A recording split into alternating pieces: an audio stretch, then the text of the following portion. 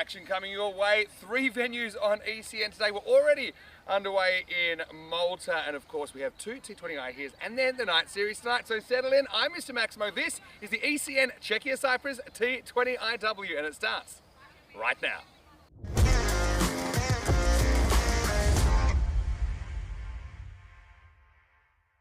This European cricket event is proudly brought to you by HCL Software, Rado and OneXBet. Dobro rano, good morning to you wherever you're watching from around the world, and welcome to another huge day in European cricket. It's already underway in Malta with the ECI men's and women's over there, of course, this weekend, and right here in Prague we're getting ready for the second day of this T20IW bilateral between Czechia, the hosts, and Cyprus, the tourists. Pretty good day for Cyprus yesterday, getting 2 pretty comprehensive wins, but a bit of pushback from the Czechia side at the end of the day, which I thought was a good sign, perhaps going into day 2. Raga is the man with the coin this morning. He's with the 2 captains. Let's see what happens in the coin toss for match 3. Home team Czechia will flip the coin and Cyprus will call the call. Head. It's a tails. Yeah, your call. We would like to bat. The Czechia decided to bat.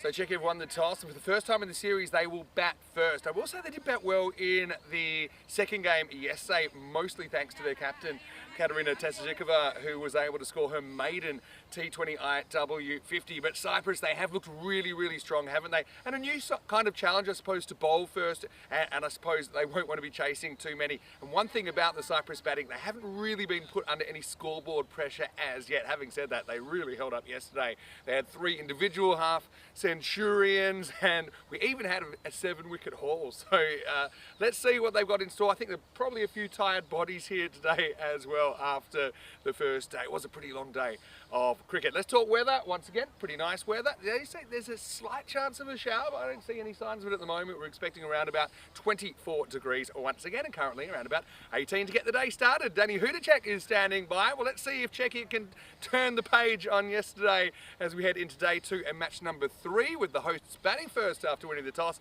Over to Danny Hudacek in the commentary bunker.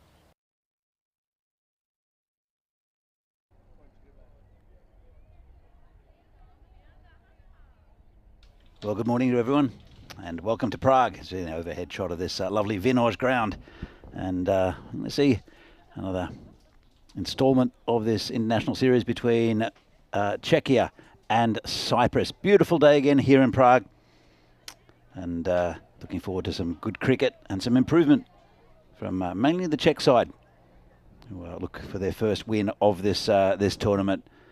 Have a look at what happened yesterday. So the first game, Cyprus put on 151 and for 1, and then the Czech women were bowled out for 37. Very one-sided contest, and fantastic bowling figures for Samanthi Denya with 7 for 15 off her 3.5. A couple of 50s in there as well.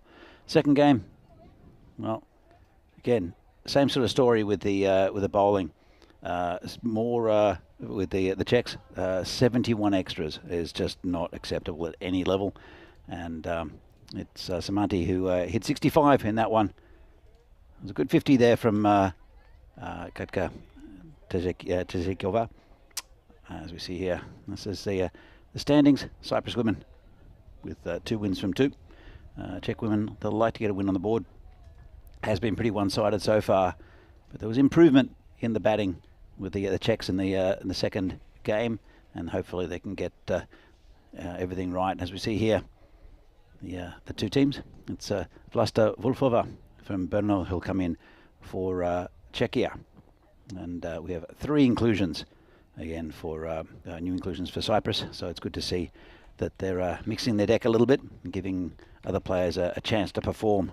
And of course, it's a long way to come from Cyprus, and so it's important that all players contribute nicely to this tournament. So we're just about ready for a start. The umpires are out, just waiting. See here, the Czechs not given much chance by their supercomputer, but I have a feeling that they might perform a lot better here. The Czechs, they're going to hold back the the run scorer yesterday, Katka, for a little while, opening with a couple of young batters in Zuzana Franova and Pratibha Chowdhury. So they've mixed their deck a bit and trying new things up the top. Franova is hitting the ball quite well yesterday. Pratibha, I'm sure she'll want to contribute as well. They run pretty well between the wickets, the Czechs. That's the only thing I think they have ahead of the on first day's evidence on the Cyprus team. They take on the fielders. Occasionally it hasn't worked. It was a direct hit yesterday and a mix-up. But if anything, that's where they're going to get some good early runs just to frustrate the Cyprus fielders. Good toss to win by the Czechs also. Tesajikova, the skipper, was very quick to indicate that she wanted to have a bat, which is, I think, a good thing for the Czechs, just somehow to put a total together to defend, put a bit of pressure on the batting lineup that has of Cyprus, which really hasn't been tested so far. So just about ready for a start.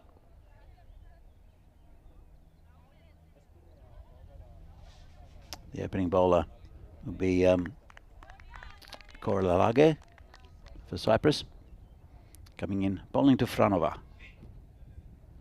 and just defended on the leg side. Fielder comes in well and throws back into the keeper. It's a beautiful day again here in Prague. Looking at temperatures about 25 degrees. Very much spring summer weather here in Prague.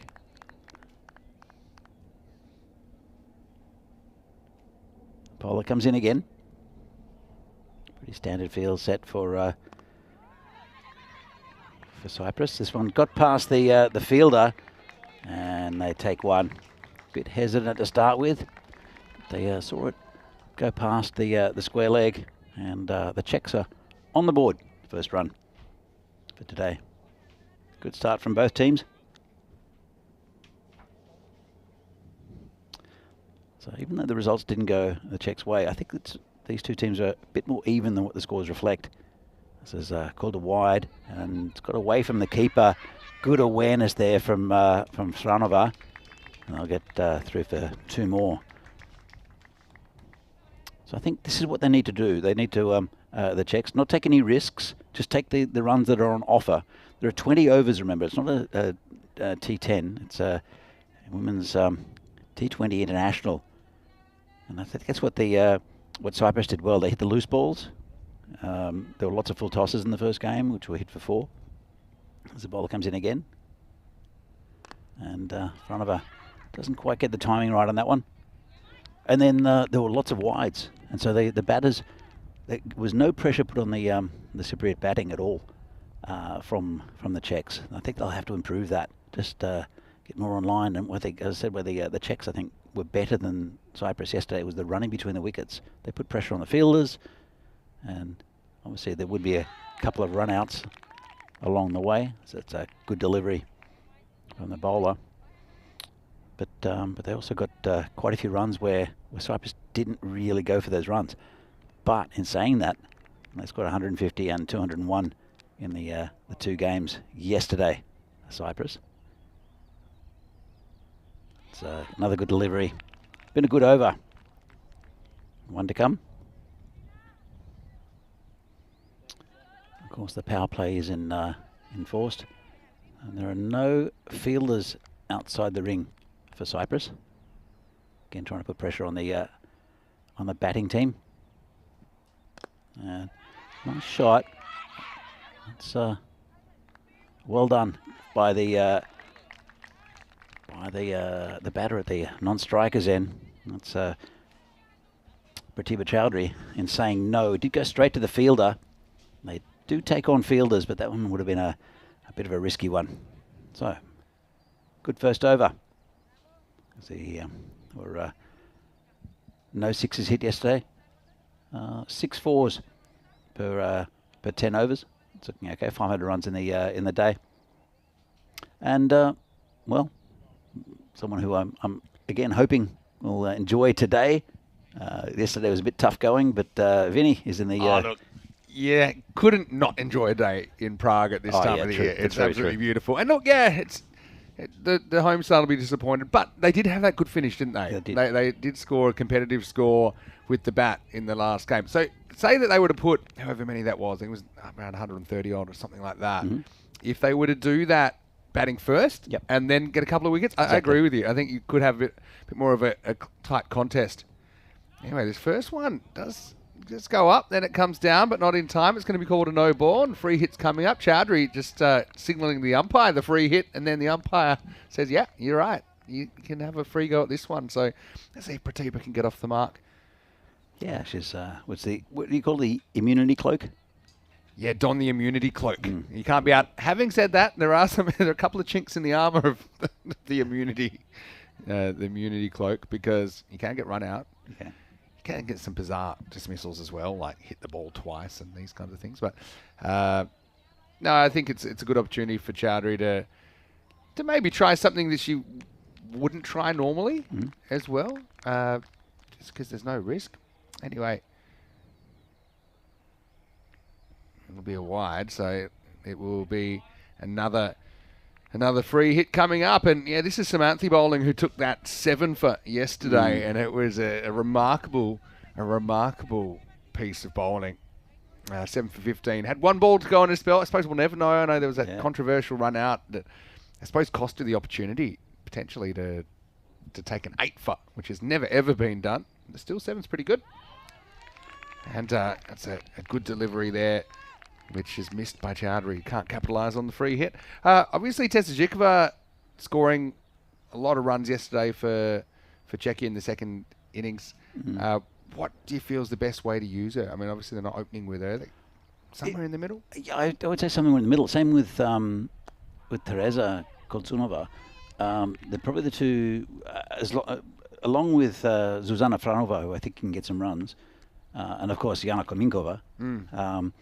I think the batters that can get runs, but especially, I mean, you saw a nice 67 hit yesterday by Katka, the captain. I definitely later on, because there are 20 overs. Yeah.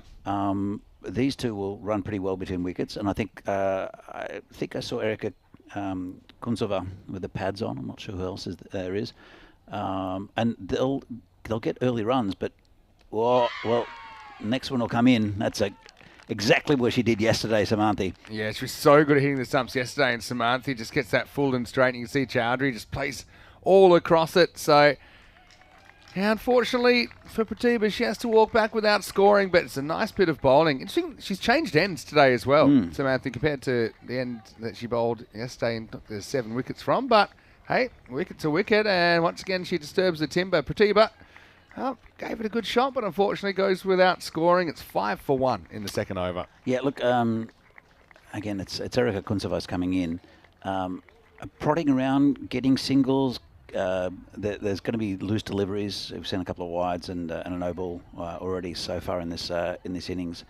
And then just building on a score. And then you've got maybe other bowlers that Katka saw yesterday that she can hit some runs off. It took her a while to get into that innings as well. It's a confidence game, isn't it? And so you could see there, Katka, when she got into kind of 15 or 20, she really seemed to grow in confidence and hit the ball very, very well. So the main thing is, to use all 20 overs. That's something that we only saw the Czechs do once yesterday in the second game. In the first game, they got bowled out very, very quickly.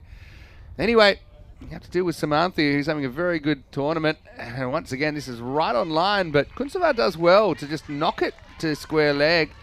Think of 2, they're happy with 1. So, yeah, I think Samanthi, obviously, with her performance yesterday, she's one bowler. You're probably happy just to make sure she doesn't get you out and take scoring opportunities where you can. Exactly. That'll be the second over finished at 6 for 1. Just to say hi to Rob Thompson in the chat. Good to see you. Yeah, there was a bit of an incident this morning, apparently in Malta, where Tina called Rico Vinny. Oh. And it's saying the wrong name. I did call him Vinny. Not the worst. I did call him Vinny in France as well once, but I think I got away with it. I don't think he minds.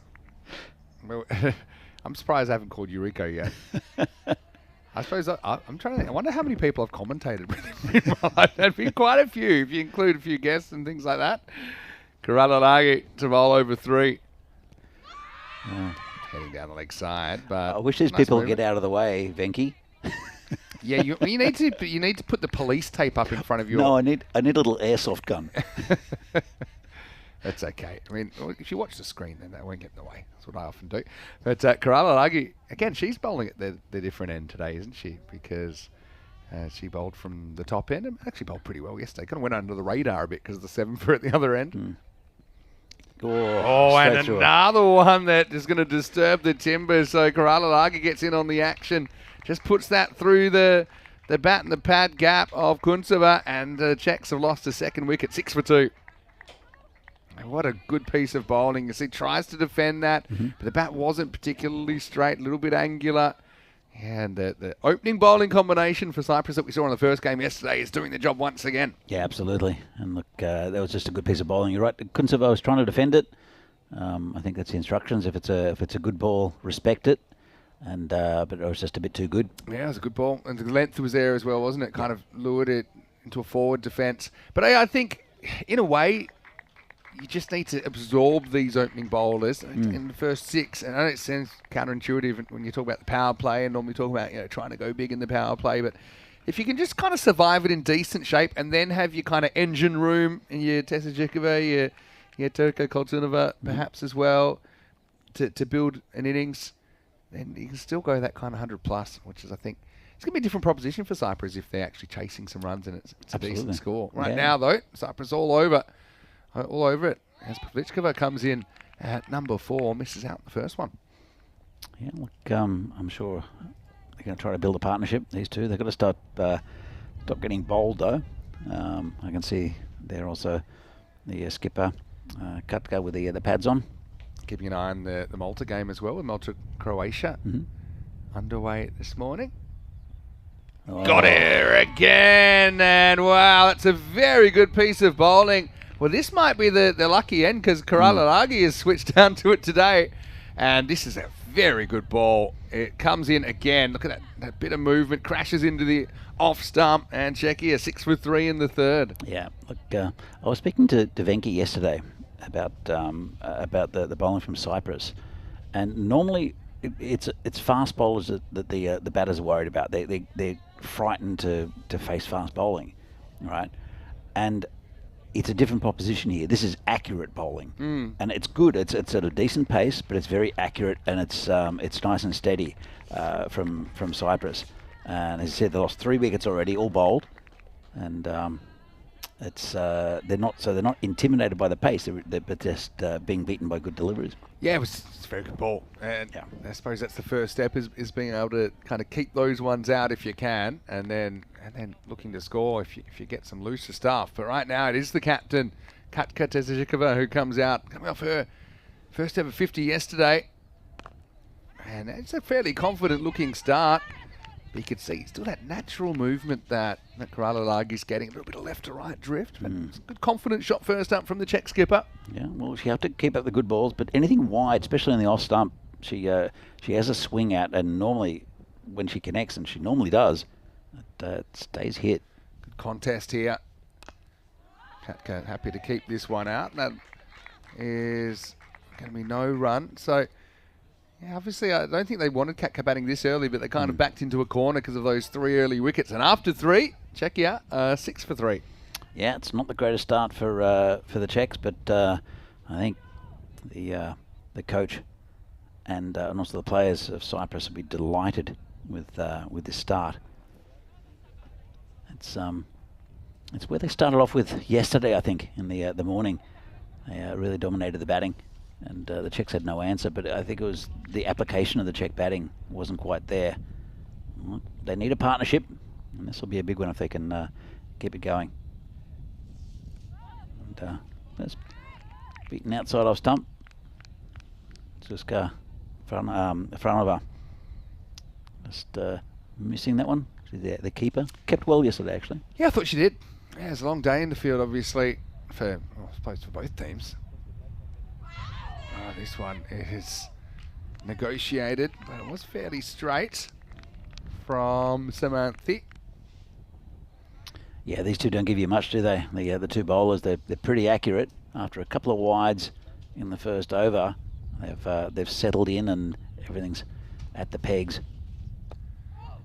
And, jammed out again. It's good length, isn't it? That kind of length. We haven't seen really any short bowling yet. No. Any short, easy put away kind of bowling from Cyprus. So that's something they've done really well. I actually have a bit of a theory that length is even more important than line, especially at this level. And that's something they've done very, very well. Yeah, I think you're right. Samanthi hunting those stumps. It's Straightens a little bit, but I don't think it's going to be coming back and hitting the stumps. again that length. It's not quite Yorker length. It's just short of Yorker length, but it's so consistent, and that's why she picked up 7 wickets yesterday. So it's just that length that it's not quite a half volley. It's not quite a Yorker. This one's... Oh, yeah. But, I mean, that's the difference, though. She played that with more or less a straight bat there and in front of her. You know, credit to her. She's had to deal with some tough bowling here. She's got a bit of a role, and I think that is to absorb the opening bowlers. Even that 1 off 11, you look at it and you think that's a bit concerning. But it's what Cyprus did yesterday. True. And now she might get a run here if she won't. It's excellent fielding. Square of the wicket. That was flying away, wasn't it? I think that's Alex Taylor who keeps that in the infield, and so that'll be a maiden, I think. At the end of 4, it's 6 for 3. Yeah, it's, well, I've got to say, in a sense, it was a good over for both sides. Czechs didn't lose a wicket. Front of her is starting to get confident with a nice shot towards the end. It was good fielding to stop it, but also a maiden there for Cyprus. You can see there, Worm hasn't really woken up yet, but no. with Katka there, there's still time. It's not that early in the morning, but coffee is still necessary. So I do have a coffee here, which is good. We had a pretty good night last night, Benny. Yeah, we had a nice night. Went to one of our favourite places in Vinarati, not too far from the centre, as Korolagi is going to come in for a third over, and they're going to scramble back. See, Katka didn't have too many. She had a quick no there, turning her partner around. Yeah, we went. We had a bit of a beer and wings night. Beer is very, very much a part of the Czech culture. It's impossible to come to the Czech Republic and not drink beer, even if you don't like beer. Yeah. It's one of those things. I've been trying to drink a bit less of it, but I mean, you got to still have your nights, and there are lots of different types at that place. My favourite yesterday, as we just hit back, missed time there by Katka. I had a very nice sour beer by Siberia. Ah, yeah. So Siberia is owned by the same people who own Beer Geek, and so there's always a whole list. Yeah. There's 4 screens basically, or four columns on 2 screens of beers. This is hit nicely away from the fielders. And I think it's going to go all the way to the boundary. Not quite. Not quite. Just held up, didn't it? But still, they get 2 runs. It's a bit of a breaking of the shackles there. And Katka just needs another start, doesn't she? Once she did get in, she looked confident. She looked the one Czech batter that was able to put together an innings of note yesterday. That one was so close to going for 4, but not quite. So, yeah, Siberia, they're very consistent. They do experiment a lot. Come back this is going to be a wide. They do experiment a lot, and their beers are, as I said, pretty consistent. But they're the local beer there. They also have a tap room in the centre, which is very pleasant, which is a little bit like Beer Geek, but more concentrated on Siberia beers. So they're doing things well. Yeah. So where was that again? Is that the brewery? No, it's not the brewery. I'll tell you a little bit more in a moment. That's full toss. It will be hit down the ground, but straight to the field. They won't get a run.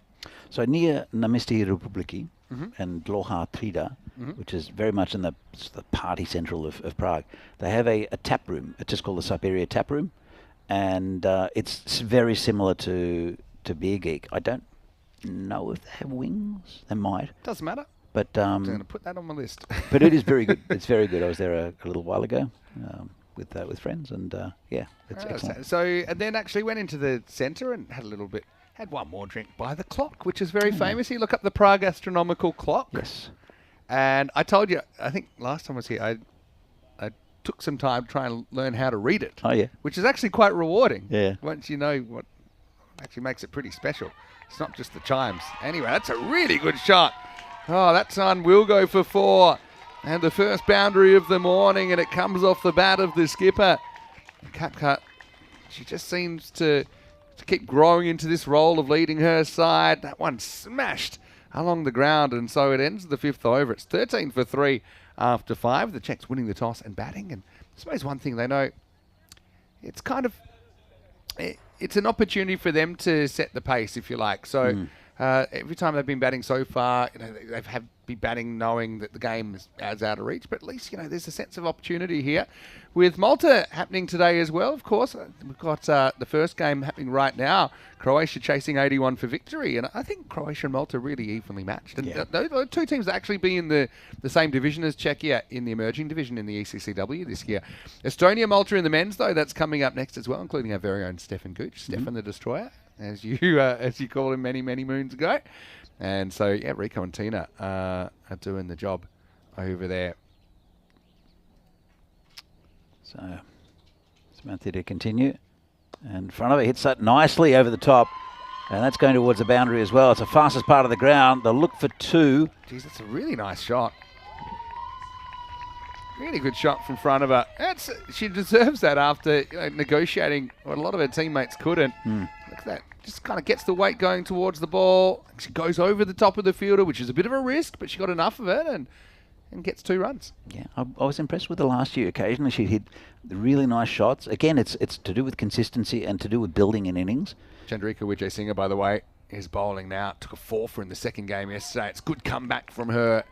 Beats front of her outside the off stump. So yeah, I'm looking. This is a little partnership starting to build. Just a little one. That's what they need. They need to build on small things at the moment. They get the Czechs. Comes in again. Steps at this one. Probably will be a wide. It's just outside the guideline. And I suppose they are just guidelines in this series. And the umpires do have a lot more discretion with the wides. Depending on the pace of the bowling as well. If the bowling's slower, you probably can get away with bowling a little bit wider. But Vijay Singh pushed that one through. And good couple of comeback balls after she got knocked away over cover from Chandrika. I think the Cyprus bowling, I got to say, is very consistent. There's not much difference between any of the bowlers, but it's very consistent. And it's been a big plus for them. Yeah, they've worked hard on it. I think it's pretty clear. That's in the air and will be gone. This time she finds the fielder. She go over the top earlier in the over, but that's Arisha Chaturani, the captain, who is a very good fielder. We saw that yesterday. She wasn't as close to the pitch of that. Arisha made a little bit of ground to her left. That's the end of a promising innings from Susanna Frantova. She'll be out for 3. And Czechia have lost a 4th wicket in the 6th over. They're 16 for 4. Yeah, it was, as I said, it was a little partnership mounting, but couldn't go on with it in front of her. And getting a little bit of a round of applause from her teammates. So this is the partnership for me. This is the engine room. The engine room, yeah. The engine room. See, and I would have said if you could have picked an over for these to come together, about the 6th or 7th was about right. Yeah. And you want them to be able to bat the next 10. Yes. And be going at that maybe 7 or 8 and over, and then you kind of maybe you're 100 with 3 or 4 overs to go. That's how it would go if it was perfect for Czechia. And here's Turka. Gets that one down the leg side, which will be called wide. And both these two have half centuries now at the T20I level. Yep. Yeah, it's well, Turka hasn't had the best of tournaments so far with a bat, and the 2 innings she's played. I think one of them was a pretty simple caught and bowled, which she stretched for. The other one was a good delivery. So she'll want to play herself into an innings. That's just dab down. And I think that's smart batting as well. That's the kind of ball that sometimes we see her going for earlier in her innings, trying to slam it away to the leg side. But I think with Turka, I just chatted to her a little bit. She talked about trying to make better decisions at the crease. She knows she went after that one yesterday. Would have been a huge wide. Yeah. Found a way to hit it back to the bowler. So even that soft hands just keeps it out. Not really looking to score. Waiting for another opportunity. That's a good over though from Widja Singer, who kept it pretty much one side of the wicket for most of it. End of the 6-over power play in Czechia, 17 for 4. Yeah, it's going slowly, but these two are the batters that the Czechs will want to get runs. You can see at the top, front of her, I think batted well for her 3. The others again got beaten by good balls, to be honest. Pavlichkova and Kuntseva and Chowdhury. So again, just very accurate bowling, well pitched up. Yeah, we're going to get Korolagi bowling out, whereas we didn't see Samanthi bowling out from that top end. Korolagi with 2 for 10 off 3 overs, bowling all 4 in a row. Bowled very well, and she did yesterday as well. But you're right, they switched around the different ends, which is interesting. But again, it's just a bit to do with experience, to do different feel. Yeah, maybe different. I mean, not really any wind at the moment, so I don't think that'd be an issue. But anyway, 7th over begins. And it begins with a hit from Tezhikova, who goes up and over the top, and that's going to go for 4. We just kind of trusted herself to make good contact there, found a gap in the field, and another boundary for Czechia. Yeah, she's batting confidently now. Still going to try to defend the good balls. That one, she was confident she could hit, and that was a nice shot. Gets into the double figures. And Turka at the other end hasn't scored yet, but if this partnership can get going... The other thing with Turka here, she knows she can play a support role. Yes. And it takes a lot of pressure off her, I think. It keeps down a little bit, but Katka's good enough to adjust and is able to get it out to mid-wicket for 1. So you can see the field's gone back. I think Cyprus, they know the threat that Tezhikova is after yesterday afternoon. But this is where, Turka's job basically, is to take a single or a boundary if it's there, but even just get a captain back on strike. That would be the play. Absolutely. Look, she was captain of the team last year, Turka, when she was 16. And she was the main go-to batter as well. She hit that 50, and so there's a lot of pressure on her. There's still pressure on her in a sense, but it's a different sort of pressure. Not the captaincy's not there anymore. She's gone. It's a really good piece of bowling from Korolagi. Once again, just swinging that ball, bending it in between bat and pad, and unfortunately for Turka, she has to walk off for a 3-ball duck. But look at the movement here. The in-swing and then off the seam as well. Comes in and takes middle and off. So yeah, it was a very good piece of bowling, and Turka wasn't able to keep it out. Czechia lose the key batter, 22 for 5. Yeah, look, now it's a pretty simple game for the Czechs. They need to keep the skipper Katka out there to score runs, and a bit like yesterday, just play a support role and keep the good balls out. It's the Terminator, Yana Kaminkova, is a fan favourite. You can see Turka knew exactly what had happened there. She said, just swung in, I wasn't able to keep my pad together. You can see it was an attempted straight back defence, but it wasn't quite there yet anyway. But I'm sure we'll see plenty of her later in the day. Czechia 22 for 5 now. Well, again, Cyprus well on top, and the Czechs won the toss. And you thought that maybe if they could mount a bit of pressure, and it's still like with Tezhikova still out there.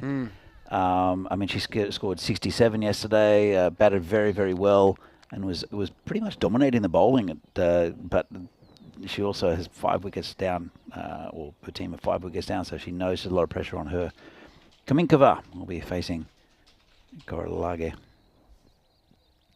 This one's going to come in and gets her above the pad, I think. But, yeah, I mean, you've got to give credit to the Cyprus bowlers here, particularly Korolagi in this innings, who has just asked the right questions. Yeah. Again, we talked about the length and making the most of that natural movement. So, starting outside the off stump. And then if it moves in, great. It's probably going to hit the stumps. If it doesn't, it's still a very good ball. Yeah. It's outside the off stump. So, Kaminkova is a great character. And, let's see if she can make a contribution. The team needs That one actually comes back in off the pitch a lot as well, and goes through to the keeper. I love the way she leaves the ball because she just doesn't move. Doesn't move. Yeah. I remember this from when I really first started playing and coaching a lot of kids, actually, where they've got enough time because they don't actually start their backswing until the ball's halfway down. Yeah. So if they decide they want to hit it, they don't even have a backswing. They just stand there. Last ball, the 7th. It's a pretty good one. But Kaminkova good enough to keep it out. And at the end of 7 overs, it's 22 for 5. Cora Lalagi will finish with figures of 3 for 15 of her 4 overs. Yeah, it's a good piece of bowling again. She was very good yesterday. As you can see here, the bowling figures. Samanthi doing what she does, picking up a wicket, but Cora Lalagi with those 3 for 15. Pick of the bowlers so far. Yeah, the thing is, Tezhikova just needs some support. She seems to be batting pretty well still. Obviously, with Danelka Korolalagi bowled out, that's one bowl you don't have to deal with anymore. Yeah. They will go back to Chandrika from the top end. Again, this will be a good contest. One thing about Tezhikova, she is confident hitting both sides of the wicket. You know, we've seen her go the other way, as they say in baseball, kind of through cover if the ball's in the right spot. She definitely likes hitting through that offside region. Oh, good ball. It goes over the top of the stumps, but that was pretty close to clipping the bails. This is where Tezhikova still has lots of time to bat. I think you can have some confidence in Kaminkova, who's had some good performances. Been batting well in the local competition. Yeah, she hit a 20-odd the other day. Yeah. So, yeah, she's a bit of a crowd favourite. It's like a super mum. Yeah. All mums are super mums, but yes, we down leg side. That's the other thing. If you bat out the 20 overs, you're bound to probably get a fair few runs in extras, just going by what we've seen in Cyprus. I know we kind of glossed over it a bit, but I think they had 43 extras in the 20 overs yesterday afternoon. So you can't do that if you're not at the crease. Czechia were bowled out within 8 overs in the first game yesterday, which obviously cost them a lot. Yeah, I think it's another good delivery. I think in the first game, the Czechs were very much in T10 mode and were trying to hit everything out of the ground, which is not what they should have been doing. It is a 20-over game after all. And that's what I think Cyprus did well. They were very patient at the start of their innings and saw off the opening bowlers. And then they had a lot of extras. The scores, this is just going to be hit down the ground just for a single, I think. Kaminkova, not the quickest between wickets. Got a bit of a shock there for when she got told to run, but again, she's had awareness which comes with time, and the field was back there, and so it was an easy single. Singer impressed me yesterday with her 4-wicket haul. So, I mean, in Cyprus, they just seem to have a lot of players in form with the bat and the ball. Yeah. Have the luxury of kind of mixing it around a little bit. And the Czechs do need to put a score of at least 100 on the board, just to put some sort of scoreboard pressure on Cyprus. Just a little bit wide of the mark. I mean, that's the thing at the moment. 47 expected. And that's a lot to do with the fact there's already 5 wickets down. Yeah, there is there is hope. As I saw yesterday with Tezhikova, the skipper, hitting a nice 67. And she looked pretty invincible after a bit of an edgy start. That one's hit and hit pretty well. That's going to get through the field. They're pretty close to the boundary. They'll just hold up in time. They'll come back for 2 runs. So again, Kaminkova is a pretty good hitter of the ball. We know that. She's off the mark. Yeah, nice shot and relatively safe. It just got just out of the reach of the fielder and didn't quite go to the boundary. But nice shot from Jana. So yeah, she does hit pretty well on that part of the ground as well, Jana. This time she kind of loses her balance a little bit. Again, with someone like Jana, I think the key with her is to don't give her too much length to work with. That kind of ball where it bounces near where she's standing is a little bit more difficult for her at this stage of her development. She always gives you 100%. Yeah, she does. And this one popped up in the air. Oh, wow. One-handed attempt. Now we've got a huge mix-up. Oh, gee. That's very close, you know. Not out. I think they've given it not out. It is very close. I think he wasn't sure if the ball went on the stumps. So, but the thing is here, there was definitely a run here, but see, Katka just turned her back on the plate. I remember they can't use the replay. I think they're coming together. Does this ball drop on the stumps or not? Oh, it does. It's actually out if they had the replay. But, of course, they don't have the replay. And so I think they're going to have to go benefit of the doubt because it was pretty messy. Yeah. But you could see clearly from the replay, actually the ball bounced off the keeper, went straight onto the stumps, and she was well out. But I think that Jana has a benefit of the Amish nature of these T20 internationals where we can't use the replay, so she's going to survive and Czechia get a lucky break. It would have been an impossible one for an umpire, that one, because the ball did hit the stumps, but then the stumps were destroyed by the keeper a fraction of a second later. Yeah. Hello to Skippy. Mark Smart's in the chat. Hey, nice Skippy. to see you. Hopefully you well. We were Bringing a bit of good luck for the home side there. I was speaking to Vlasta earlier on and mentioned Skippy and mentioned a player I played with actually in Hungary a while ago, and Joby Samuel, who was doing a bit of coaching with Vlasta. But Skippy's name came up and said that as a cricketer, Skippy's a very good fielder, and that's his role. He's a very, very good fielder and an excellent club man. Yeah, always happy to see him around the traps when he makes the trip up. And of course, he does come from the second city, the one that's not quite as good as Still Prague. it's on my list. I haven't been to Brno. It's lovely. When I get some time, I do want to go. I've only been through there on the train station, which I don't think is the whole thing.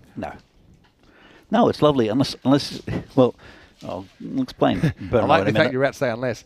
But anyway, this keeps a bit low. It's pretty close to knocking out the stumps. This is Duran Halagi who's getting a ball in over number 9. So, Brno, just like Ostrava, they're not as pretty as Prague, right? You don't get the tourists. But it's a pretty livable city, and it's pretty friendly. Well, but then again, Prague's sort of friendly, but according to Czechs, it's not. Just like any big city, I guess. But there's a big rivalry between Prague and Brno. This is a nice shot through the covers, going towards the boundary. Won't get there. Oh, well, there's trouble at the bowler's end if the throw comes in quickly. It doesn't. So good running. They do get through for 2. It's a good shot, though, from Tessa Zhikova. Crunch that into the gap. So there's a big rivalry between Prague and Brno, according to Brno. I think you said that to me before. But also, sure, Skippy will mention it somewhere. This is, again, nicely hit on the leg side. She's in her zone at the moment, isn't she, Katka? So they've got the field back for that. And, yeah, give credit to Kaminkova. I mean, she knows she's not necessarily that quick between the wickets, but she's been pushing hard, has run a couple of 2 so far. Partnership building for the Czechs. They need it to last a long time if they're going to become competitive in this game.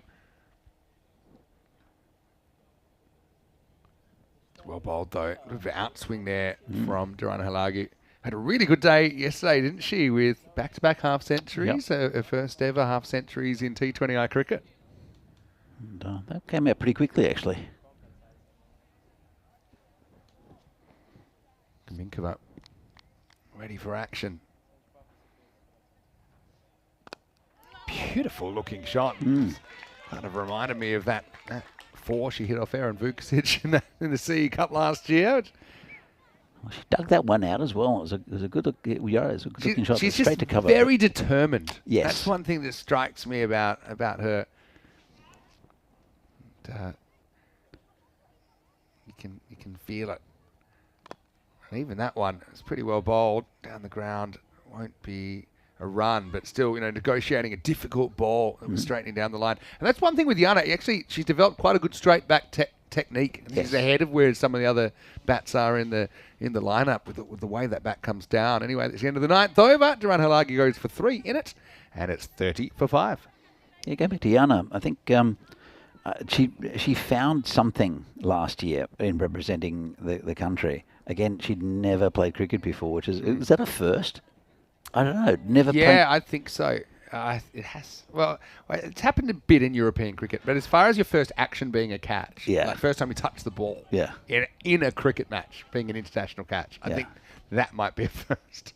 But yeah, she's really taken to it, I think, and you're right, she's determined and she wants to improve.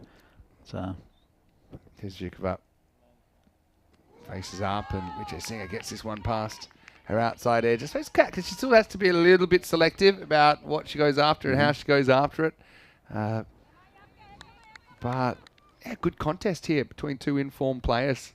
yeah, very good contest.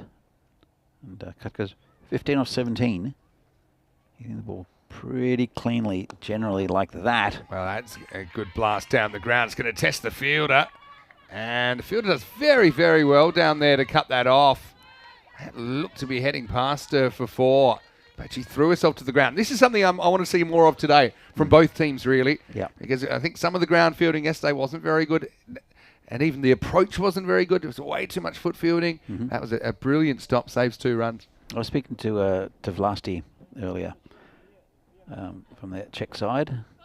This is hit down the ground just for a single, I think. And he said, what did we do wrong? So I basically listed, well, not wrong. So how long have you got? Yeah. But one of the things was too much foot fielding, and also in the first innings, just letting the ball go through for 4s. But that part of it improved a lot with the Czechs in the second innings. But other things went a bit astray. And she sort of said, if we combine the first innings and the second innings with the Good bowling, points. yeah, the good points, and it's there's positives in both. The running between the wickets with the batting has been pretty good. I think a lot of early wickets here, but that's been a positive. But the main thing when they bowl is to stop bowling these wires, to basically take a page out of the Cypriot playbook and bowl at the stumps. Knocked onto the pad there.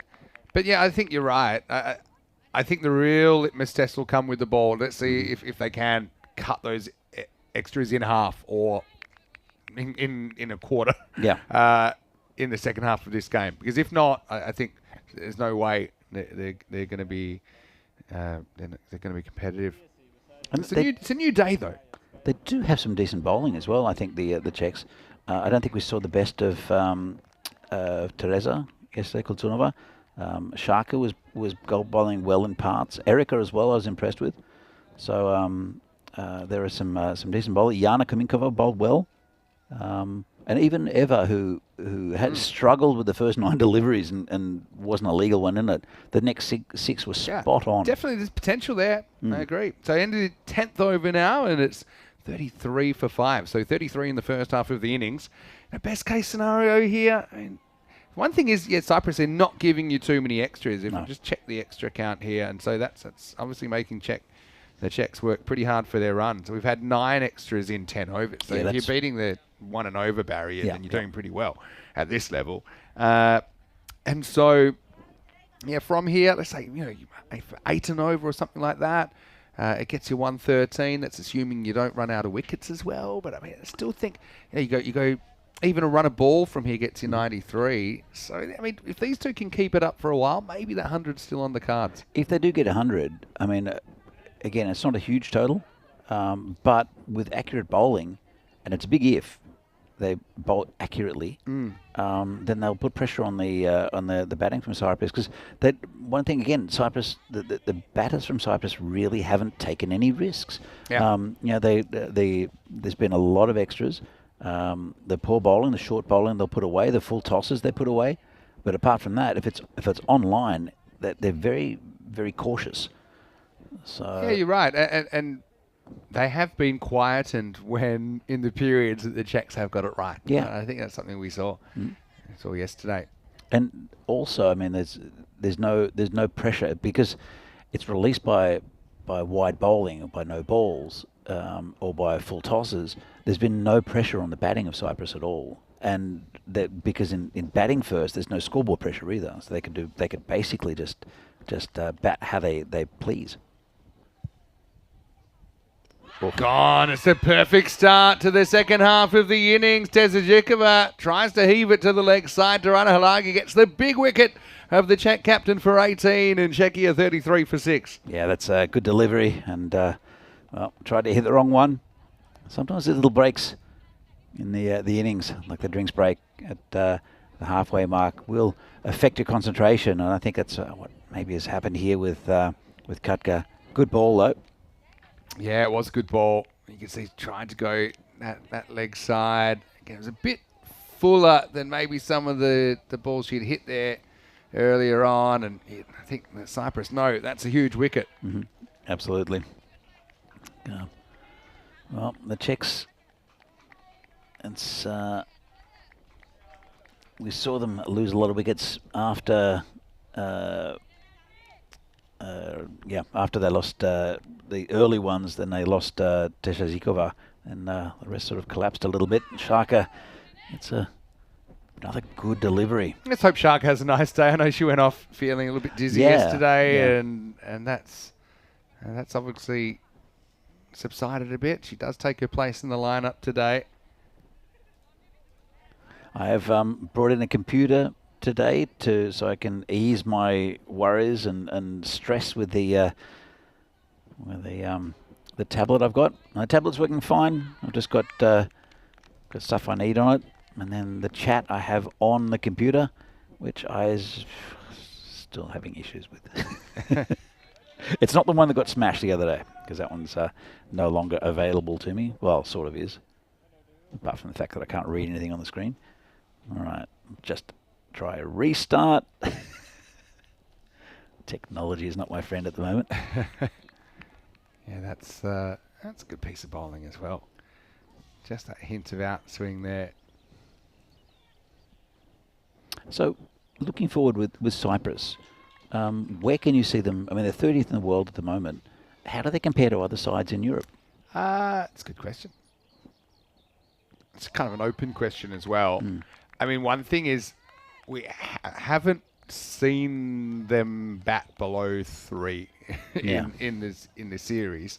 I think they did at times look a little bit light on the middle order against Estonia last year. But I suppose that the better answer is we'll find out at the end of the year, because they're going to be straight into the Challenger division with Germany, Italy, Spain and Austria. That's going to be tough. And it's a really good test of where they're at, I think. Oh, well, this has popped up off the bat, and that's going to be out. A little bit of a leading edge from Shaka. Unfortunately, she'll go without scoring. Tarana Halagi, though, grabs 2 in the over, and it is 7. It's 33 for 7. I think maybe off the back of the bat here. It is. She turns the bat too quickly. And actually very good keeping, good awareness from Tamara De Silva behind the stumps to spring forward into action. So Shaka, unfortunately for her, is going to have to head off after a 5-ball duck, and it's 33 for 7. Yeah, it's well, this is kind of what we saw yesterday. A little bit of a collapse, and I fear that the Czechs aren't going to get too many more here. Again, they've just got to apply themselves a little bit and poke around and get some runs. Like, there's no real big hitting batters, apart from Jana, of course, who's still there. Talked a little bit about the divisions in the ECCW yesterday, didn't we? But yeah, Cyprus being thrown straight into Challenger, I think is quite challenging. Yeah. I do think. Pardon the pun. Anyway, Kaminkova goes in the air, kind of went with a hit, but that's Vlasti Volfova who is out there now, who says no, thank you. And I know she had a bit of an injury last year when we were here, didn't she, Vlasti? And it's great to see her back playing, and it's also really nice because she jumps in the chat now and then, doesn't she? She does. She lives in Brno, as I mentioned. If Skippy's still in the chat. So I don't know if you saw how she waved Diana back then. Nice shot again. Oh, it's not a nice shot. It's caught and bowled. Thought it got past the fielder, and that's the end of Kaminkova. Yeah, and just again, not always thinking about keeping the ball on the ground, Jana, which you can understand. But just that front leg got her quite square on, and in the end, a fairly easy caught and bowl opportunity is pouched. And so Kaminkova sticks around for a while, but goes for 2. And the Czechs 33 for 8, and it's starting to look like maybe the same kind of a score we saw them bowled out for yesterday. Yeah, it's not looking pleasant. for the Czechs at the moment. But just going back to the ECCW, so yeah, Cyprus obviously, they're looking in a slightly different class to Czechia, who are in the emerging division. Mm. You've got Malta and Croatia playing right now. Yep. Watching them on my other screen. It's a pretty good game, actually. Croatia 54 for 1, chasing 81. They need 27 off 26. And then the other teams in that division are Greece and Sweden. Now, Greece, I just think we saw them a year ago, and I just think with another full season under their belt, there's something about the Greeks. They're just naturally goes back to ancient times, doesn't it? But it's in the blood. They pick it up really, really quickly. And then Sweden, we know there's quite a good club scene up there. Well, that's in the air, and it's a great effort. Now look at. I mean, it would have been ball versus human towards the stumps if they had run. Hamzikova, have a look at this. It's a great effort first up, I've got to say, from Chandrika, and then thinks, well, can I beat the ball there? There was a fielder who was ready to come in, Samantha from mid-wicket. Quite entertaining stuff, but Olga's still stuck on 0. Yeah, look, looking forward to the tournament at the end of the year, the ECSW? No. ECCW. ECCW. Yeah. There's always a lot of them. That's the ECN universe for you. Oh, well, ECS is our domestic competition. Yeah. ECS, ACL. But that's one thing ECC. that is new lately is ECSW, which we do have sometimes, which is really cool now. Yeah, in fact, I'd love to maybe in Czechia you could have with more women's cricket here. It's something that could potentially happen maybe next year. You mean in summer? Yeah, in summer, because normally I'll call it in a second because it's 33 for 8 after 12. But say that if we do have a European cricket series for men here, as we always do, you can have a 2-day ECSW, maybe involving 3 teams. I know you got the Vinerati Rosés, you got the Bruno side, you got the PCC Queens. Yep. And then who knows, maybe even there's the ability for it to be more than 3 teams. Well, there's lots of teams in Germany around as well, the Bundesliga teams. Yeah, so maybe something for the future. We always love spending time here in Prague. Anyway, here's over number 13 coming up. What about having instead of having the culmination of having the ECC for women in Cartama at the end of the year, why not have it in the middle of the year here? Oh, now you're talking. I suppose one of the issues in a practical sense is that it kind of infringes on the club and some of the other international commitments. Yeah. But I do love the idea of it.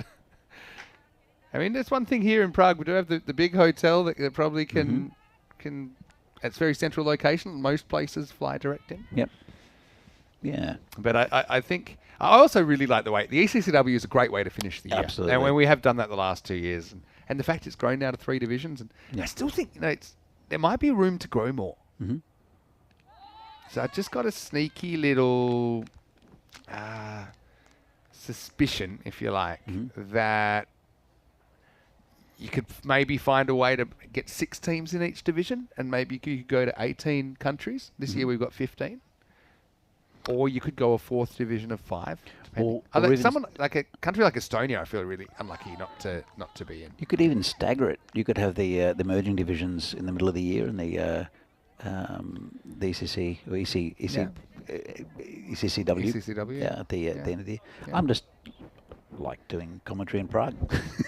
So we've got two more weeks of it to come, actually, in June, as you know. Well, there's a CE Cup. Yeah, CE Cup for women, then CE Cup for men, actually, then CE Cup for women, and then the ECIs, which are all ECIWs are here, actually, before we head into 2 divisions of ECS for the first time. I'm going to see some old favourites. I'm sure. I think the 2 division ECS here is going to be great. I think it's going to be very, very competitive. Yep. Because there's some teams in the Challenger division that'll feel like, hold on, we should be in the top division. Oh, They're probably right. Vinerati won. Tiger. Is it Tiger? I'm not sure if the Tigers are up the top. I think are at the top. Yeah. Based on it was literally, and I think it was the only way you could really do it. It was done on the performance from last year. Yeah. I was just missing leg stump.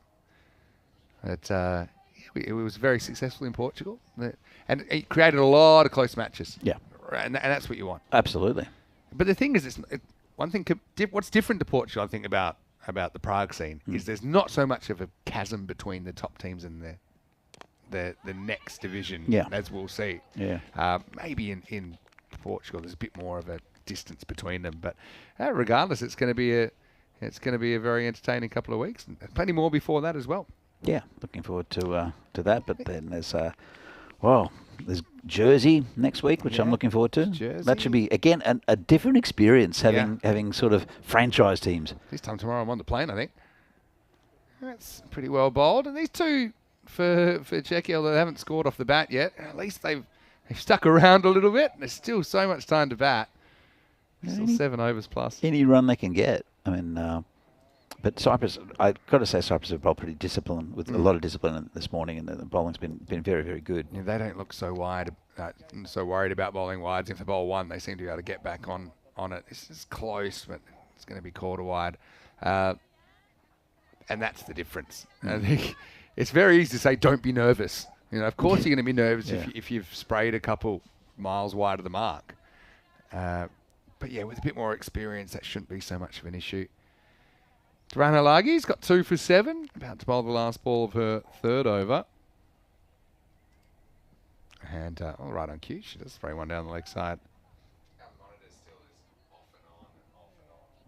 So, well, it's again very nice for Cyprus to be coming here to play in Prague. So it is a long way to travel. It would have been a wide as well, but it will be the end of the over. It'll be 38 for 8 after 13. We see that more and more. I think teams travelling around Europe, and it's a good thing to see. A few years ago, this just wouldn't have happened. I don't think it, especially with the women's game.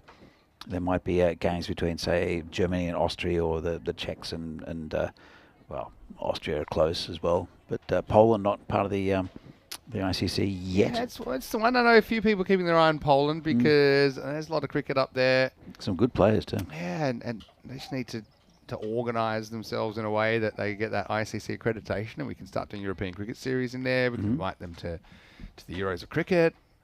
But anyway, it's going to be Alexandra Taylor, I think, to bowl the over number 14. And I've got to say, I was pretty impressed with her bowling when she did eventually get an opportunity yesterday. Yep. Again, when she got it online, it was good. Again, just in the right areas. Got it to drift in a bit, and picked up a couple of wickets, I think. So she comes in again. This is just in front of the fielder. Pretty good fielding there, and another good delivery causing issues. So, yeah, it's good to see how the development of women's cricket is coming along within Europe. Still in early stages with a lot of teams. I know there's only been a few years of women's cricket here in the Czech Republic. And there's on the other field at the moment. This is nicely hit on the leg side. Good shot there from Olga. It's Hamšíková. And they'll look for a second one as well. What did they say? One brings two. Good awareness. These two haven't scored off the bat yet, but Hamšíková, well, she almost got a run earlier when she knocked one past the bowler that was almost like a closest to the pin in golf, to the stumps at the other end. But now she does come back for two. It's good awareness. So on the other pitch at the moment, because there's two grounds here at Vinod. We'll come back to it. He's hit pretty well as well and wants to go on the hit again. Oh, it's very slow reaction from Plasty. So they don't get a run after all. Chris and Renata Pierce are on the other pitch, and hopefully we'll get Renata to come in for a chat a little bit later. But they've coached a couple have just gone past.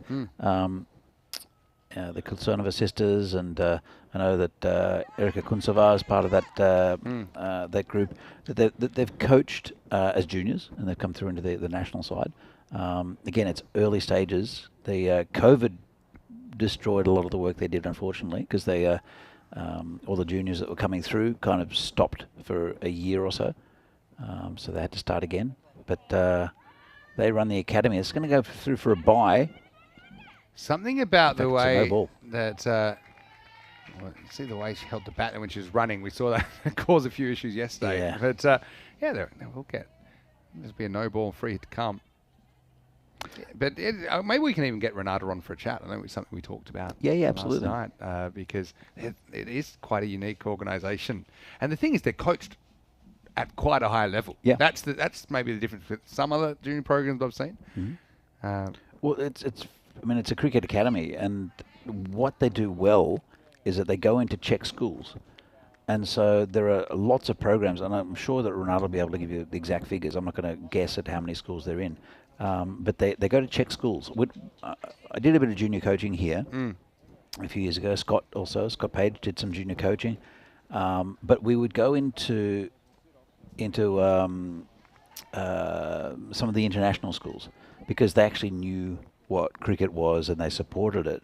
I remember going to a school, a very nice little school, and we were doing cricket, and then the sports master changed. He was Irish and couldn't care less about cricket, so stopped that program. Yeah. So it was a bit fickle. We did get a couple of very good players coming. Scott was, that's out. Good work. I think it was a foot back. Yeah, it's been given out. I think it is out, but it's going to be a quick bit of thinking actually from the keeper. Who? I'll just check it here. For sure, there's no way that she's gotten back in time. And when he just took a bit of time to make the decision, probably because she fell all over the stumps. But I don't think there's any doubt about that. So unfortunately for Vlasti, she'll be stumped without scoring, and it's the 9th wicket down. Czechia 44 for 9. Yeah, it's they got past the score they had yesterday morning, but still, it's not enough on the board, I don't think. Anyway, going back to the cricket academy, they go into schools and they teach cricket in Czech. So Chris is Czech. He married Renata, who's Czech, and he knew that going into international schools wasn't the way forward.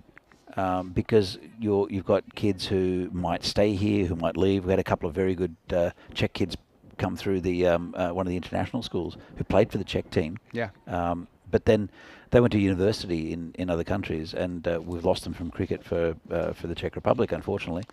A little bit upish there with the shot, but got away with it. But that's what they're doing, is they're going to schools, and there's a growing love for cricket, and it's such a supportive atmosphere that the parents are getting into it, like Jana Kominkova, for instance. Yeah, exactly. So it's It's going to be gone. It's going to be all over. Olga gets her stumps knocked over. Durano Lager will finish with 3 for 8. And Czechia are bowled out in the 15th over for 44, only a handful more than in the first game yesterday. Yeah, not enough runs. We're talking about scoreboard pressure, and unfortunately, it's just not going to be enough to keep out this Cyprus team. But hopefully the Czechs will bowl better and bowl more accurately in the second innings, because again, it's just small things to build on, and if they start nicely, they could drag it through and get a few wickets. But at this stage, I think Cyprus are well on top in this game.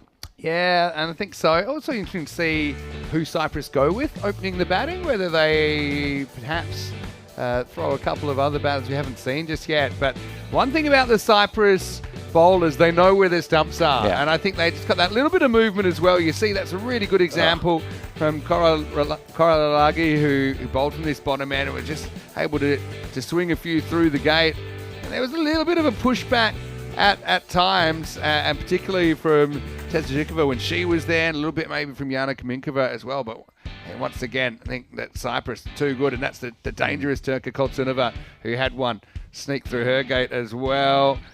Jana, again, she's pretty lucky to survive that, where I think if you had the replay, she would have been a judge run out. But that was a big moment, wasn't it, when Katka was knocked over for 18, and then it was always going to be a struggle for the host from there. Yeah, absolutely. You saw yesterday that she scored 67 on a score of 134, but then most of the other runs came from extras. No other player. In fact, there's only been one player that's got in double figures for the Czechs, and she's done that in the last 2 games. Yeah, that's actually a good point. But I suppose that's the way it is at this stage of the development. It can be a frustrating time, I suppose, and Czechia, they fight as hard as they can. They're bowled out for 44, and 18 of those runs were in extras. There were 26 off the bat. 18 of those came to Katka Tezhikova, the captain. Bowling wise, I think that Cyprus once again, you could just see that consistency, that confidence, even though they had the occasional one that might have gotten away, but plenty were on the stumps and doing the job. 3 fours for Coral Halagi opening the bowling, and also Aisha Durana-Halagi, who finished with 3 for 8. 2 wickets for Vijay Singer and singles for Samantha and Alex Taylor. So all 5 Cyprus bowlers getting in the wicket-taking column. So 45 will be the target for Cyprus. When we return, we'll be back in around about 10 minutes, take you into the second innings. Vinny Sounder here, Mr. Maximo, with Danny Hudacek. Plenty of action around the grounds today on ECN, and we'll see you for more of it when we return for more T20I here in Prague.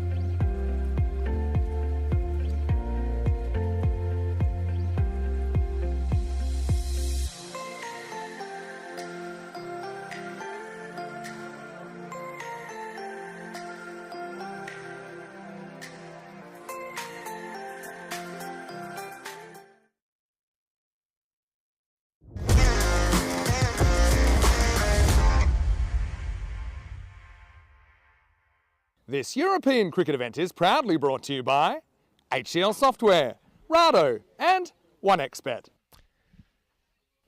Hello and welcome back to the Vintage Cricket Ground here just outside Prague in Czechia, where we're halfway through match 3 in this 5-match T20IW series between Czechia and Cyprus. Vinny Sander here with Smaxo for ECN, and we're about to watch Cyprus chasing 45 for victory after bowling out the home side for 44 in the first innings. Danny Hudacek with me, and Czechs, they fought hard in the first innings, but I think Cyprus just too good with the ball again and basically rock and rolling Czechia. And I suppose the big questions are, how long would this take, and who will Cyprus send out to chase these runs? Well, that's it. I mean, they've. I'm sure they'll experiment a little bit. It looks like it's going to be Alex Taylor to bat, and maybe with some Jay Cody. I think.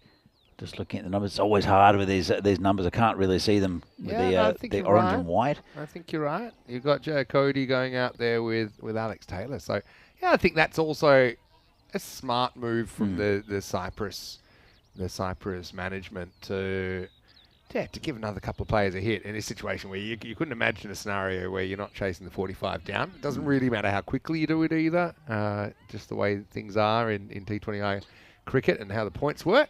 But for Czechia, I mean, it's an opportunity for them to get out there with the ball and I suppose put some of those demons to bed from yesterday, where they had those horrible problems with the extras, 71 extras, which was in the top 3 worst innings of all time. It's going to be Shaka Kolchunova to open the bowling. So Joe Cody will get to face up. I'm sure Venky's had a chat to them. And look, I said the Cyprus batting didn't take any risks at all with good deliveries.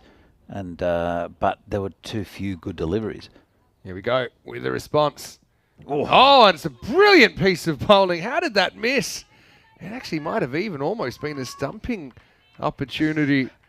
Oh, I was expecting to hear the death rattle there. And Jai Cody very lucky to survive the first ball. Yeah, great piece of bowling by Shaka. Right on line first up. And that did not miss by much. You can see how she kind of steps out of her crease when she misses it as well. And it wasn't an easy take for the keeper either. Front of her back there. But yeah, good start for Shaka. This one may be a fraction short, but yeah, it's a bright start at least for Shaka, who, one thing about Shaka is she always plays with a smile on her face, and even when things aren't necessarily going too well, and I found it hard to get a run in the series. She came back from a wrist injury that kept her out of the ECCW that she sustained down there, but happy to see her. I think she might have broken a finger as well at that stage. Whoa. Wow.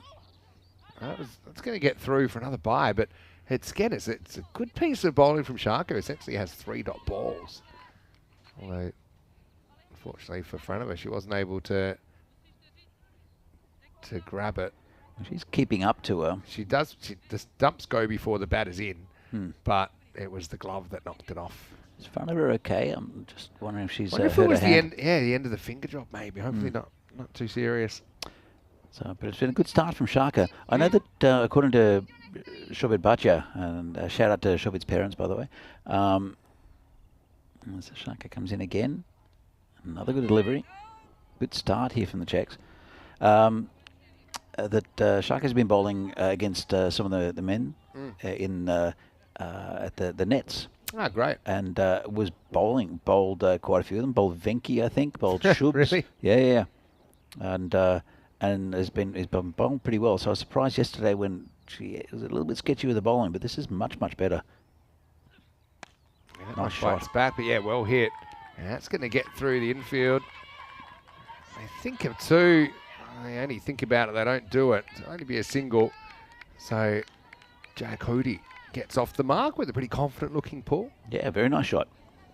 And, well, I've got to say, it's been good cricket in this first over. I haven't said that too much all round, so I'm saying that. Well, somehow she hits what would have been a massive wide, and it almost creates a run out. In fact, it would have been out if it had hit. Crazy cricket, really. I mean, you always needed a fishing pole to hit that. It was wide of the pitch when she hit it. But it will be the end of the over, and Cyprus 4 without loss after 1. I think that was Erika Kuntseva. We mentioned her fielding yesterday. I thought she fielded really well, was the one who was throwing herself around. So, and she's still very, very young as Erika. So, looking forward to seeing her development throughout the Czech side. That was the loose one from Sharka. Yeah, she got away with it to the extent that she didn't have to re-bowl it. And now Rachel Pavlichkova is going to bowl from the top end. I would say I think she was probably best of the bowlers on balance yesterday. Did take the only wicket of the day as well. Here she is bowling the second. It's pretty good start. Again, good line outside the off stump. Kept a little low. And well, I've got two players short just behind the keeper who's almost standing up. It's an awkward place to be, I think. Yeah, it's hard to know where to stand. I mean, he's probably better off being up than 2 metres back like front of her is there when the ball's kind of dying on her.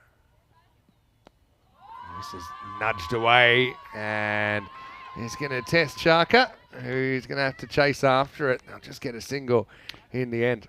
I was speaking to Susanna Franova as I came in, and we had a bit of a chat, and I said, how are you feeling today? She said, I hurt. Yeah, I think her legs are a bit like feeling it. Definitely. The other thing I asked her, I said, I know you're keeping it. Are you making a lot of noise out there? You know, geeing everyone up? She just said, I'm introverted. It takes all kinds though. That's pretty well bowled as well from Rachel, and they won't get a run here. So, yeah, all you want to see here from the Czechs is a big improvement on yesterday. So far, we've seen it. Yeah, absolutely. Look, it's been the bowling's been online. There hasn't been an extra yet, there has been, but not a wide or a curse it now. I know, straight online again. And to be honest, though, it's been good batting by Cyprus as well. They've been going for their shots. It's only 5 on the board, but good start from both teams, I think, in this innings. A little bit short. She almost chops it back onto the stumps. Again, one that Joe Cody probably should have left alone. I think it was heading for a wide. Hey, lineups are out for Malta versus Estonia, I noticed as well. And Stefan Gooch is captaining Estonia, I've noticed. Honor, I guess. Yeah, he's... it's going to be a really good game there, I think. Malta-Estonia, by the way. Nice. Go on, the hit here. Good pick up. Oh, would have been out if the ball had hit again. A run-out opportunity. Joe Cody scrambles home for one. It's the end of the second over, and a pretty good one from Pavlichkova. Hits 6 without loss after 2. That's something we wouldn't have seen yesterday from Cyprus, is running on the hitting it to a fielder and running. They just did not do that early on in their innings. In fact, throughout. Yeah, different kind of an opening combination, though, I think. Yeah. There's a bit more small ball between these two. Mm-hmm. Yeah, so Malta, Estonia, they actually played in Estonia last year in an ECI, and now they're playing in Malta. But I'll tell you what happened last year in Estonia. There was the highest scoring golden ball ever match. It was 177, 177. Wow. And so those two will resume festivities in just a few minutes' time over there. Right now, Sharka gets the second over, and it's the first one that she's really lost down the leg side, and it's nicely put away. Cuatro carreras, the first boundary of the innings, and it comes off the bat of Sasmi Joe Cody. Yeah, nice shot. And again, Joe Cody is looking pretty good, really having a really sort of attacking the ball. That was a bit of a looser one, so I like what I've seen from Joe Cody so far. And Sharka, as Vinny said, just losing that one, just down leg side. We'll see if we can get back on target. Sharka, a bit short, and a bit of confusion between the batters. A big no, and the stumps go down at the bowler's end. Yeah, almost one of those little deflections back onto the stumps that you see occasionally. Just looking for Malta as well. We've got Priyam Pushparajan, who's been in really good form. He's in the lineup. Prasath leads them. They've got Big Lala in there. Mahbub Ali. Jagat Purna's in there. We did see Malta play earlier in the year in February. Their men's team anyway. Sharka, full toss. And that's a very good bit of fielding, actually. It's not really in the textbook. But you can see one thing I like is that she's willing to put her body on the line, not just kind of whiffing a foot at it. And that's the reason it doesn't go down to the boundary for 4. I think it's Vlasta Wolfova down there who chased that one to the boundary before. But Yeah, just got right behind it. Turned around again. Now, well, bowler's ends on here with a good throw. Throw does come in, but it's a little bit wide of the mark. So, yeah, Cyprus having to work pretty hard for their runs early on. But it's an improvement, as I said, with both the batting and the bowling. We haven't seen touch wood. We haven't seen a wide or a no ball yet. Hasn't been. There's been a bit down leg side here from Shaka. But we've seen some good stroke making from, especially from Jai this could Cody. be trouble. She's got a good arm. Oh. Does Tezhikova, and it came whistling in. Bit too spicy for Shaka to grab. I hope she's all right, because I know she's had some issues with her wrists and her fingers. But again, that's good cricket. Like a little bit short with the ball. Nice shot from Jai Cody. Good piece of fielding, but also well run. This is a pleasant start to this innings. Well bowled again. Plays it with soft hands. Plays late, but I like that again. This is Kaminkova this time, I think, who hurls herself down. So I'm liking what I'm seeing from the Czechs in the field. It's a big improvement. End of the third over. It's 13 without loss. Yeah, absolutely. It's it sort of perked things up a little bit with everyone. So obviously Venki has had a chat to them. They've maybe had a look at what they did yesterday. Probably not, to be fair. But they know what they need to improve, and they're improving it, which is good to see. The batting didn't still come together for them. Those two maidens as well, but early wickets hurt them. Yeah, twice we had two maidens in a row actually. Yeah. in that first innings. But hey, you can only control what's happening right now, and I think the Czechs, they've bowled well, they've fielded well, they've created opportunities. Run-outs almost happening, as this will be full toss first up. Pavlichkova comes back. Umpire feels that's just dipping below the waist or to the waist. So it'll be a dot ball. One thing they haven't done yet, the Czechs, has taken another wicket. They've taken one wicket in this series. And again, it's to do with not applying pressure and making it too easy for the batters. But here they're bowling well, but we've got to say the Cyprus batting has been up to it as well. Getting pretty well bowled. So I suppose we've seen two bowlers that now they feel pretty confident in their actions and the repeatability of what they're doing. And obviously the time will come potentially where we'll see other bowlers, and I hope that we do see other bowlers in the innings as well. It's a big improvement, but Cyprus, they're tracking nicely. Another ball that's pretty straight. Onside field does the job, doesn't let it get through. That was fielded by Olga Hamzhikova. Nice one-handed pickup. Yeah. Just a bit more spring in the step here. Czechia, nothing to lose here. No, they might not be out here for that long either, so they might as well apply themselves. Fraction short this time again. Olga will do the work. So, yeah, this is something, you called it exactly, read my mind, Danny. They weren't able to build pressure yesterday because they just kept giving away too many runs, either in extras or just hit me balls. Yeah. And so far, so good for the Czechs. In this innings, this is a bit short, and it's in the air. Fielder comes in, can't quite get that. Was Chowdhury. It was an awkward one because it was kind of behind the keeper. He wasn't quite sure where it had gone anyway, front of her. Chowdhury tried to come in, couldn't do it in time. So, not quite a half chance maybe, but it's a little bit short, but did get that top edge. Again, good bowling.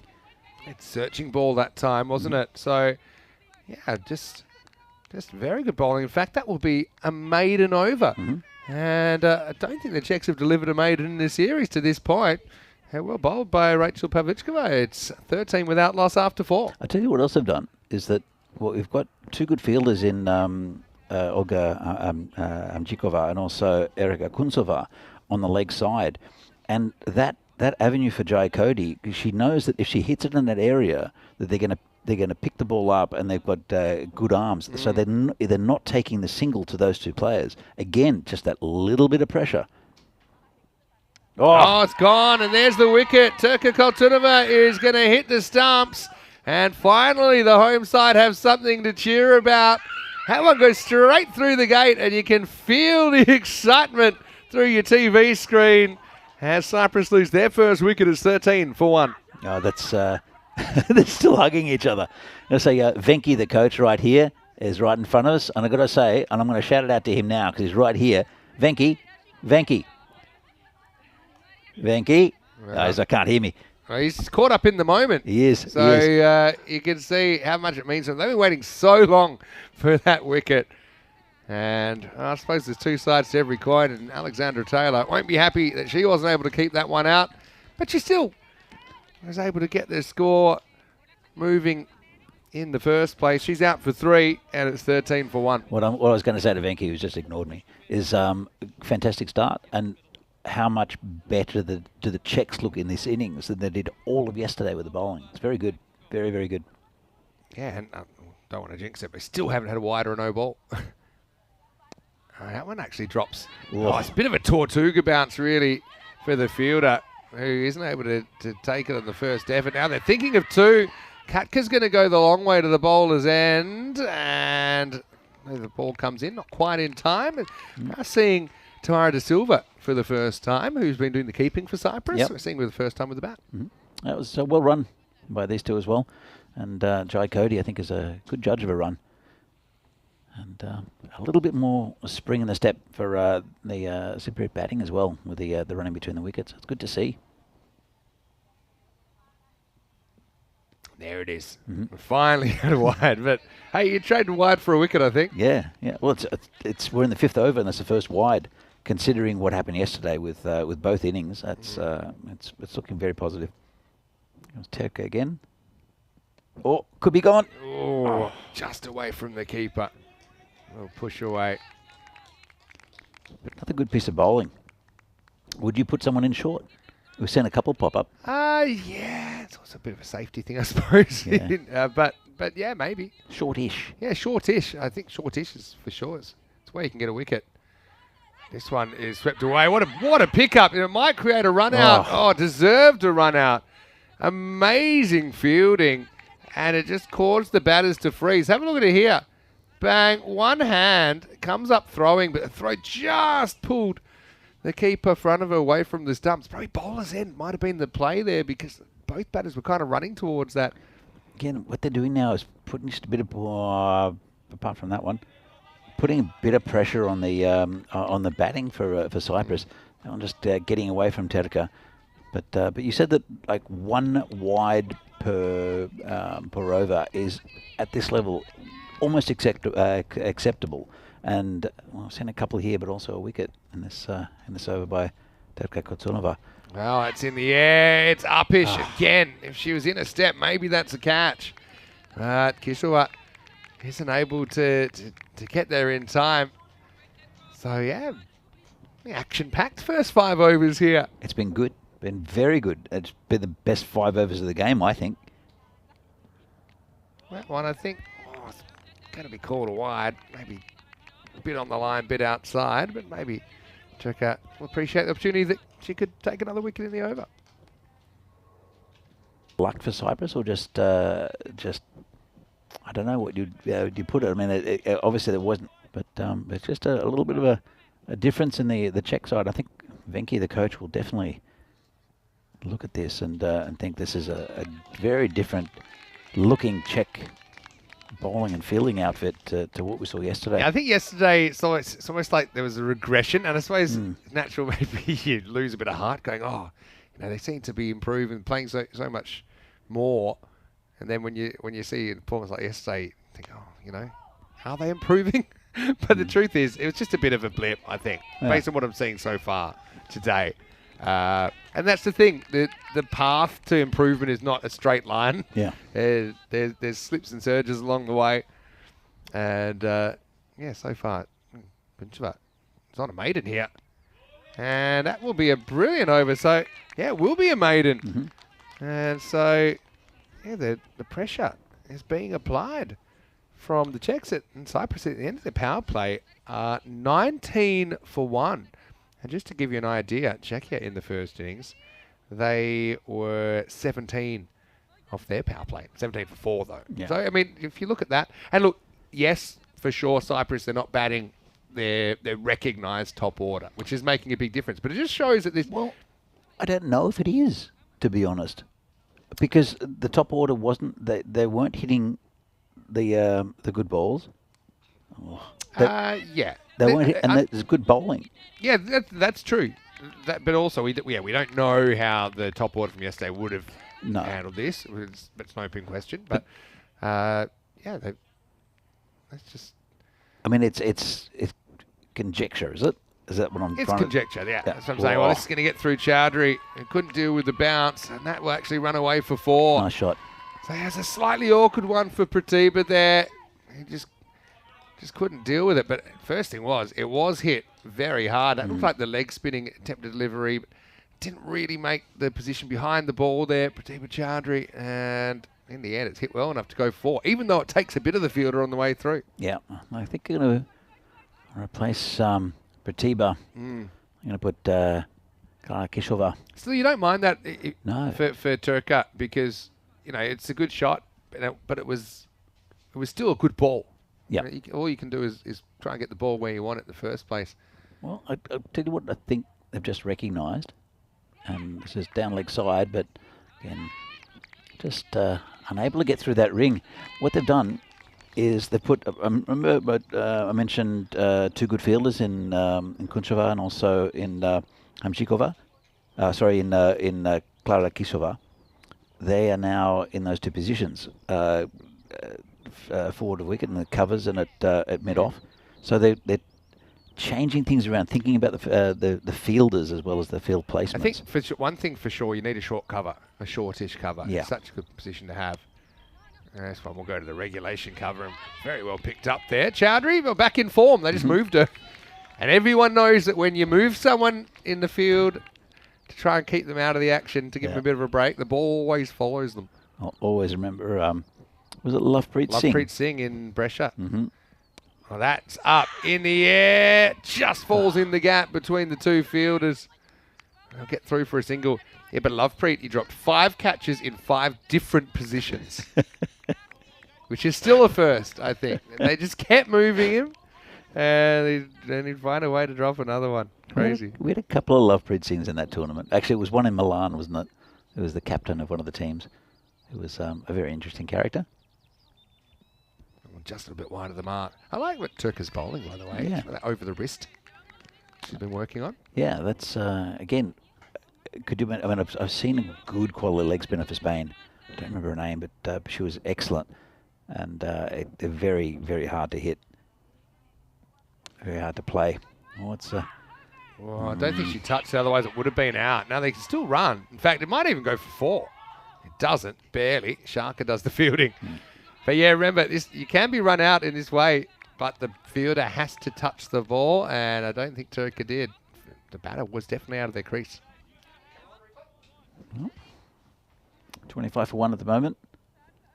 Just 1 ball left of the 7th. Have another look at this one. We didn't quite see that bit. So, obviously she didn't get anything on it. Yeah, 26 for 1 after 7. So it'll be Erika Kunsova to continue. Bowling with a cap around the wicket. And let's have a look tonight with Beverin taking on the Brussels Warriors in the night series. Phil did a great job last night, actually. I tuned in for a bit of that as I was enjoying my beer and wings. And 2 matches tonight, starting 6:45 in Europe. It's 10:15 in India. Beverin, early favourites, I think, for that tournament. Not surprising, really, because they're a team we have seen come to the championship week twice in the ECL. In fact, once they even made the championship week of the ECL. But they've qualified for the ECL twice. Just, again, they're switching the field around. But they're not... They've still got a very regular field. I agree with you in putting maybe a short cover and short mid-wicket in. Maybe something to look at. You can have what I'd call the in-out field now. So the in-out field means, because you're out of the power play, is that you have, rather than just have 2 fielders kind of on the edge of the circle, you have one in on a catch and you have one out on the boundary. So even if it gets past that catching fielder, you're probably only going to give away 1. Well, I don't necessarily know if they need it. Well, I was just about to say if they need anyone on the boundary, but that's a beautiful shot. It's got past the fielder who tries the foot fielding. My point being that if it goes to a fielder on the circle, they're probably getting one anyway. Yeah. So and that's a very good shot, and that's the old return of the foot fielding attempts, which first we've seen of it today, really. It was hit very nicely. It was just a bit short from Kunsova and put away very, very nicely. It's De Silva moves on to 11. Joe Cody's on 10. Good little partnership here. So I have to pitch this one up. And she does. Good bowling. Yeah. So, Kunsova delivered a maiden first time around. 13 required for victory now, but Czechs for sure have made the Cypriots work for the runs. Yeah, it's been a much better performance from the Czech bowling and fielding as well, to be fair. It's been a very good effort. That one sliced away towards the fielder. Katka didn't know if she was trying to catch it or just block it. In the end, she did neither. But it spun away from her on a short hop. I'll get back for 2. Yeah, again, nice shot. There are certain deliveries going or shots going in the air, but nothing's really gone to hand yet, which is a bit unfortunate. And again, it's something I'm sure the coach Venki will have a look at and see what they can do about placing fielders slightly different positions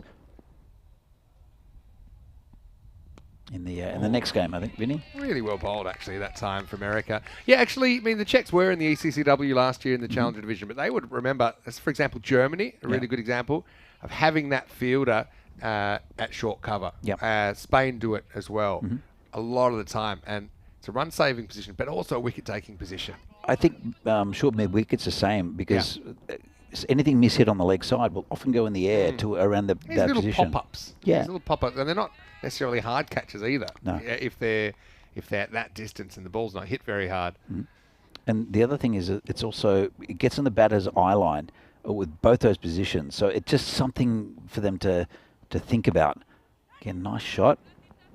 And nicely fielded in the covers. Chowdhury, ball magnet, as Kareem was saying in the chat. It'll be the end of the 8th over, and Cyprus 35 for 1.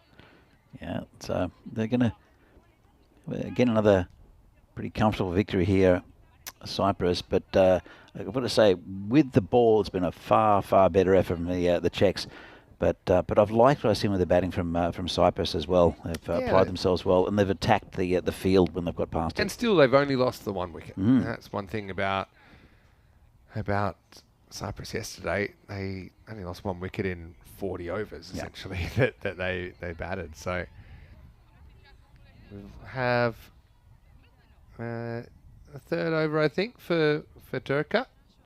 Who do you think out of the bowlers for the Czechs could come through as a leading bowler, like a cutting edge bowler? Have you noticed anyone? Look, I actually think Erica Kunsova's improvement has been drastic. Oh, that would have been an amazing catch. Just smashed back.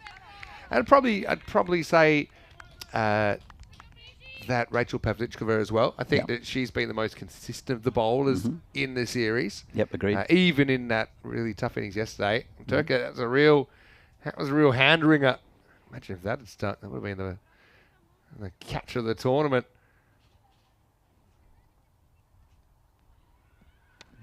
But maybe a slightly longer answer would be, I think, that shouldn't have been misfielded. Now, we might create a run-out opportunity. Oh, well, almost does. Jack Cody scrambles through for a single.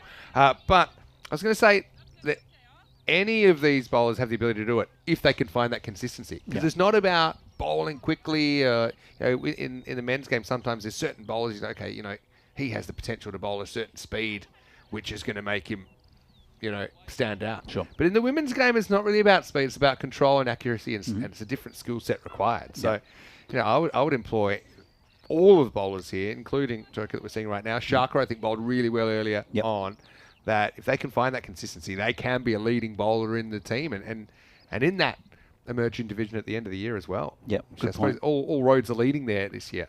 Well, good point. And an example would be Cyprus, where they've I don't think there's any great pace in the bowling, but that's been consistent. You're getting a bit of that in swing as well, which is difficult to hit, and it's not the line necessarily. It's the length that's been undoing the Czech batting.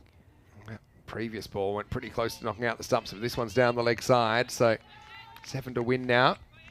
I will say that as this is drawing to a conclusion, we'll have a bit of a break here. We're back in about 2.5 hours for the next game.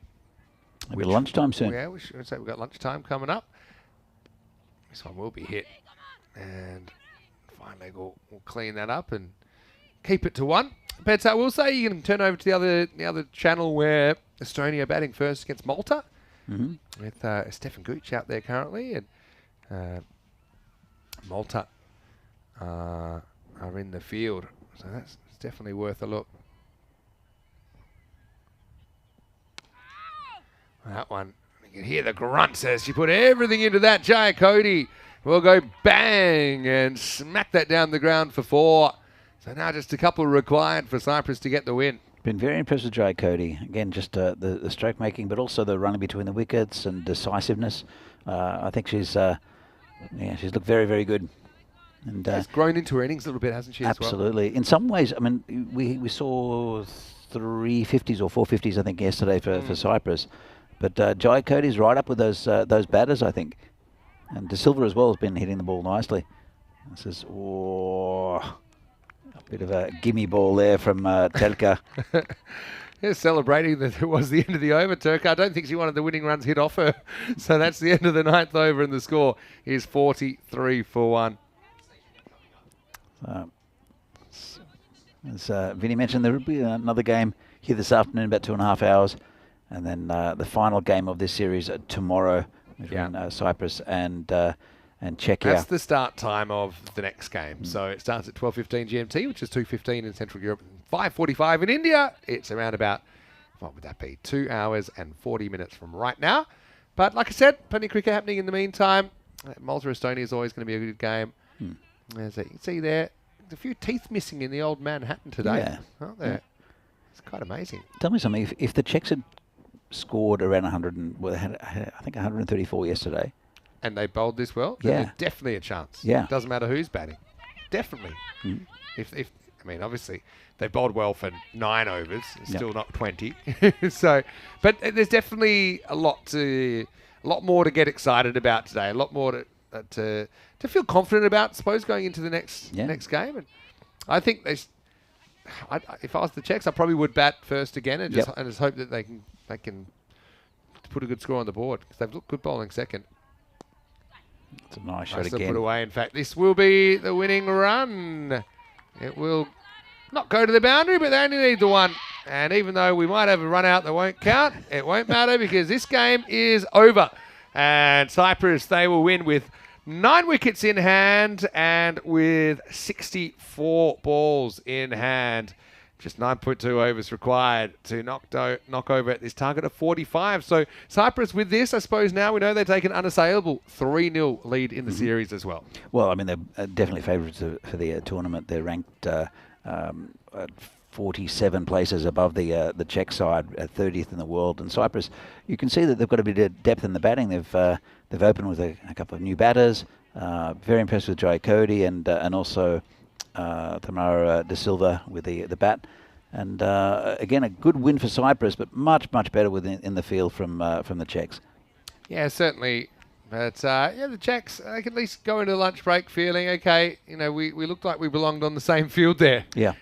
And it's also true of the batting innings last night. So we've now, with the bat and with the ball, we've seen the Czechs be competitive, but just haven't been able to do it in the same game. But Cyprus, they were always going to be big favourites, weren't they? Chasing just 45 for victory, and a slightly different looking opening combination went out there with Jai Cody and Alex Taylor. It was just the 1 wicket to fall with Taylor getting bowled for 3 by Turka Kolchunova. So that was a highlight for the Czechs as that one crashed into the top of off stump. So it's nice after a bit of a tough couple of days for the host nation for them to be able to celebrate. But Jai Cody was joined by Tharama De Silva and Tamara.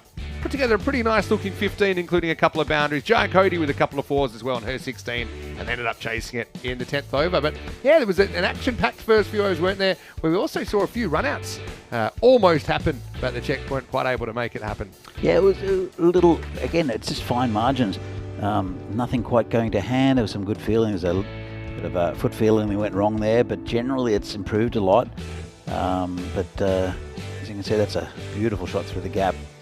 And very positive from Cyprus in trying to get this total as quickly as possible. But also consistent bowling from the Czechs. A few wides from Terka, the wicket taker, but apart from that, very, very good. See the scorecard. There were 8 wides in those 9 overs. So as you mentioned before, 1 over acceptable at this level.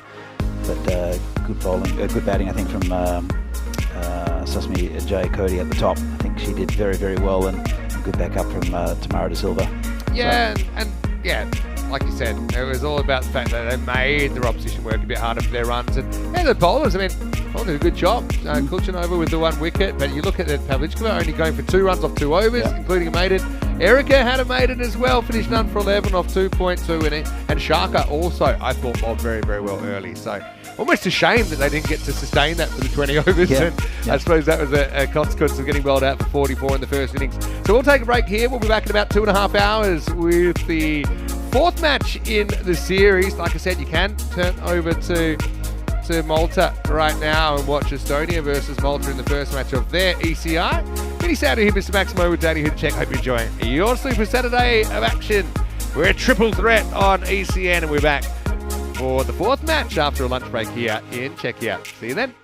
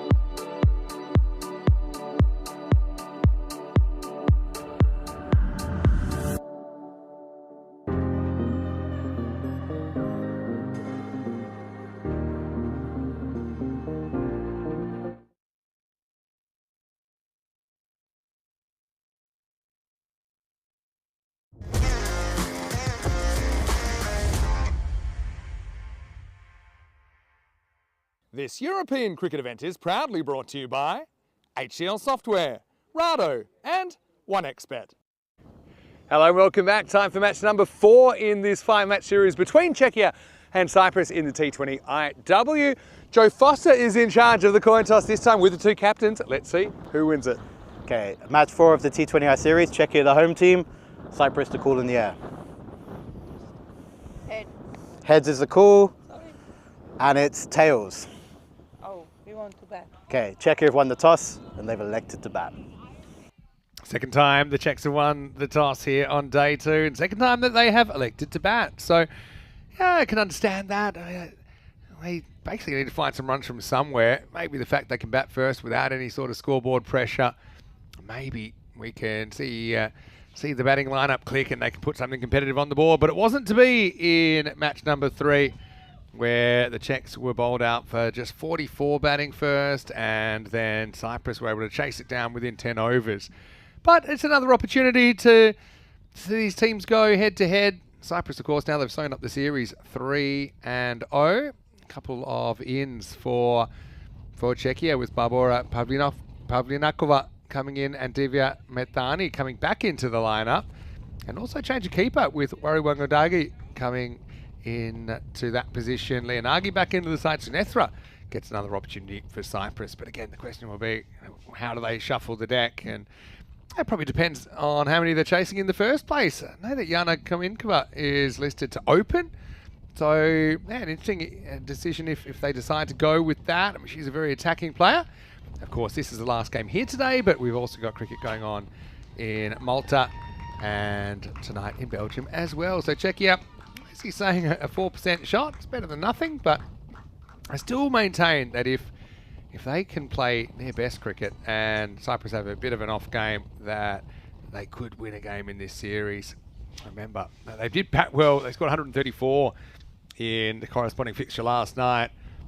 And as far as their bowling, the fielding went in the 9-point-something overs we did see from them earlier today. Was a lot improved from yesterday. Vinny Sounder here, Mr. Maximo for the European Cricket Network. A bit of cloud cover actually has come in. Threatened with a storm actually this afternoon, although right now seems to be staying away. One man that's not staying away is Danny Hudacek after a bit of a break. Danny, welcome back as we get ready for the 4th match in the series. Yeah, looking forward to this game, and as you said, it was a much improved fielding and bowling performance by the Czechs, and if they can get the batting right, and again set a target for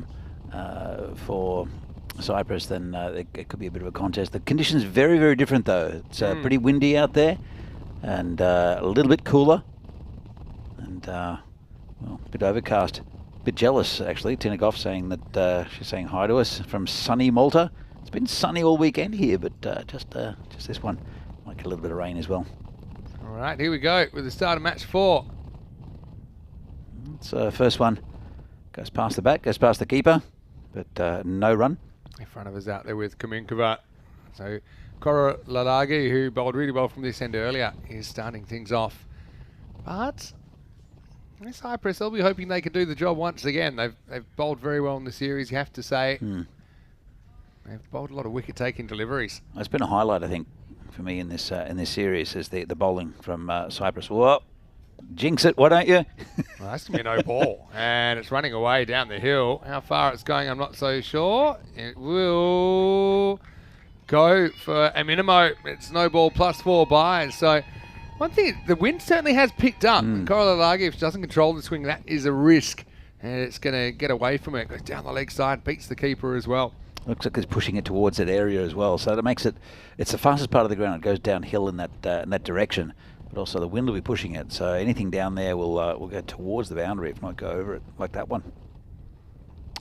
It's good initiative, I think, putting both Franova and Kaminkova up the order a little bit. So, yeah, they're still searching for that combination. And yeah. They are a handful, the Cyprus bowlers. I Yeah. will say that, especially in the innings when that ball's swinging around even more. Absolutely, and it should swing quite a bit actually with this breeze, going from left to right. But well, we've got a bit of wind factor, yeah. So we've got Charles and Joe. It's a very ECN crew doing this this game together. First time they've done a T20 international together, but they've done a European final together. They did the ECL final, I remember, back in 2023. All Czech combination. Yeah. Free hit then. See if front of her can capitalise. She won't just yet. Still. What? Is she just coming back? What? Oh, she's coming in from the boundary. Okay. I thought she was. Well, the thing is, you're not meant to change the field on a free hit. That's why. Maybe that's why she had to come back in the circle. Well spotted. It's hit to the fielder, and Jana backs up, but no run. So we had a bit of a break. Yeah, we had like a 2.5 hour break that time. I've got to say, I went up to the golf club, because apparently the Czech Open Golf is on at the moment. So I've never actually been in there. I've been here so many times. It's not always open. But yeah, you mentioned that the golf club was kind of a bit of a ghost town for a while. There was actually no golf at it. But yeah, it's quite a thriving atmosphere up there. It's they've got a lot of space there. The clubhouse is actually pretty nice. We went there for a drink once after I think we did some work here with Voita and someone else one day. As the hat falls off the head of Joe Foster. But yeah, it was quite nice. It was a pleasant terrace at the back, and as a golf club should have. It's not quite hit cleanly by front of her, but yeah, it's very pleasant up there, and it adds to the town. It's very close to the cricket ground, and there's a good association between the two now. So, and hopefully that'll continue. Yeah, it's good that there's some sort of cooperation. Makes sense. There's Corralo Lago. It's again straight down the ground. Can't get it out of the field. There's you'll see just in front of the boundary here on the near side. There's it's a fairy circle. It's like a little circle in the grass, and I saw it. I think maybe even yesterday. All that is it's a fungus, like a mushroom, and it'll actually grow. You can actually see them come up at certain times. This is called a wide, and that's another thing that the golf club helped with, because they had some sort of antifungal that they use for their golf courses, because that's not what you want. There's fairy circles on your fairway. So yeah, they've helped a lot, which has been good. But there's also a dedicated group of volunteers that come and help. Venky's one of them, who's just done so much for Czech cricket over the last couple of years. Now taking the reins of the more optimistic LBW appeal. I think it hit her in the side. But yeah, he's done a lot for Czech cricket, but now has taken up the coaching role with the Czech women's team, and I think he's the perfect candidate for that. Seems to just have a good temperament for it as well. You Yes. know, it's also managing personalities and emotions within the team as well. You know, through the ups and downs of this phase of development. I think he's got plenty of energy. I like that about him. Yeah, he's always positive as well. And well, it's got through the gap, and they'll look for two. They should get to front of her turns, and comes back, and good running. Don't know if it was exactly where she wanted the ball to go. No, but I mean, she gets enough bat on it, and with the pace of the bowler, it flies away. So 2 runs to finish the over. And the end of the first, it's 8 without loss. Good start for the Czechs. And well, the without loss is very good, because Koralaga is a very good bowler. These Sri Lankan names, Vinny. I just noticed they've decided to dispense with the bails, it looks like, because of the wind. We saw it take Joe Foster's hat off and the bails off a couple of times. So, yeah, the umpires have the right to do that if the bails are constantly getting blown off. What that means is any time the ball comes in contact with a stump, or including the base of the stumps, counts as breaking the wicket. So it's pretty simple, but it creates a judgment call though, where normally it isn't in cricket, because simple, if the bail's knocked off, then it's breaking the wicket. But anyway, look who it is. It's Samanthi, the 7-wicket destroyer from yesterday, who's going to bowl over number 2. Oh, hitting with the wind from this end, and Jana gets that one in the air, not quite to the fielder. Didn't time it.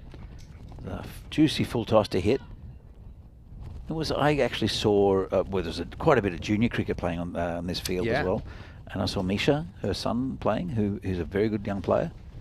I was really happy because of the break that that they were able to get on the field. Wow, that's going to run away. What a very good shot that is from Kaminkova, and that's going to be 4 runs. Absolutely blasted through the field.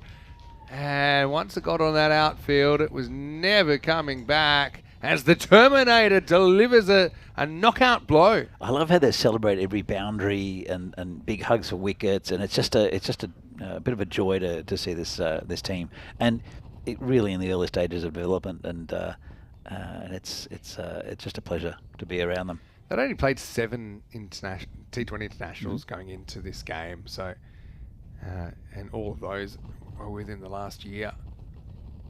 But still, Smarty with the comeback. Oh, shot. Good fielding, though. Could only be one player. That has to be Chattarani. Yeah, she's such a weapon in there, isn't she? I hope she hasn't damaged her finger here. Let's have a look at it. I wonder if it carries here. I mean, it's in the air a while. Probably not. Probably hits the ground just as it's reaching her, but still outstanding fielding. She seems okay, which is good. She's a good all-round player and captains the side well.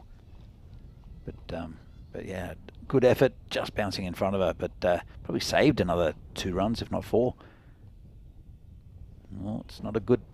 It's how she leaves the ball, Isiana. We saw her last year leave one like that and get bowled around the legs. It's like she's not a lever, she's a freezer. She just kind of freezes in motion. It's a bright start here for the Czechs. They've pushed a player back on the boundary on the offside as well for Kaminkova. That means it's an easy one down the ground anytime. True, very true. Luke leaves another one down the leg side, another wide. Bright start here from the Czechs. It's just not quite getting that swing at the moment with the breeze. I think helping a little bit, but Duniketania just needs to start it on the stumps rather than outside that leg stump. Comes in again. And this is in the air and dropped. I'll get a single. Well, they're unaware. Well, it was Sunethra there who called it. I think it was her catch, but actually she drops it into her captain's foot. Have a look at this. Goes up in the air. And, yeah, you could see maybe just a lack of communication the other way from Chattarani. I don't know if she called her off it or whether she just assumed it was her catch. But a bit of a lucky break there for Jana. I'll tell you what's interesting is that Samantha here, she was getting good in-swing yesterday and getting the ball to duck in. She's getting a bit of outswing here. I think it might be with a breeze. Yeah, I think that's probably what it is. Although I will say she bowled pretty well stump to stump when she did bowl at this end. Very well. Surprising she came on again from this bottom end. Yeah, I'm a bit surprised they switched the ends of these bowls today. But I think there's probably a few sore bodies out there. We're getting to the end of day 2. Well, I know Suska Franova, who's opening the batting, she's really feeling it in her knees, and she was worried about keeping another innings. And so opening the batting is brave for her. She was feeling it this morning too, as well, to be fair. Nice shot. That's a nice square drive going towards a boundary. That should reach it, actually. And that's another 4. That's a cracking shot from front of her. She played one similarly earlier on, but look at that. Front foot towards the ball, just punches it into that gap. And I've got to say, it's probably shot of the day, Danny. It's an outstanding cricket shot. Lovely shot. Also takes us to the end of the over. It's 20 without loss after 2. Going 10 and over, it's 200 apiece. Yeah, well, you're right. And it's just the start they wanted. Yeah. As you can see, 3-0 in the series to Cyprus, but still Czechia. I mean, they'd be thrilled if they could win a game. They changed everything about their fielding display in the last game, but their batting didn't come together. And the batting, I'm not saying it's just very early on, it's only 2 overs in, but it's a very positive start from the Czechs. So let's hope they can keep it going. Comes Korolagale again. And hit down the back to the bowler. No run. Yeah, so it's a good start. You've got to think also what they've got to come, potentially in the middle order. And Tessajikova doesn't even have the pads on just yet, so I think they might be just waiting for her to come in at a certain point, maybe in the middle of the innings. So, with that junior games, they're going on the other pitch. Yeah, again. that's the academy. Yeah. Yeah. So I saw a very good player, and actually it's the daughter of Eva Konyasova who played yesterday. Another one of the super mums, and she's very, very highly rated as a bowler. And Cameron thought, who's that? And I thought, it's Eva's daughter. So, Good shot, actually. This one won't get a run though. so yeah, it's really good to see where the mums who are playing cricket for the Czech team, right, got the passion for playing cricket. And seeing their kids play is a really very nice It's little... like a reverse world, isn't it? Where the very kids much teach is. the parents, yeah. So, again, nicely hit down the ground. They won't get a single. They're really handling these opening bowlers a lot better than yesterday. If you Yeah. remember in the first game of the series when there was this opening combination, they tore a real hold into the Czech batting order. Kaminkova, like I said, she's a natural hand-eye kind of athlete. Oh, this has gone through the slips as it has. It's going towards the boundary. Could be another one. And good piece of fielding, but can't stop it. That's another boundary. Yeah, it will be. Again with the pace and velocity of Kolalagi. It's good effort there in the circle, then even better effort out on the boundary, but the ball wins the race. It is a little bit downhill, isn't it, behind the wicket here at Vinaj. And a second boundary to Yana Kaminkova. Yeah, well, as you said, it's going downhill, but with that breeze, it's really pushing it towards a boundary. Let's just have a little wait. Confidence breeds confidence with the bat. Last ball of the third. It's definitely the best start they've had, the Czechs. And a 3, so 24 without loss. But yeah, these kind of balls, which are kind of balls that are probably going to hit the stumps. Yana's looking very confident at the moment, hitting them with a bit of intent as well. That's the way she plays. That's her natural game. And yes, the best start of the series, I think, for Czechia with the bat. Yeah, very good start. And I mean, Cyprus still very much favourites to win this game. I mean, they've had three pretty easy games so far, but you can tell the Czechs are improving, which is a really good sign. It's very, very positive. There's Samantha, good bowl again. 12 off her first. Faranova faces up. It's just played around the corner, might have hit the pad, no run. Talking about Faranova, Suska I was sitting next to her at lunch. We had a bit of a chat, and there's also Alex Taylor from Cyprus who was having a chat, and I'll tell you a little bit about Alex in a moment. So bowler comes in again and got through to the keeper. So Alex is born and bred in Cyprus, but has got a strange accent. It's sort of a little bit Scottish, a little bit English, a little bit American, and just through her past and where she went to university and such. She's now living in London. Went to university in Scotland, and it's her birthday tomorrow. Ah, okay. So it is. Happy birthday, Alex. It's Star Wars Day. I'll try to remember as well. But it's Star Wars Day tomorrow. And then so she said, "Oh, it's my birthday tomorrow." And then Priya, who is scoring at the moment. Yeah, Austrian international as well. Yes, it's her birthday tomorrow. Great. All on May the 4th. All on May the 4th. And then it's just tucked around the corner. Quick single. Well run, I think. She slowed down. Just got in there. And they'll have to work very hard for the run, but they do get the run. That's one thing. Okay, so it's Priya's birthday tomorrow. Priya's birthday. It's Alex Taylor's birthday tomorrow. Yes. It's May the 4th. It is Star Wars Day tomorrow. Star Wars Day tomorrow. Then Shub, who's here with his camera. Shub Chandra, yeah. Who's also a Czech international, plays for Vinarati. It's his wife's birthday tomorrow. As this is down Lakeside. And anybody else? Yeah, I think Zuzka said, it's my grandmother's birthday tomorrow. Really? Yeah, I think it was her. Crazy. So there were 4 birthdays and tomorrow. I know that the day 4th. after is Shaka's birthday on the 5th. Oh, really? She turned 16, yeah. Oh, that's right, of course, yeah. So, happy birthday to All everybody involved. And all of you out there who are having a birthday. This is a bit of an edge. Went to the slip. Would have gone straight to a first slip, a genuine first slip if there was a first slip in there. Have you heard of the birthday paradox? This is one of the first things they did when I was in I was kind of doing statistics at university, and they said, all right, there's probably 50 of us there, or 50 or 60, and they said, what do you think the odds are that 2 people in this room share a birthday? And that's another wild swing from Yana Kaminkova. She does survive. She's on 9, in front of her on 7, and Czechia at the end of 4. 26 without loss.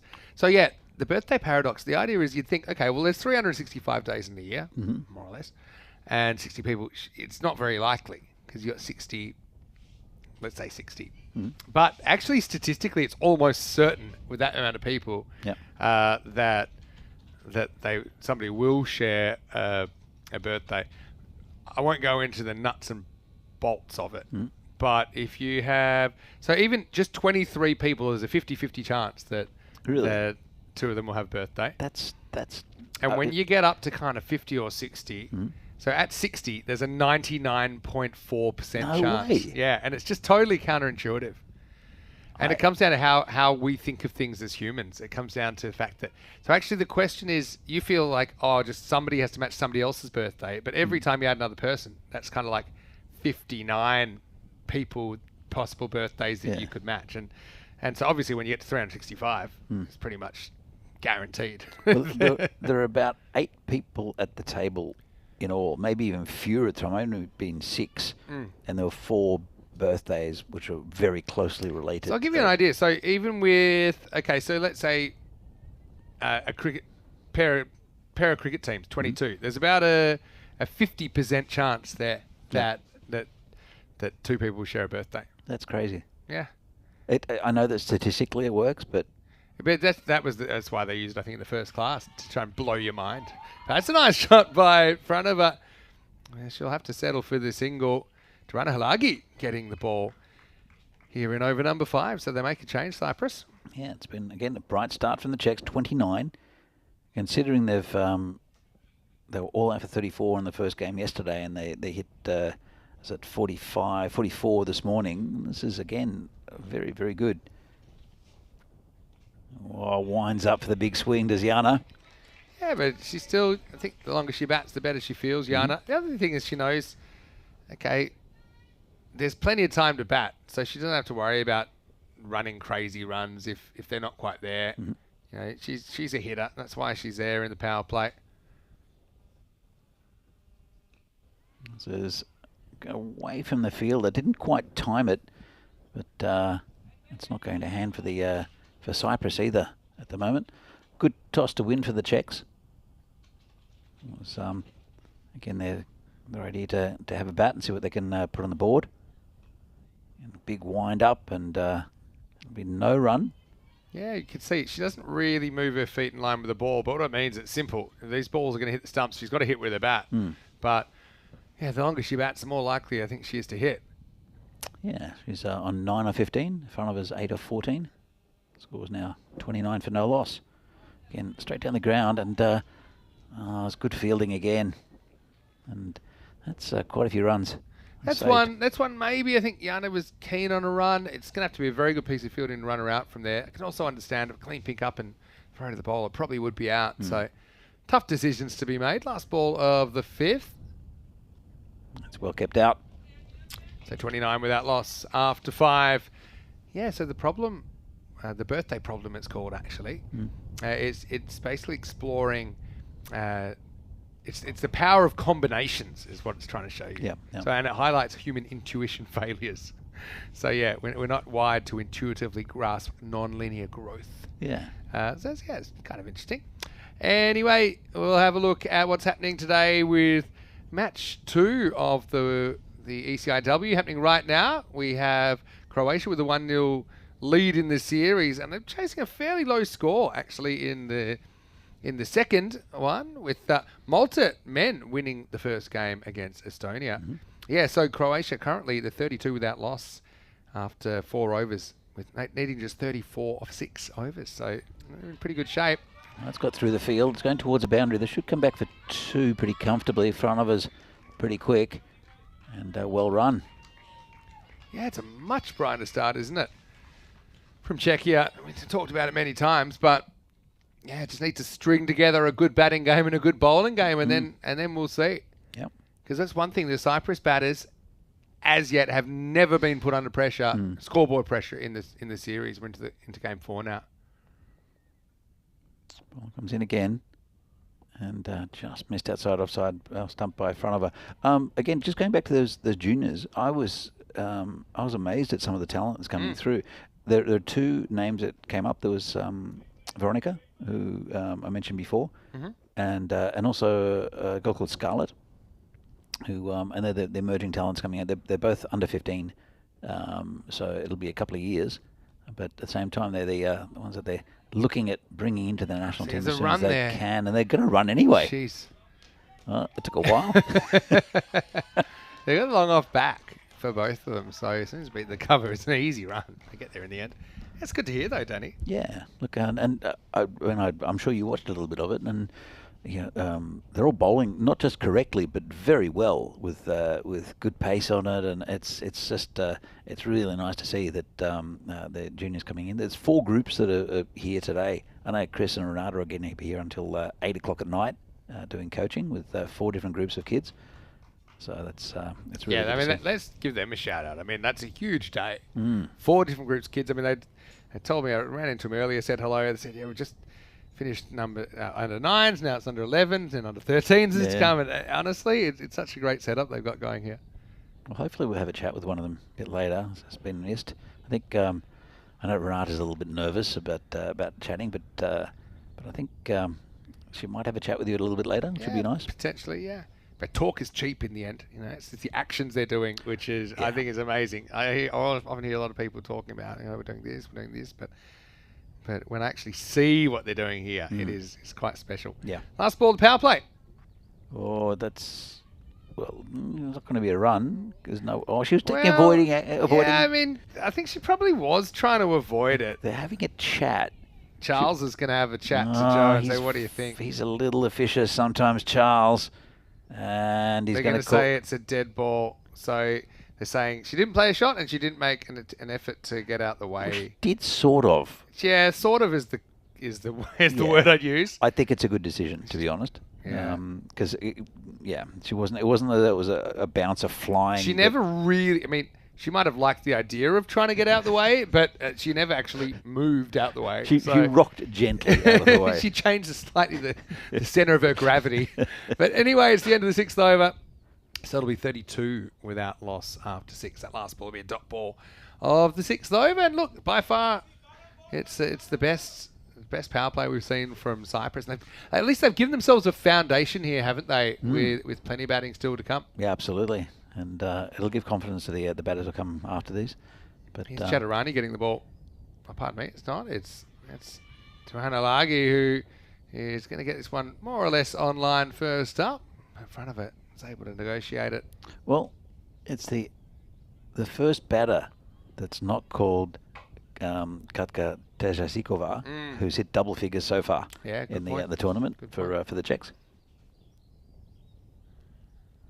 So it's front of it on 11. Kominkova on 9. 32 the score. Bowler comes in again. And another appeal. No interest from Joe Foster. So it's but he's hitting that pad pretty regularly, just angled down leg side. And front of her. She can get a tickle on it.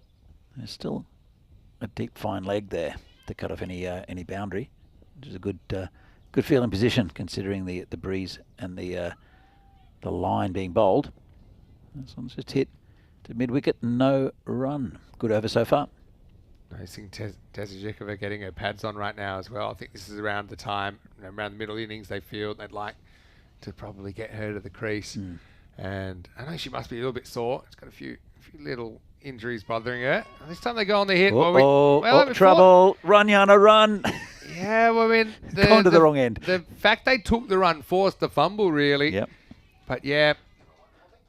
But you can see here, these two still have a little bit of work to do with the communication. You can see Yana basically isn't watching her partner at all. Turns her back on her partner. When all you need to do is be looking at your partner and just do what they do. As this hits the pad, almost goes back onto the stumps. She got a tap on the shoulder. Yeah, pretty much was tapped on the shoulder to run, and just lucky for for Czechia. The fielder fumbled. It's been a good over. And the runs have slowed down a little bit, but they're still at 0 wickets down for the Czechs, which is very, very handy. Comes in again. And gets it to mid-wicket, no run. Yeah, just using the pace there, but found the fielder. Timed it pretty well. End of the over. It's 33 without loss after 7. Warm welcome to everyone that's tuning in, of course, on Fan Code in the subcontinent and on our YouTube channel, ECN European Cricket Network. I know that tomorrow I'll be on the plane probably. I'll have to catch up on Game 5 tomorrow because I'll be on the way to Jersey, but you'll be joining me the following day. So we'll have Tuesday together. I'll be doing day 1 on my own. But yeah, first time we've ever had any ECN cricket in Jersey. Of course, Jersey hold the ECL right now with Farmers, their club winning it just a couple of months ago. It's you won't see Farmers though, interestingly. True, yeah. So it's basically being done like in zones in Jersey. So it's not their regular clubs. But it's an interesting concept. I like the idea of it. Well, this is just going to drop short. Chance for a run out, but they've got back. Well, in front of her, who gets up pretty quickly. She said she had her knees were hurting for so much keeping. She's got it. She's got that competitive streak as well, doesn't she, Susanna? Yeah.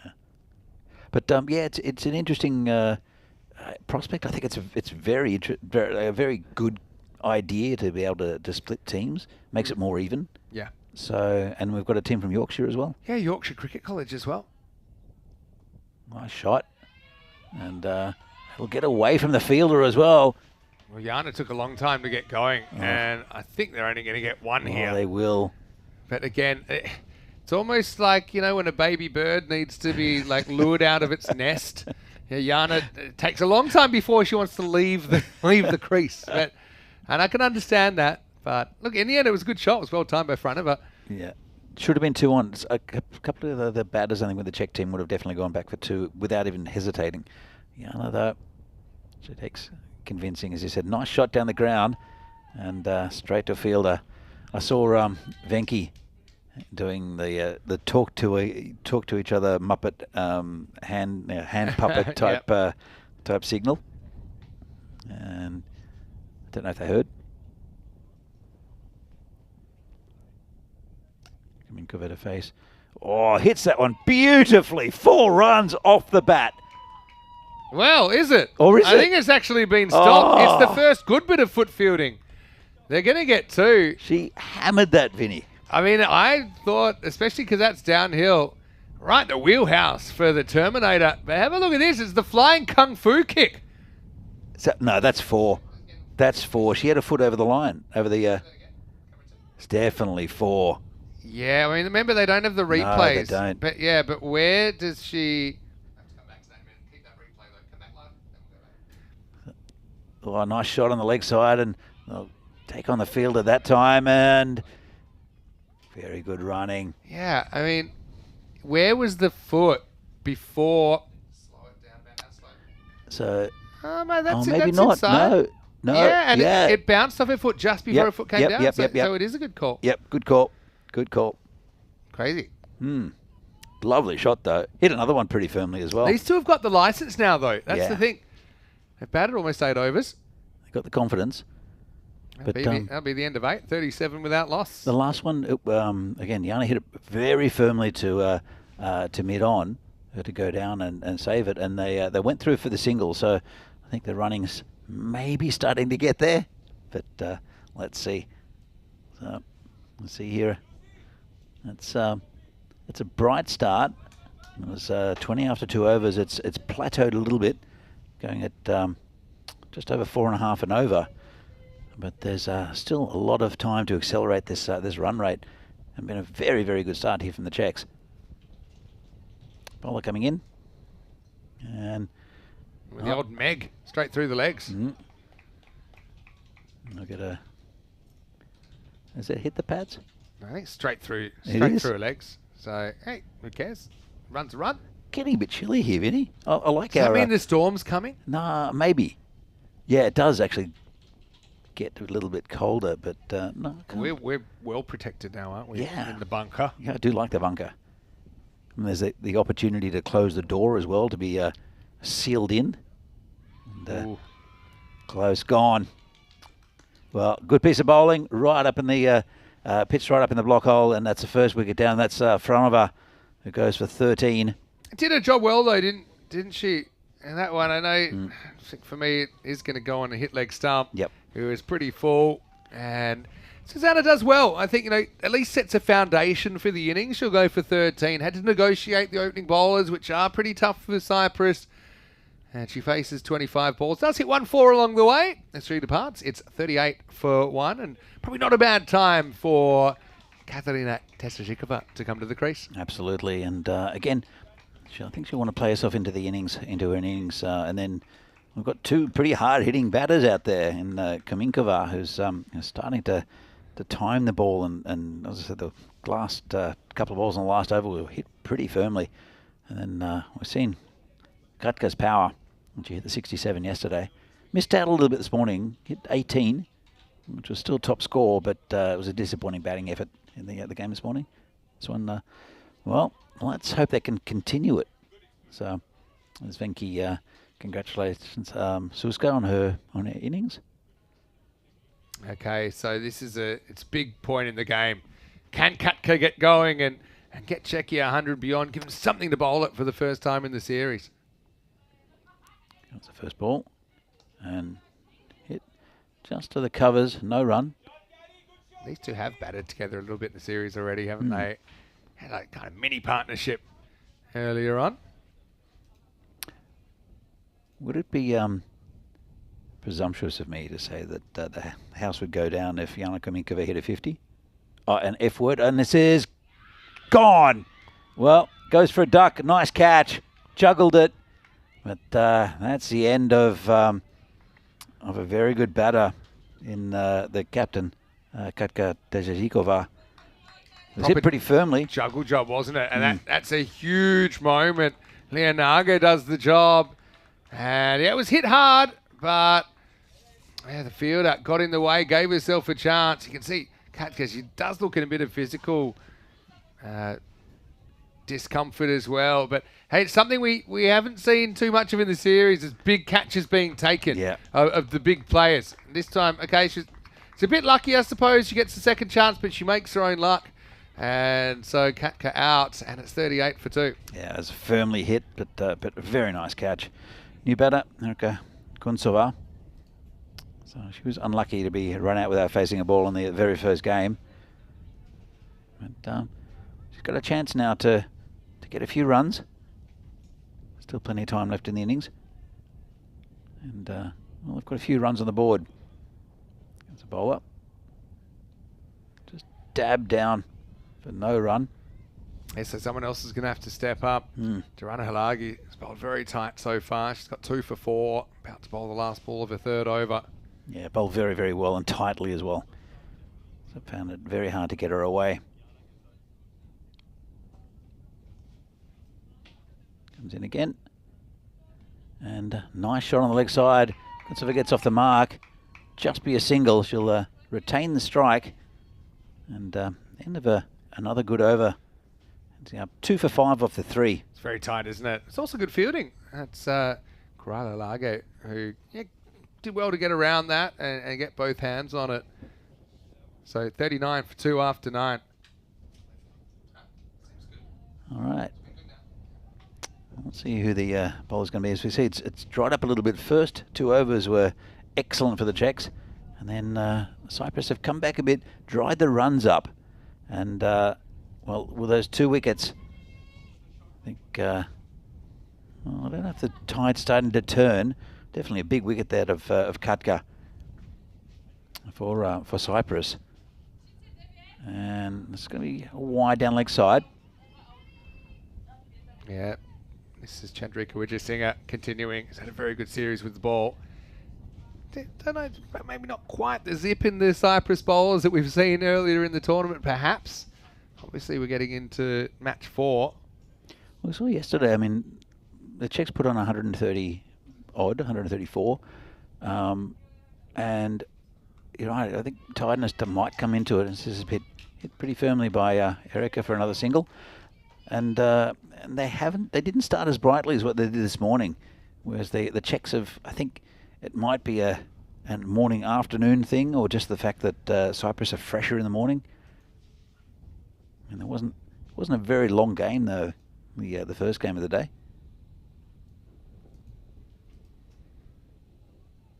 As it's Yana Kaminkova to face. There's a big swing at it, and she'll get a single there as well. Nicely timed shot to extra cover. Field back now. I wonder if I'd still have that fielder up just to not give her that easy single. Maybe try and get it a hit in the air instead. Mm. I don't think she's hit that shot in the air too much though, along through the covers. Yeah, but I'm just thinking if the fielder's up, then there's not that easy single. Yeah, true. You can build a bit of pressure. It's going to be a wide, almost a no ball. Yeah, I think just was on the surface. It's kind of eerie atmosphere, isn't it? It is a bit weird. Vinaj, we know the weather can change quickly, but it can change back quickly as well. But it's weird because sometimes when there are storms around, sometimes they completely avoid the ground. Yeah. And otherwise they just sweep through. It just depends on when the, I guess, the weather gods decide to descend on Vinaj. It's going to be called a wide again, but yeah, it is a windy place normally, and it has picked up a little bit. Not quite a Terry pickup wind moment, which is it's a famous one from 2020. Yeah, I don't know if anyone will still remember. We need to put that up again. We remind somehow. them pretty often, actually. Yeah, might have to beep a bit of it out, but it is. It'll still be, if you go to that day's footage, you'd be able to find it. Oh yeah. But with the day's footage, it's tough because there's like 8 hours or 9 hours of footage. That's what I mean. But it's like a needle in a haystack, but it's a really good needle to find if you can find it. It's during when the kids are out there. Yep. And I was out there. I was out getting a pie because Terry did ask me if I wanted to do some commentary on the kids tournament. I said no thanks, because I mean he knew the kids as well. Yeah. So that was good to see, and he was explaining all the terms. Shiroki, I think it's wide. It's another word for LBW, another term. There's a Czech term I heard. Is there? There's some letters that just don't seem to make sense, but well, it's mixed. But in a nutshell, the tent blew onto him and crushed him while he was commentating. I don't think there was a tent. Well, the whole table. The table fell. The table fell on him. Yeah. So I think the line was, the wind's really picked up here, and then he said something. And then there's another word that sort of snuck out. Yeah. Quite loudly. loudly. I would say it was a pretty forceful sneak out. He did cut his hand up. I don't know what cut. I think I don't know what landed. Everything. And he uttered the famous line, "Ow, ow! Please turn the microphone off." Well, it's worth it if you can find it. Last ball of the 10th over. I wonder if Terry's listening. Actually, he's up in Queensland now. Yeah. Still a very keen follower of Czech cricket. I'm sure he is. That's the end of the 10th over, by the way. So we're halfway through the first innings here in match 4, and Czechia, plenty of wickets in hand. They're 44 for 2 off 10. I suppose one issue is that one of those wickets is their leading run scorer of the tournament, Katka Tezhikova. Coming up tonight, don't forget we have more action in Belgium, night 6. Saturday night's all right for fighting on the cricket field over there in Zemst, their 12 Stars home ground. Beveren taking on the Warriors in doubleheader tonight, starting at 4:45 p.m. GMT, which is 6:45 in Central Europe, and 10:15 p.m. I should say in India. Phil G standing by, and if Phil G wasn't there, he'd probably be here with us. Yeah, he would be. I think he loves the night series because it involves just not doing a lot all day, which Phil is pretty good at, I think. Yeah. No offense intended. And then I know he wouldn't take offense. And then coming out at night. Yeah, look, it's just about to wake up and have a late afternoon breakfast. Probably, I'm assuming. But no, it's I think has anyone else done a night series? Of course, early on in the history. Then yes. Oh, my favourite series ever was a night series. Was it the Portugal night series with? When actually you came to join me because Rico had to go to the night series back at the start of 2021. I think it was our first ever night series. It was actually chaos. And we had Panda What Up. We had Greg the Wizard Bullock. Yep. Paul Stubbsy Stubbs. They even had these names on the fantasy dashboard, I think, at times. There was the Miranda Dragons, who made 14 for 8 off their 10 overs. There was Brad. Brad, yeah. Brad the sandpit. Yeah. In front of the that's right. Yeah, the sand pit on the field. Although I've been to that Crazy. ground now, and the sand pit is no more. Oh, no. True story. Tragedy. Anyway, Tirana Halagi to bowl out. The other thing that I remember from that is that on the first day of that tournament, there was big WC painted on the side of a wall where the toilet was, and then miraculously it disappeared the next day. Aesthetics. That was fantastic. When people needed to go to the toilet, they didn't know where to go. There was, I think there was an umpire that at one stage was standing about half a metre to the right of the stumps during that tournament and had to be replaced by somebody who came in from a different country because... Yeah, I think you're right as well. It was just everything ECN. It was perfect. I think we moved on from then. Oh, nice shot there from Yana. And that'll be 4 runs. Wow. Kaminkova is scoring freely. Beautiful shot. That was a cracking shot. This is just nothing but brute power from the Terminator. Bang. And actually, it was an aggressive fist pump at the end as well, so you know that she's fired up. Wait for it here, look. Yeah. That's what I've been thinking about the whole time. It's actually her 3rd boundary now. She moves to 17. Lovely shot. And well timed, but you're right, it was power, wasn't it? Ball comes in again. And just away from the fielder. Didn't quite time it that time. The thing is, though, she pushed the fielder back with that shot. And so now, even if that did go a little bit further, she wasn't going to get caught. But yeah, I just love it. She grips it and she rips it. She just sees the ball, hits ball. Doesn't worry about where it's going on too much. Just concentrates on trying to make good contact. Very uncomplicated style. Oh, hold on. She's a no-nonsense mum. If she was my mum, I'm making sure I'm keeping my room tidy. I'm coming to dinner when I'm meant to. I wonder if her son Misha's watching, if he's just playing cricket. I think he's probably just playing cricket. By the way, she smashed past her previous high score of 6 not out in a T20 international. This is her 8th match now. Well, 6 not out was probably the one where she hit Vukovic to the boundary. Yeah, true. Oh, this is in the air, away from the... Oh, jeez. Well, we might have a run out here. Yeah, maybe. It's very slow. Well, the throw gets away from the keeper. Kuncheva is kind of deer in the headlights there. It really should have been run out. Have a look at it. She stays deep in her crease for a long time. She's pretty quick. Well, she had to be. But if that throw's gathered by the keeper, that's an easy run out. Anyway, Yana moves to 18. She's not the biggest as Kuncheva, but she's a good athlete. She throws herself around the field, good bowler, and I think really good potential. Still very, very young as well. So, and is ideal for this team, I think. End of the over, pretty good one for the Czechs. 49 for 2 off 11. So that win predictors going up to 9% for the Czechs. So you see here, it's been pretty one-sided as far as the series goes, but you can see the improvement in the Czech team. You can also see the talent in the Cyprus team, especially I said with the bowling, but the batting's been pretty good. They've lost 2 wickets in the whole tournament, so it's they're a very solid unit. The Cyprus women's team. They all kind of do much the same though. The bowling's very consistent. Yeah. But there's very little difference between any of the bowlers. And the batting as well. I mean, I think, again, very solid.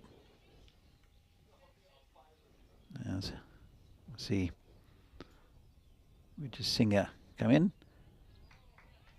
Just hitting a lot of balls in this innings, isn't she? She's got that eye, and you know, it's a big hole to cover, obviously, with Tessajikova going without scoring. 85 expected right now. I mean, it's double pretty much what they got earlier. They might be able to sneak it to 100 as well. There's still pretty much 9 overs left. It's going to be a wide. I like that backing up. If you see at the top of the screen, Erica, you know, looking to run. Just one of the things is sometimes I see players backing up well, but then kind of freaking out when the ball's hit and starting to run backwards. Yeah. The only reason you should ever do that is maybe if the ball's hit right back to the bowler or back towards your stumps. But apart from that, you're okay to kind of just stop where you are and look around and see if there's a run there or not, rather than start retreating straight away. Well, it's something that definitely can be coached. That's going to be called a wide. It can definitely be coached, but whether that's understood by players who are new to the game is another thing, and also remembered while you're out there playing. It's tricky. I mean, you look at the men's game, and a lot of the men's players we see throughout Europe have come from a tape ball background. Yeah. Where good bowling. We're running between the wickets and running with it, like turning and calling and all sorts of different things. Even in the field, I mean, how many collisions have we seen? Yeah, definitely. So it's something which is taught at a basic level, I think, when you're coached from an early age. But many of these players around Europe have never been coached. Shot. It's been hit very firmly. Tortuga. Oh. That definitely takes a bit of a hop, but the reason it does is because it gets smashed in the first place. Got a feel for the fielder here actually a little bit. She comes in, maybe over attacks, but there's one bounce about there where you can definitely see it take a right turn at Albuquerque, as you'd say, and Kaminkova moves into the 20s for the first time. Surely not the F word, Vinny. Surely not the F. We're not even halfway to an F word. But she could be the third batter in Czech women's history to hit an F word. I like your optimism when she's still 28 away from a 50, but hey, she's 22 or 35. She's hit 2 boundaries in last 2 overs, Vinny. She is must-watch TV, Jana Kaminkova. She is. Which is singer with a comeback. It's mistimed a bit. Just got away with that full toss. There is cover out there deep on the boundary, which would have probably cut off the 4. But 55 the Czechs at the moment. Again, the afternoon is much friendlier to them with the batting than the mornings. Singer comes in 18 off her so far, and that's the end. No F word for Jana, but a fantastic innings. Ends on 22. I hope everyone out there enjoyed seeing the Terminator. Well, I think Chandrika, we're just seeing her, is enjoying seeing the Terminator walking off because she gets that one right. She had a few close calls during her innings, those kind of balls near the leg stump. A couple went between her and the stumps. But Chandrika's had a very good series, gets that one right. Jana, she'll get a great reception when she comes back after contributing 22 runs. But she's the third wicket to fall, 55 for 3. Well, we saw her make a cricketing debut last year with a catch, and then she'd never played cricket before. Just there we go, give us a wave. But her son Misha is very interested in cricket and is a good cricketer. So they were looking for players that just to fill spots, basically. She came in and she's just hit 22 in an international game. Yeah, and you can see... She's undroppable, Vinny. Yeah, well, it's certainly one in my team. Anyway, Rachel Pavlichkova is the new batter. This is the first one, and that will be the end of the spell for Chandrika Wijesinghe, who'll finish 1 for 18, but does get that big wicket of Kaminkova in her 4th over. 12 overs in, Czechia, 55 for 3. Yeah, look, it's as I said, it's been very positive from the Czechs from the opening ball, and it's a pretty decent total that they're going to hopefully end up with. They've beaten 2 of the scores they've had already this in this tournament. I don't think they'll get to the 134 they had yesterday, but you never know. Look, Teresa Koltunova is yet to bat. I think she's got the pads on. And she's capable of hitting quick runs as well if she can get going. She's not been in good form in this tournament, though. Yeah, she's got to be busy. Here's Chaturani getting the ball. Oh, that's close. Not out, says the umpire. I know that Teresa's been working on a leg spin, but I think might have just... I don't know if it's just she's been out of form or just not quite practicing and batting as much. But last year, especially through the onside, she was hitting the ball beautifully. And that's the kind of delivery she was hitting. That's, again, nicely hit by... oh, this is trouble. And there's good running in the end. The throw was high, took on the fielders. And that's what these two will bring. Yeah. Well, you can see there, Kalalagi feeling that she should have done better here. The throw was okay. It was maybe a little bit high.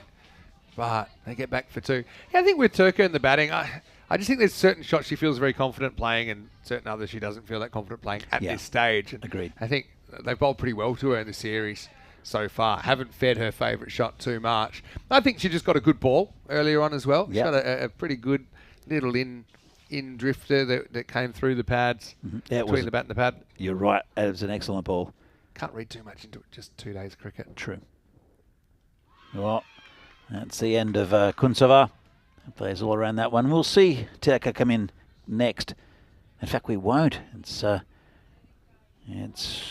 to be Pratibha Chowdhury to come out next. Yeah, I think there's a bit of a debate about who would go in there. I think Turka was ready to go. Yeah, she was. Pratibha is going to be the replacement batter. Kunsova plays a couple of nice shots in her 4, but she is wicket number 4, 58 for 4. Yep. Well, I thought if they could stay in, these two, Kunsova and also Pavlichkova, they're pretty quick between the wickets. And I think it was it Pavlichkova that ran Kunsova out in the very first game? Yeah, early in the tournament. Yeah. It seems a long time ago now. I think it was the very first wicket where Rachel just ran. Yeah, yeah. And Erica kind of just went, what are you doing? Erica was out without facing a legal delivery, you're right. But anyway, still 7.5 overs to go. Chaturani, that was a good length that she bowled, wasn't it? Now she bowls to Pratibha Chowdhury. Yeah, she's a good player. Nice shot, but picked up by Alex Taylor. I think that's a good example of running because Pavlichka was there. She was ready to run. She actually started running, but then a big loud call from Pratibha said no and gave her time to turn around. Yeah, but at least looking for a run in the first place. You can always change your mind. Chaturani coming in again, and it could be out, and dropped it. Good attempt. Thought she had it. I think maybe when her elbows hit the ground. Yeah, I don't think it's ever quite in the hands. But you see here, the non-strike is kind of in the way, but not on purpose or anything like that. And down it goes. You missed it. So Turka thought it was out, so she's running onto the field. And then when she saw that she dropped it... It's a good sign that she wants to bat, though. Yeah, she dropped her shoulders, is now brooding. Well, it's always a good sign when you've got people wanting to go out there and bat. Yeah, absolutely. The fact she wants to get out there is a good thing. She's going to bat, I guess, 7 in this lineup today. 59 the score. Only 4 wickets down. But neither of these batters have registered a run yet. This one will be the first one off the bat, I think, for these two. And remember, these two, they did run well until that run out. Yeah. Yes, that sounds funny to say, but they did run pretty well together. They're both pretty quick between the wickets. They were looking to make every possible run that they could. 60 for 4 after 13 overs. Yeah. So, what time you're leaving at I think tomorrow? I fly at about 10:30 tomorrow, so I might be able to catch a little bit I'm just checking this. Slightly later start, starts at 10. Yes, that's right. So I'll probably catch maybe the first couple of overs before I take off. Yeah. But then I think I'm actually on the same plane as Charles and Joe from here, who also come into Jersey. So I'll be in London for about 2 or 3 hour stopover, and then off to Jersey for the first time. I tell you what we started doing in France. We started playing board games. Yeah, it's been on for a while. Monopoly's been pretty good lately. What were you playing in France? So just small games, really like small fun games. I brought one called Gangster City, which I'll also bring to Jersey. And it's basically you've got to find out who committed a murder. Oh, I heard you talking about this, Rico, and it was cracking me up because he was not picking up what you're putting down. Oh, just over the top. Nice shot, actually. That could go, you know. I think it is. That is 4 runs. Nice shot there. Well, luck's a fortune. Chowdhury was dropped in the last over, but this is a classical drive on bottom hand. Just gets it over the fielder who is hovering in pretty close at cover. And then that trickles to the boundaries in front of the Scott Page bench. Nice shot. Another 4 to the total. So you, without getting into the particulars of the game, Yeah. I heard you trying to explain it, and I was kind of needling in the chat. I was like, why don't you have another go at explaining it to Rico? It's a simple game in a sense. You've got 3 different potential murderers, 3 different murder weapons, 3 different rooms, and 2 different motives. And Reminds me of Cluedo or Clue. it's similar in a way, but you've got a card in front of you that you can't see, so it's got the back's facing you, and then you just compare the cards you have, and the other people who are playing will tell you how many of the 4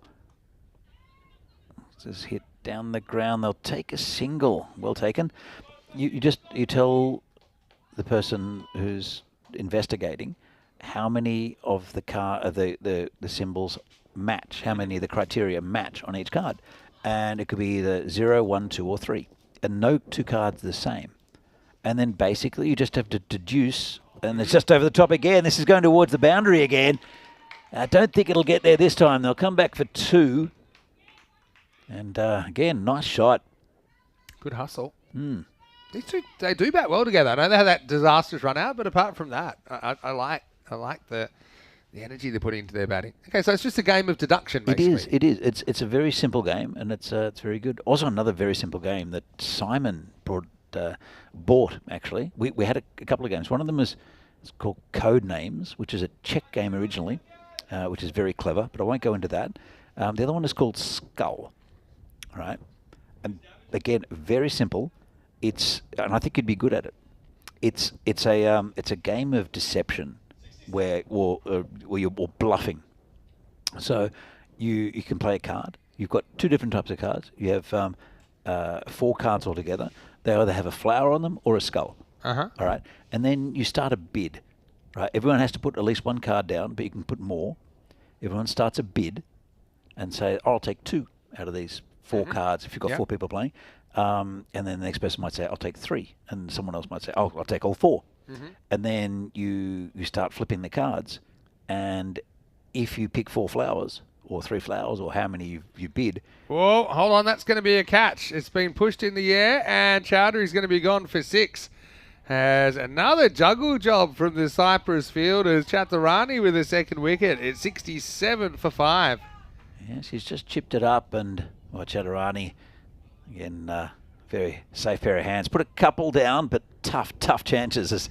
Chowdhury did play an awesome shot, though. Oh, yeah. It was already compared to Virat Kohli in the chat. her cover drive that got to the boundary last over. But in the end, you can see here, it doesn't keep this down. And it's held. I think that's Chandani Sunethra that takes the catch. It will be Delka Kultunova to come out, joining...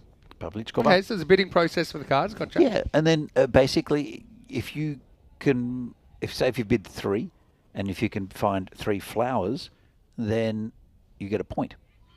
It's a shout. Close, maybe just going down the leg side. But if you pick a skull, then you lose one of your cards. All right, and basically goes around. All you need to do is to win twice. So there's you just got to win 2 rounds. But it's not that simple. I'll tell you who's really good at it and who completely blew, especially Simon's mind, is Mars. Mars really? Yeah. He's very good at bluffing, apparently. I believe that. Although Marzi, there's a history with Mars in games of deception. Yeah. We always thought he's too honest, but maybe he's just playing the long con. Yeah. Anyway, he said it was a bit of an LBW appeal, but I think it was straight off the bottom of the bat. Of Turco. It's a bit of a nervy start for her, I think. I think if she can get in and get a few runs, perhaps she can lift her team up into the 80s.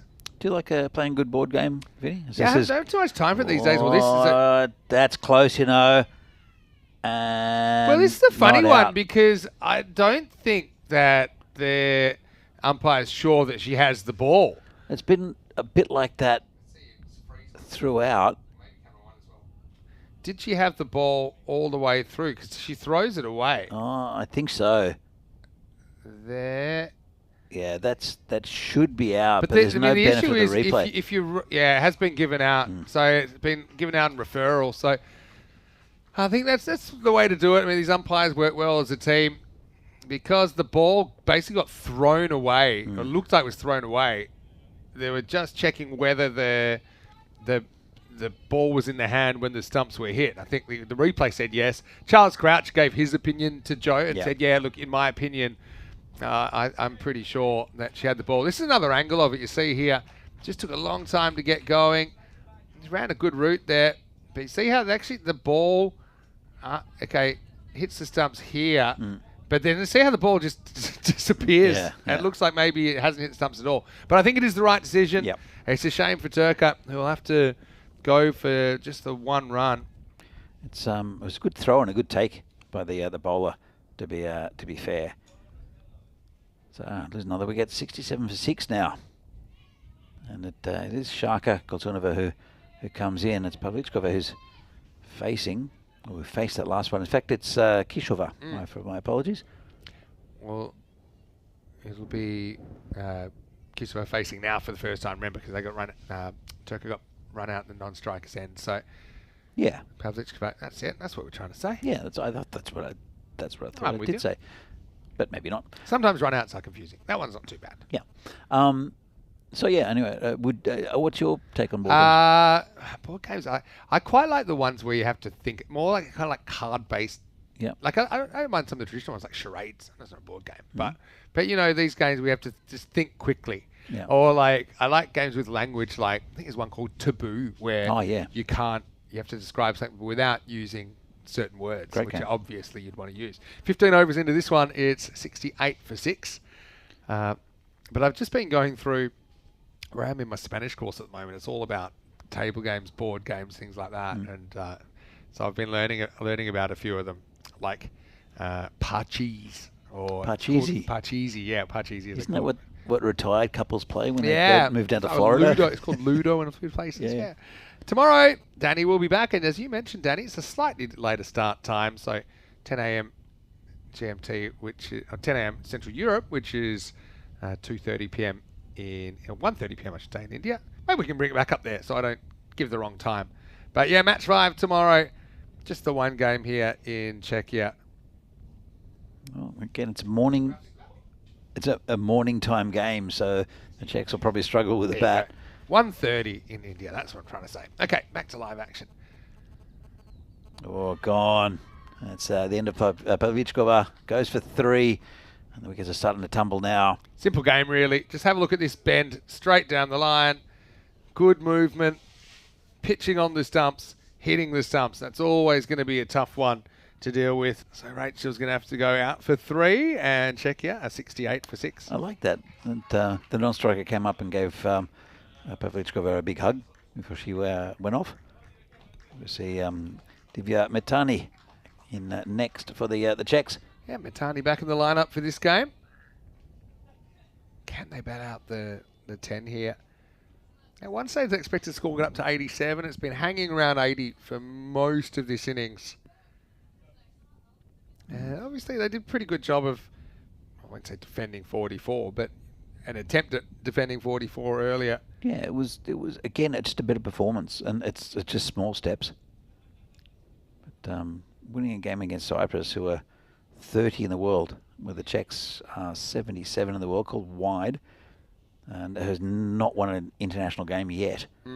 So it's tough going. Just imagine the scenes when they do win their first T20I. I mean, I've won some T10 international matches before. I know that.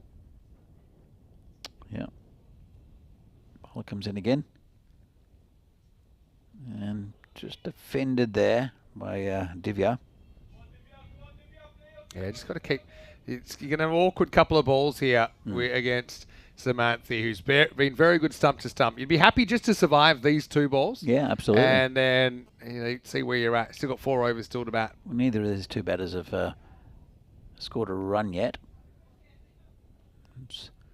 Again, just tried to play a more offensive shot, but didn't quite time it. 69 for 7. 1 ball left of this over. In fact, 2 balls left, but 2 balls left of the spell from Samantha. That's going to be a wide. So any run they can get at the moment, the Czechs, will be handy to this total. Still got 4 overs left after this. 81 expected. Can I get in the Grady 80s and deliver the performance of their lives with the ball? They'll be pretty happy with the total, I think, or the way they batted generally. Some good performances, especially from Kominkova, who had a 20, her Yeah, highest score by quite a 22 bit. was super important. It's just unfortunate a couple of the other guns haven't fired in this innings for Czechia because they had a good foundation that had been laid. But still, it'll be respectable.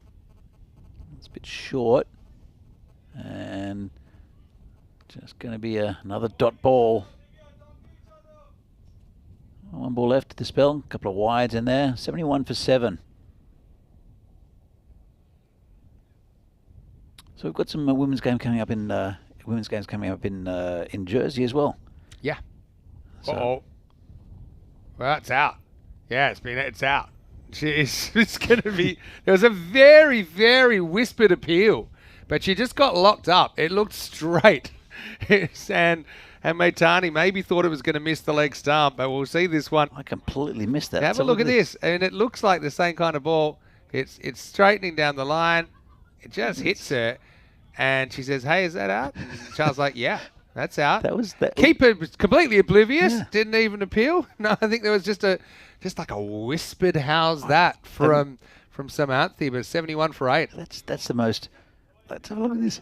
So yeah, it was hitting the stumps. No shot offered. The keeper not really giving the most vociferous. Didn't even realise it was out. She turned around and was wondering why. Well, that was unusual.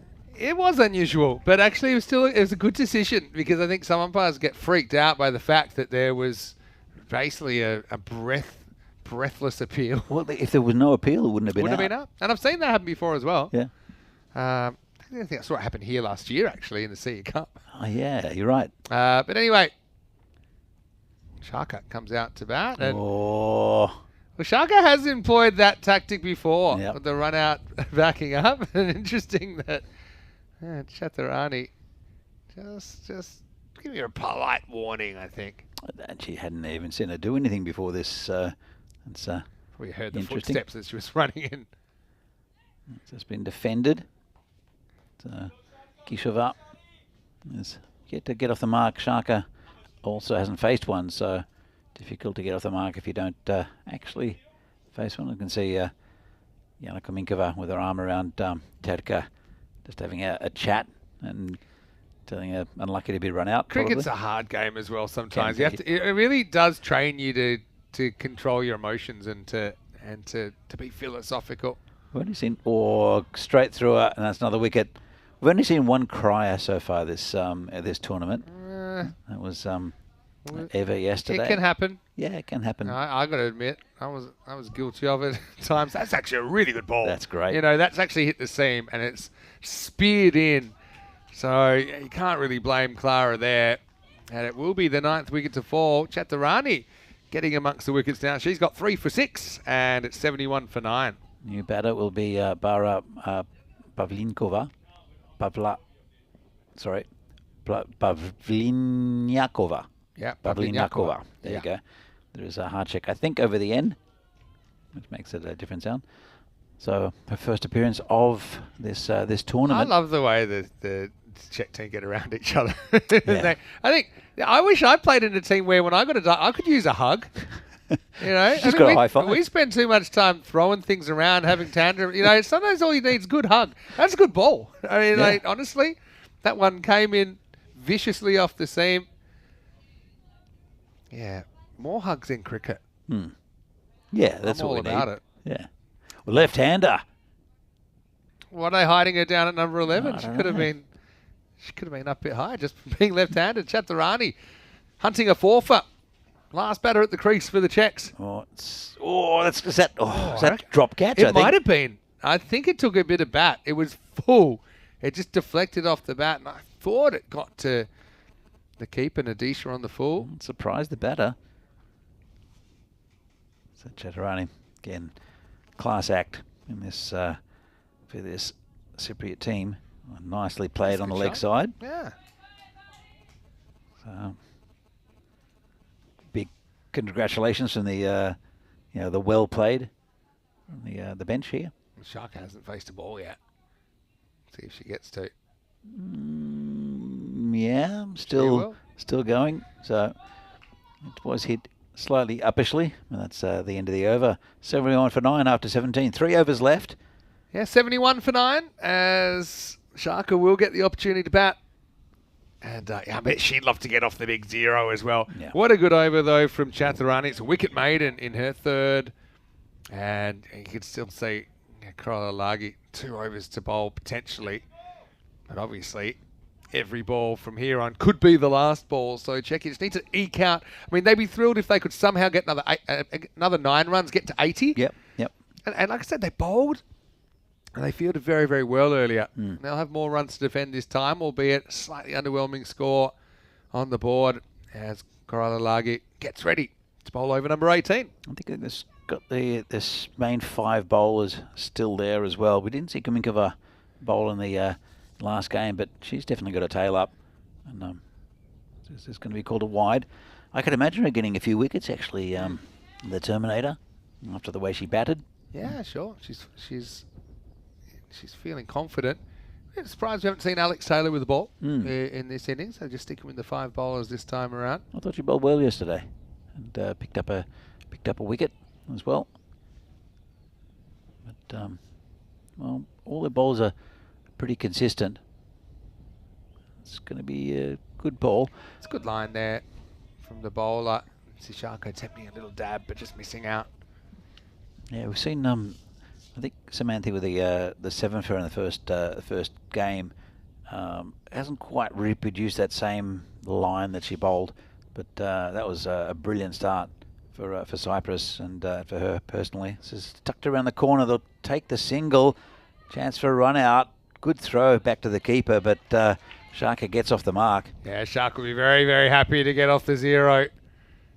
And now over to Barbara to try and score her first run. So 73 now. Given some kind of a chance, but 5%. It's not 0. It's some sort of chance. Still there. Supercomputer. Even the supercomputer can be wrong, as you mentioned the other day. Well, it's not about being wrong. It's just, well, it's sometimes things are less than 1% chance, but they still happen. Yeah. That's life. It's not very well timed. When we do so many thousands of games, and these 1 in 1,000 things, they will happen from time to time. Yeah, Appreciate them when they do. I do. I think it's great fun. But look, we're going to Jersey. We're going to see some good cricket. I think. How many ECN moments are we going to have? Oh, there'll be a few. I mean, Jersey, they brought us shirt front gate from the ECL a couple of years ago. What happened with shirt front gate? Well, Gina Brescia needed 1 run to tie, and the ball kind of came off the pad, and as they went for the run, the bowler absolutely collected the batter.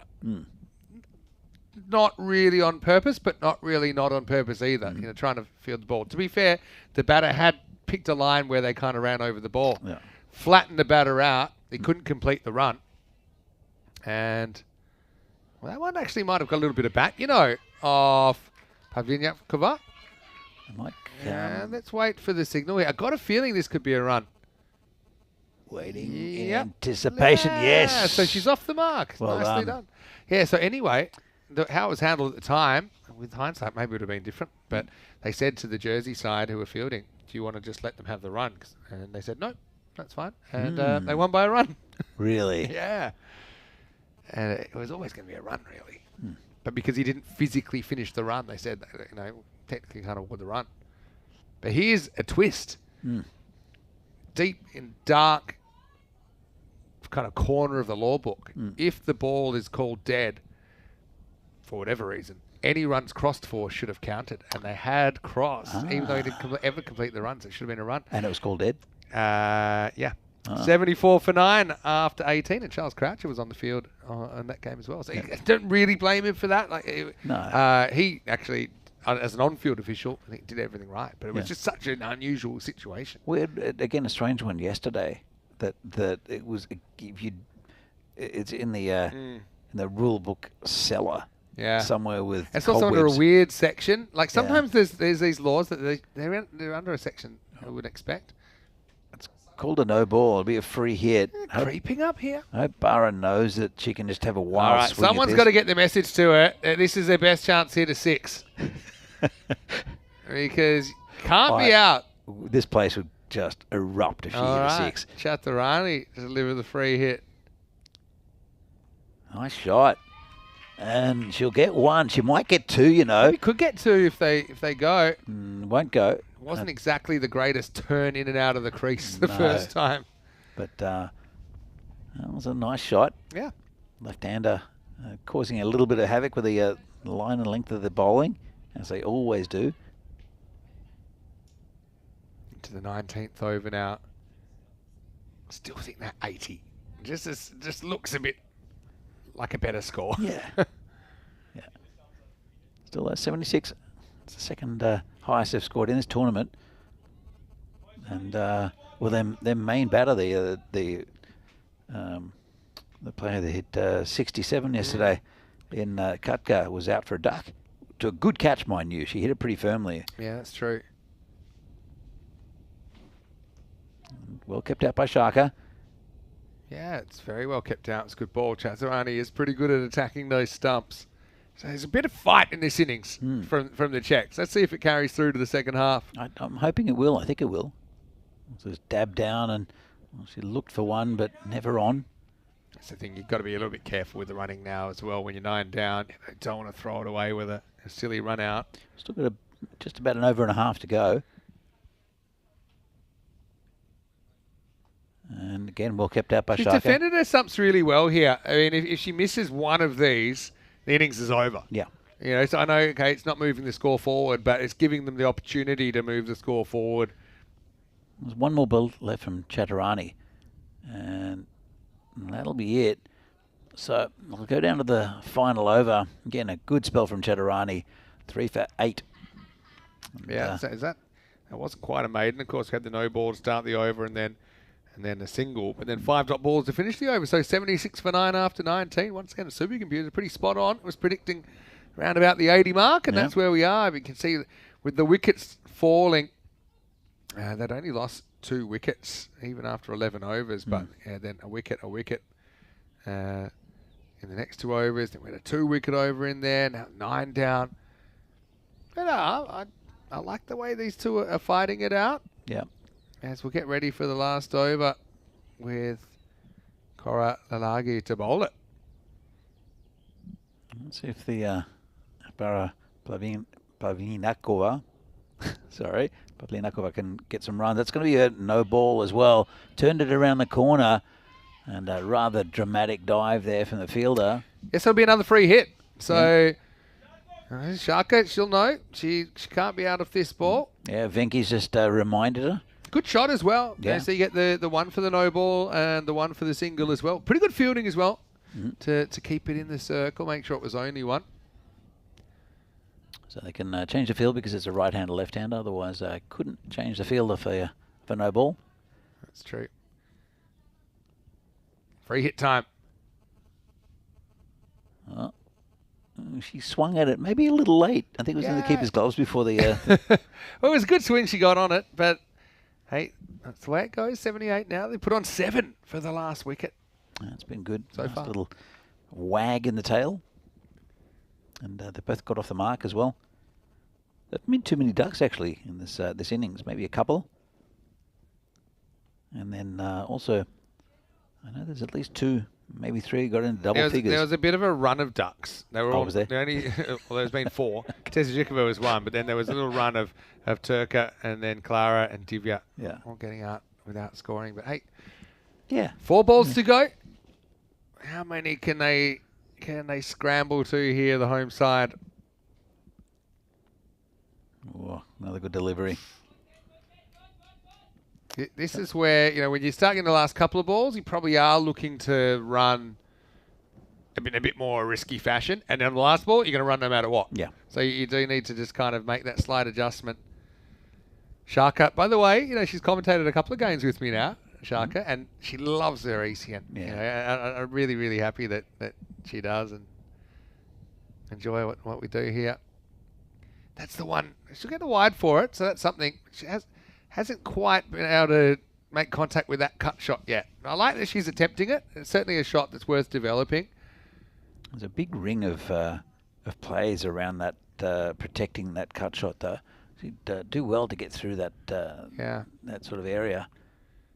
But that's a line the bowler's bowling.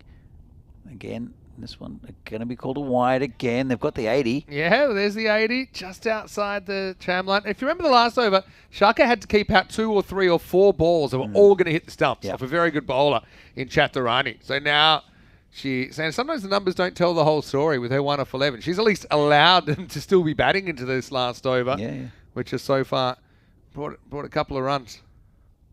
And leaves that one fair delivery. Yeah, that one just sneaks in. But you can see what she was hoping for a wide call there. Yeah, but this over so far has gone for 4. And now 2 balls to go. That gives them something to bowl at. I still think they're big underdogs, but Cyprus maybe will have a little bit more scoreboard pressure. But then also they're going to have to take some of these chances, not just create chances, but take chances, the Czechs, if they're going to have a chance of defending it. Agreed. In the very first game, they dropped a couple. There were very few chances given in the second game. Last game, there were opportunities, but nothing went to hand. It was always just in front of a field, or just unable to be able to get to it and make it a catch. All right, here we go. Last ball. So if they're smart, they'll run no matter what here, and see if they can have a bit of a chaos finish. Lagi. Not sure about Barra's experience at in a cricketing level. We'll find out. Here we go. Last ball coming up. 80 plus this for the Czechs. She hit it pretty well, and they'll get 1 out of it. They get 1, and they won't be able to look for 2. So handy little 10-run partnership for the 10th wicket. Gets the Czechs up to 81 for 9 off the 20 overs. They do bat out their 20 overs, I should say. And nice for those 2 as well to walk off, having done the hard yards. So, those 10 runs, who knows? Maybe we'll look back and it'll be a very valuable 10 runs. But now it's up to the Czech team to kind of to put up with the ball. To put the ball in dangerous places, to find that accuracy and create and take a few catches in the field if they're going to make a game of this. But early on, it was the Terminator with a breakout score of 22, opening the batting that set up this score of 81. Yeah, she batted very, very well, and I'm very happy for her, and I think we all are. But, she's got her highest score in international cricket. This was the one that thought might have been 4. It's a good piece of foot fielding on the boundary to save 2. And that was the LEW of the first wicket. But, again, and that was a big moment, wasn't it? Very big moment. Yeah, and Czechia-Cyprus has been so good in the series so far. Jana slammed this one down the ground, gave herself a little bit of a fist bump. I think there's a meme that looks a bit like that, with a kid who successfully does something. Unfortunately, this wasn't a successful swing for Kaminkova, who ended up being bowled by Chandrika for 22. Did hit 4 fours in her innings. Then there was a little bit of a cascading effect down the order. Chowdhury did hit 1 4. It was a very nice looking 4 as well, but was caught soon after. And then Turka just a little bit slow to get going, and it cost her on the back end as she was run out without scoring. So then you worried that they were going to get kind of rock and rolled. And at one stage, they'd basically gotten all the way down to 71 for 9. But a little cheeky 10-run partnership, unbroken partnership for the last wicket, sees the home side up to 81 off their 20 overs. Well, it's certainly an improvement in application. As you can see, both Franova and Kaminkova hitting double figures. It was a good innings from Susanna Franova right at the top, 13 of 25. But the story is Jana Kaminkova, the Terminator, 22 off 37. And you're right about the Ducks. But good little late flurry. Just didn't maybe notice them because the game went so quickly. 3 for 8, including a maiden for Chaturani. 2 wickets for Samanthi and Aisha. And Chandrika were just out with 1 wicket there. And also Lagi not doing too much wrong. 4 overs, none for 16. So yeah, I suppose that was the kind of innings. There was a foundation that was built and they didn't really capitalise on it. Yep. But the fact there was a foundation means it's not a really uncompetitive score, like a couple of the innings so far in the series. So 81 on the board. Cyprus will chase 82 to go 4-0 up in the series. Or can this be a memorable win for Czechia? It would be their first win ever in a T20 international women's match. Vinny Sander here, Mr. Maximo with Danny Hudacek. We'll take a break and see you the other side of it for the exciting conclusion of day 2 right here in Czechia in this T20I series.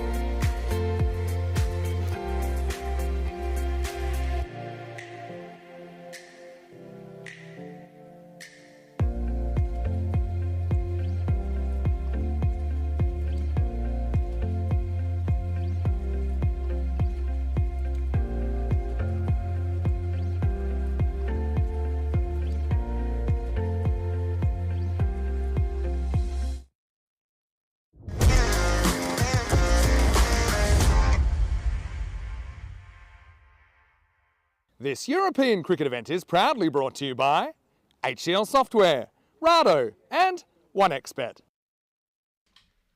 Hello and welcome back to the Vintage Cricket Ground here just outside Prague in Czechia, where we're getting ready for the second half of match number 4 in this bilateral T20IW between Czechia and Cyprus. Czechia have put some runs on the board. 81 for 9 off their 20 overs. Cyprus need 82 in their 20 overs to take a 4-0 lead in the series. Winning sound to him is Maximo. Danny Hudacek has just stepped out for a little bit because I've got a special guest commentator, and I think I might have had him on with me before, but someone I know really well. It's the head and the brains behind the Cricket Academy. I'm probably not saying that right. The Cricket Academy here in Czechia. Chris Pearce. Now, Chris, welcome to the commentary box. Close enough, and thanks for having us. Can you say, because your Czech's actually pretty good now, because I have heard you, a lot of your instruction you do in Czech, right? Exactly. So how would you say it? Cricketova Akademia. Okay. Cricketova Akademia Czechia. Sounds better the way. The KACR. I know I've seen that. Gotcha. Exactly. That's written. And actually, it's one of your alumni, if you want to call it. There's Sharko, who's going to open the bowling here. But yeah, we'll be able to talk a little bit about it. But if anyone has any questions for Chris, I'm going to ask them to put it in the chat right now. But yeah, Sharko has her 16th birthday actually coming up in a couple of days. She's going to open the bowling. This is the first one down the leg side. So just tell us a little bit about the academy for some people that might not be aware. Yeah, so we've been running for almost 10 years now, focused on growing cricket among kids in the Czech Republic. Started basically trying to do the English system, creating clubs, but unfortunately it didn't really work that way here. And we, through a little bit of luck, we've managed to get into a few schools, and we started doing after-school clubs, or they're called Kroužky here. And then things have essentially built on from that. We went from maybe having, 10, 15 kids to having 200 and something in a very short space of time. It's a good comeback from Sharka, second ball. Gets that one past Tirana Halagi, who's coming off back-to-back 50s yesterday. And then unfortunately we had the COVID hit, which was a big kick in the teeth for us. We lost a lot of players there. But thankfully things have kind of picked back up again, and we've got 4 groups playing. I'm just amazed how many kids I see coming through every time I'm here anyway. As this is a full toss, it's going to be whacked away to the boundary. That's well hit, but Sharka should be disappointed. That one did get lost down the leg side, and the result's the first boundary of the second innings. So yeah, how many kids would you say are involved right now in the program? Somewhere around 300 plus minus. It really and that's ranging everything from softballers in schools up to what basically you've probably seen today. We've got. So we saw a little bit of you guys in the break when the field was free on the main field. But I know there's a second field here, the Banks field, which you've been using today. And just run us through what your day is like today, because I think I have a long day, and I do. But I think it's amazing what you're doing. So yeah, I mean, we've got 4 groups today. We've got the under 11 boys, or under 9, under 11 boys, and under 13 girls, going for what's that, about 2.5 hours. It was a lovely shot again, by the way. Lovely shot. But yeah, again, just a fraction too short, bit of an overcorrection there. But it's very fast outfield here at Vinaj, even at this time of the year, and it goes for 4. So say that again. So you started. What time did you get here, for example, today? Around 8. 8 in the morning. 8 in the morning, yeah. And so Saturday. set up for the first group. 2.5 hours. It's a 16 over pairs game. Second group started around 11. Same thing, 16 over pairs game. That's the under 13 boys, under 15 girls. And then the group that's running right now is the under 15 boys and under 19 girls combined. It's pretty close. Is it going over the top? No, it's gone. It's going to be out. She was a long way back there. And so Tirana Halagi, the first time in the series we've seen her actually get out, and Sharka with the perfect comeback. The only question here is height. But you see, she's right back on her stumps. This will be an interesting one from side on. Nice and slow. It's touching. We don't really see the stumps there, but I think what you would say, she was a long way back. Maybe a 50-50 call, but it goes towards the Czechs. And Cyprus lost first wicket, 9 for 1. I'll be in Czech. Oh, come on, that's definitely out. Well, yeah, I'm pretty checked out. I don't think the battle likes it. But I suppose, look, she missed the ball. And so you always put yourself in the lap of the gods. I mean, it does hit her above the pad. So we'll say that. But if you actually look at how tall her pads are compared to the stumps. I think that's gone. Yeah, I mean, it only has to hit a little bit of the bails as well. And I think it moved away off the pitch as well now. Like as it landed, I think it moved away nicely. Good ball from Sharka there. Yeah, so Sharka.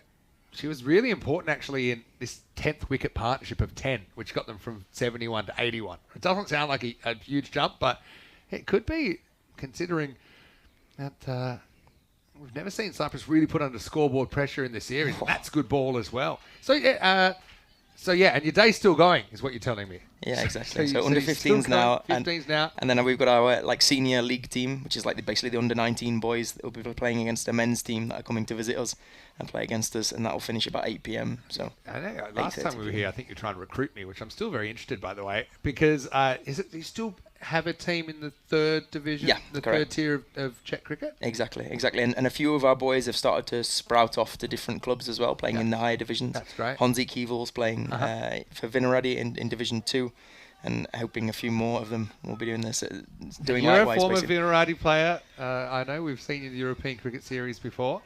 But yeah, no, I just want to say well done. And Renata, of course. And I was curious about, I see Renata going around and actually working really hard in the program as well. I was just curious if that was an easy sell or not. Is this going to be a wide start in the over? Rachel Pavlichkova bowling over number 2. But with Renata, does she have a natural love for cricket, or is it kind of acquired through you? Well, I mean, she hadn't heard of cricket before we got together. But in the early days of us being together, I'd be lying on the sofa on a Saturday afternoon with a test match on, and she just fell in love with it. That's so great. started from the purest form of the game, I guess you could say. Sure. And built up from there. And now, I mean, she's definitely the brain behind what we do. Like I claim all the glory because I'm the one doing the coaching. But I mean, she's really the organisational mastermind behind it. You guys are a great team, honestly. And even in my time when I haven't been doing ECN things, if there's something on, I know I've seen you in the city before, and I'm just in awe of what you do. And I know how hard it is, honestly. Anyway, this actually hits a bit of the seam and actually going to go for a while. Chatharani's a really good player. She's the Cyprus captain. She's facing up. She was able to score a 50 yesterday, so her second 50 in T20I cricket. But she's got Tamara Da Silva with her, who hasn't batted so much in the series. She batted a little bit earlier on. She's actually done the keeping most of the weekend, but isn't keeping this game. Rachel's come along with the ball as well, I think. And this one comes out as a full toss, gets hammered, and that's going to be 4. It's going to run down the hill. So just a slight mistake. Chatharani's good player, puts it away. Just that increase in pace comes off the bat nicely, right? Yeah. This is pretty close to the middle of the bat, off the skip up. So, yeah, the other thing that it's hard to explain to people, but I see a few programs around, and everyone just does their best, and that's great. But you are coaching the kids at a good level. So it's not just here's a bat, here's a ball, have fun. You're actually working on specific skills to try and turn them into cricketers and try and get that foundation, which I suppose a lot of cricketers in European cricket, even the ones that grew up in cricket playing countries like India, Pakistan, they don't always have that foundation in the fundamentals, right? But that's something you do really well. So I've even seen you have a line that you put on the pitch, say, like today we're practicing driving, so everyone's got a bowl fuller than this line, otherwise it's a no ball, and things like that. It's quite amazing. Exactly. I mean, take my hats off. Oh dear, that didn't quite go right. Take my hats off to ICC, their new coaching qualifications. I think, to be honest, she's just kind of lost her run and she's just gone through with it. And I think you've got to give this a no ball because the arm comes over. I don't think I've ever quite seen anything like this. And Rachel's actually, I think she's been the most consistent of the boss. They're going to give this a dead ball, maybe a bit generous. She thinks it's hilarious. She said, I really should have bailed out of there because she almost bowled off the wrong foot. Anyway, shame we won't see that again. And Da Silva faces up, probably doesn't know what's coming next. There's the more traditional delivery, or this one just a little bit outside of the line. So what sort of things would you be working on with kids at different levels? Like give an example at each level that you talked about, say like 9s, 11s, 13s, or just any examples of specific things that you're trying to instill in the kids. So starting at the real base level, we'll be looking at trying to get their body motion going through the ball, basically. So looking at getting that front arm being used well, pointing everything towards the target, specifically in the bowling. Then from the batting side, maybe looking at get their head in the direction that the ball's going to go, that bat going through the same line. And then as you progress up the levels, you'd be wanting them to put more energy into the run-up. So you'd look at a bit more running technique and how they can get more energy through into and through the crease. Yeah. As you're seeing with Raquel now, like a couple of years ago, Raquel's run-up didn't look like this. There wasn't that build-up of pace and energy going into the ball. And now, oh dear. Yeah, she's got quite a good rhythmic run. I mean, if you're going to missing off stumps, probably the way to go. I know she's just missed her line there. But like I said, she bowled really well. She took the first wicket of the series in match 1 yesterday. And yeah, I mean, I'm I'm gobsmacked with the amount of improvement I've seen in such a short time in the women's game, not just in Czechia, but across Europe now. It's obviously a real focus. We have the ECCW now, which is the Euros of Cricket for women, which has gone from 5 countries to 10 and now 15 this year. And Czechia have been involved in the second edition. They'll be involved in the emerging division this year as well. But yeah, do you ever sit back and just be quietly satisfied of what you've created? Because it's tough because you're so busy with it. But honestly, I can tell you, it's sensational. Not really. We're not there yet. Like, we just keep pushing forwards. But I actually wanted to mention something about how the work that you guys are doing with the women's game and how much it's helping in terms of visibility and getting a nice shot again. Got to get down to this one. Does. Nice, Erica. Yeah, and go on. Good throwing arm as well. You know, if that had hit, it would be pretty tight at the bowler's end. They do get back for 2. So there was the competition last year where the Czech team were short a few players through injuries and things. They were a few players short. So we ended up going to the mums of our players and just trying to get at the last minute some players in, just to essentially fulfill the numbers. And essentially we built an entire team based on that. So I've heard this. So they catch a mums club. The mum squad. I've got their T-shirt on today as well. I don't know if there's a camera. We don't show me. I'd love to see it. Oh, I love catch a it. mums club T-shirt. So I love the logo.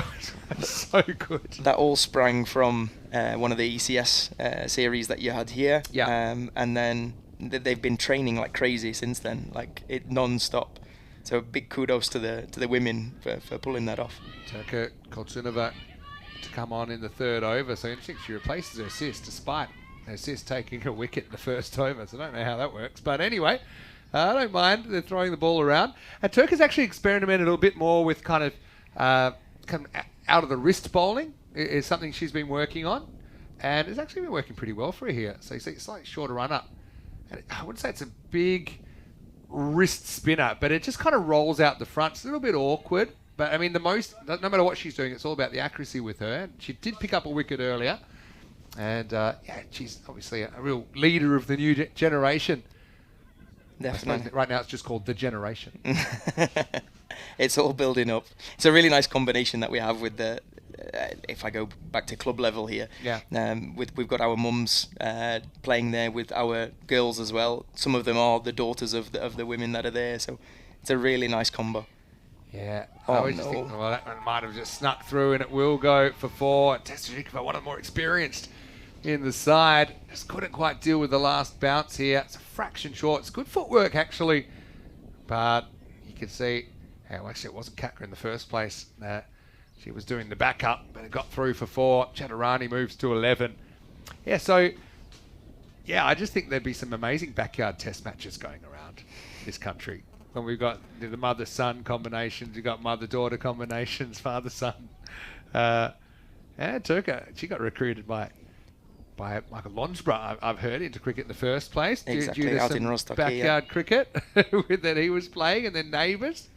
And Turka, she did have the captaincy last year, but I think at this stage I'm happy just to see her play and not to have those extra responsibilities on her mind. I mean, she's not even 18 yet, but she became one of the youngest captains in world sport actually at that stage. Well, from what I've been following, Katka's been doing a great job this weekend. Got 60 odd, I think, as well on Friday. Yeah, she hit knock. 67 last night, and it was a good night. It was a really good night. Unfortunately, today she went for a duck in this game. But I suppose it's been a positive for both sides that there's been lots of contributors at different times. But obviously, in this game, they had a good foundation built. Katka going for a duck probably has held them back from scoring 100 and plenty. This one, it does drop, but I don't think it does drop in time. Chaturani be a bit annoyed that she doesn't put it away. So, Turka's become almost a bit of like a flight bowler in that she gets above the eye line, and then you can see actually it was hit her in the knee in the end. It dropped a lot. Oh, that was off the glove, I think, and almost looped to the keeper. It's you can see just kind of a bit of a messy sweep from Chaturani. He's a big wicket here. See here, just off the glove. The keeper was maybe a fraction too far back to make a play on it. You'd be diving forward for that one, haven't you? 100%. But anyway, that'll be the end of the over. Pretty entertaining one. Cyprus tracking well in the chase, though, at the moment. They're 31 for 1 after 3. So, hey, with all of this, and I know you went to UK, right? I think one year when we were here, you were off doing was it level 3 coaching? Yeah, exactly. Yeah. Which I think is like the top level. Are there more levels? No, there's one more. From the ECB, there's a level 4. Is there? But I've recently... Is that where they give you the secret, I think so, the yeah. secrets of the game? That's where you learn the secret handshake, exactly. But the ICC have got their own courses going now for like countries outside of obviously UK, Australia and India. Yeah. And there's 3 levels to that one. And just recently I found out that I've been accepted onto the level 3. So I'll be going off to Bahrain at the end of this month. Bahrain, really? Yeah, exactly. Well, that's great. It's a hard life, right? Yeah, but I mean, it's great that you're able, and you do it so well. I think you're a well-liked figure in the cricket community, especially these new players. You're building a bridge to a whole untapped resource. There are some pretty cool Czech cricket stories. I mean, Martin Verndal's been playing for the national team. As this is well picked up. Good fielding. It wouldn't be any chance of run there. And I don't think he played until he was kind of his late teens, but he had a golf background, and he's quite an interesting one. He learned to play cricket left-handed because he didn't want to mess up his golf. He's not even left-handed, but he got a bit obsessed with it. He's playing cricket in the UK now in the club game, and he even has to be told now, you can play a slog shot now and then. He likes to play very correctly. The academy follows him on Instagram, so we get to see his training videos and stuff. It's classic. A great lovely guy. tash to go with it as well. And even that ability to speak, speaking Czech and speaking to others about cricket, and just explaining in a way that someone that isn't a native speaker is able. Sharka's been switched around to the top end now. That one gets through, and it gets through Chaudhry, who's got the keeping gloves in this game as well. So. Yeah, it's tough because it's a work in progress for you, and you're probably hungry to keep doing what you're doing. But where do you see it in 10 years? Like, where do you think the game's? Where would you like it to be in 10 years, for example? I'd really like us to be sort of qualifying for the ICC events, like the qualifiers at least. Like I think it's 10 under-19 teams that you'd need to have playing hardball cricket to be qualifying. So I'd expect in 10 years. For that to be the case. That's a good target. But I think on top of that, we're very much 2-city based. So we're based around Prague and in Brno, the cricket as a whole here. Oh, shot. Square of the wicket. That's going to run away for 4. It's a fraction too short from Sharka that time. Chaturani making light work of this target at the moment. Small margin for error when you're bowling to good players. It's a completely different ball game. Kind of top 3 versus the rest, I think, in this Cyprus lineup. Chaturani smashes it to the boundary. Yeah, I didn't know about the under-19s, but that's a very good kind of medium-term target, isn't it, to shoot for? Yeah, I mean, we've pretty much got 2 teams at the moment at that level, so getting that up to 10 would be great, but also getting out to the other cities as well is going to be important. We've had teams in ECS, we've had teams from Ostrava before, we've had teams from Pulzen before, but it's tough because maybe the infrastructure's not there within those cities to continue a higher level program. Well, I think you've just hit the nail on the head there. It's the infrastructure is the massive issue in getting out there.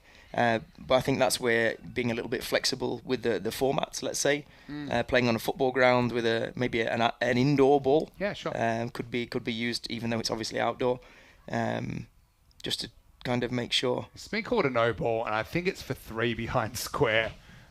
Just the way that Charles is pointing. I think the fielder who's now in front of square wasn't. So the old bodyline era, no ball coming in. So this will be a free hit. And it is hit, ironically, just in front of square where the foot fielding's done. And I've got to say, Chris, I'm not a grumpy kind of guy. But, it's come off the stumps, and that's going to be an overthrow. No way. Wasting the direct hits. But, the foot fielding is something that gets me. I think at this level now, they're playing a lot. They're practicing a lot. And it's just something yesterday, the foot fielding, it costs a lot of runs. Let's say I'm not a fan. We actually had one of the kids last week who got one quite strongly on the ankle. That's probably the natural deterrent. Yeah, I think he's going to be doing a lot more hand fielding from now on. Yeah, God gave you hands for a reason. End of the 4th over here. It's 39 for 1. Vinny Sander here, Mr. Maximo, with Chris Pearce from the Academy, who runs along with his wife Renata. And you must have a few coaches now. You know, the coaching staff must be growing in the academy as well, right? Yeah, we've got, I don't know, actually 6, 7, 8 coaches, something like that. And we've probably got about the same in the back office team behind it. It's amazing how much work goes into organising these school visits and all. So tell me about a school. I'm curious to dig a bit deeper into like a school visit. So you go to a school, maybe let's say it's your first time at this school. What's the pitch? You know, well, I mean, the pitch has been done long before I get to visit. The girls have the hardest job because they have to pick up the phone and try and convince the schools. Yeah. Okay, so once you get in front of the kids, though, explain. I'm fascinated because this is a different world for me, right? Turco comes back. This isn't the greatest ball down the leg side. We called a wide. Yeah, I mean, when we first started doing it, the introduction, because there's a lot of rules in cricket, the introduction was a really long one, and then by the time you finish the introduction, the kids are asleep, and they're not really interested. Yeah. So we kind of get the A game of some form started within 2 minutes. Yeah. Smart. All right, it's in the air, catching opportunity, and it goes down. And then it gets flicked away. So Turco could have had a wicket there. We'll check it on the replay. It was upish. Wasn't the cleanest of contact. But that's Franovo, who doesn't have the gloves this time around. He puts it down. We'll see the comeback ball here. Pretty good one. Okay, so yeah, we're just talking about the fact that, and it does make sense for kids, low attention span. You know, some of my crew commentators, not Danny, but some others remain nameless. Corey. Is a low attention span individual, so I've got some experience. So yeah, so you just get them in playing. So you don't over explain. So what do you? So like from the very beginning, you wouldn't even have something like catching from the air as part of the game. Yeah. That essentially the batter has to hit the ball. If they hit it, they run. Yeah. If they miss it, they're out, and the next one comes in. Simple. And everybody else is a fielder, and they have to get it back to the teacher or the coach as quickly as they can. And if you explain it like that, you can start within 2 minutes. Yeah. Easy. And then as the session's going, you add in catching from the air, you add in some back wall boundaries or something like that, and just add in the rules as you go along. Gets them involved. And then we kind of do a first round with them, so everybody gets to try. Our slogan is "Laska na první odpal," which means love at the first hit. So we make sure that beautiful. everybody gets a go. I love that. And then at the very end, we'll do, even if it's like a class of 30 kids, we'll do like a 2 or 3 minute innings for each team, so they get the competitive juices flowing as well, and then they're hooked. Okay, so that whole thing, how long is that? 45 minutes. 45 minutes, wow. Yeah. It's funny because, our T10 innings are all 45 minutes, so just to think what you might achieve in that period of time might kind of plant the seeds that will turn into something that will last in a lifetime of love for cricket, because it is a kind of, when you get hooked on cricket, it does tend to stay with you. And even if you might journey away from the game, it has a way of pulling you back. Well, I mean, some of the kids that will be coming to play in the adult game at 5 o'clock picked up the game at 6, 7 years old. They're now 16, 17 years old. So. And then you'd meet a lot of parents then, because I see so many parents here today. And what are some of your conversations with them like? They must just say, "Oh, I didn't know it was a sport. I didn't really know what it was." Let's say the conversations develop over time. Yeah. At the very beginning, sometimes they ask us if we provide the horses, or I love that. If they're allowed to jump into the water, which are our favourite ones. Well, I'm just noticing that's the end of the 5th over, so it's 43 for 1. The rain's coming down, and that is the minimum 5 overs to constitute a game. Chris, I'm going to let you get back to it, just as the rain's coming down. You probably need to. Cool. But thank you so much for joining us again. And I want to say, honestly, you're a sensational ambassador for European cricket, not just Czech cricket. Wish you all the best for the program, and hopefully speak to you again next time we're here next month, okay? Cheers, mate. Thanks for having us. Chris Pearce from the KACR. Now, well, they are coming off, actually. They are coming off. And slight rain at the moment. I suppose I can't tell because I'm in the bunker. Danny Hudacek comes back. This is what's happening in Malta right now.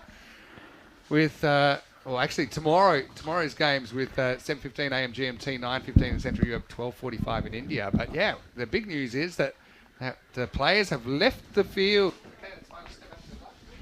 with the rain coming down. Potential storm on the cards here. So.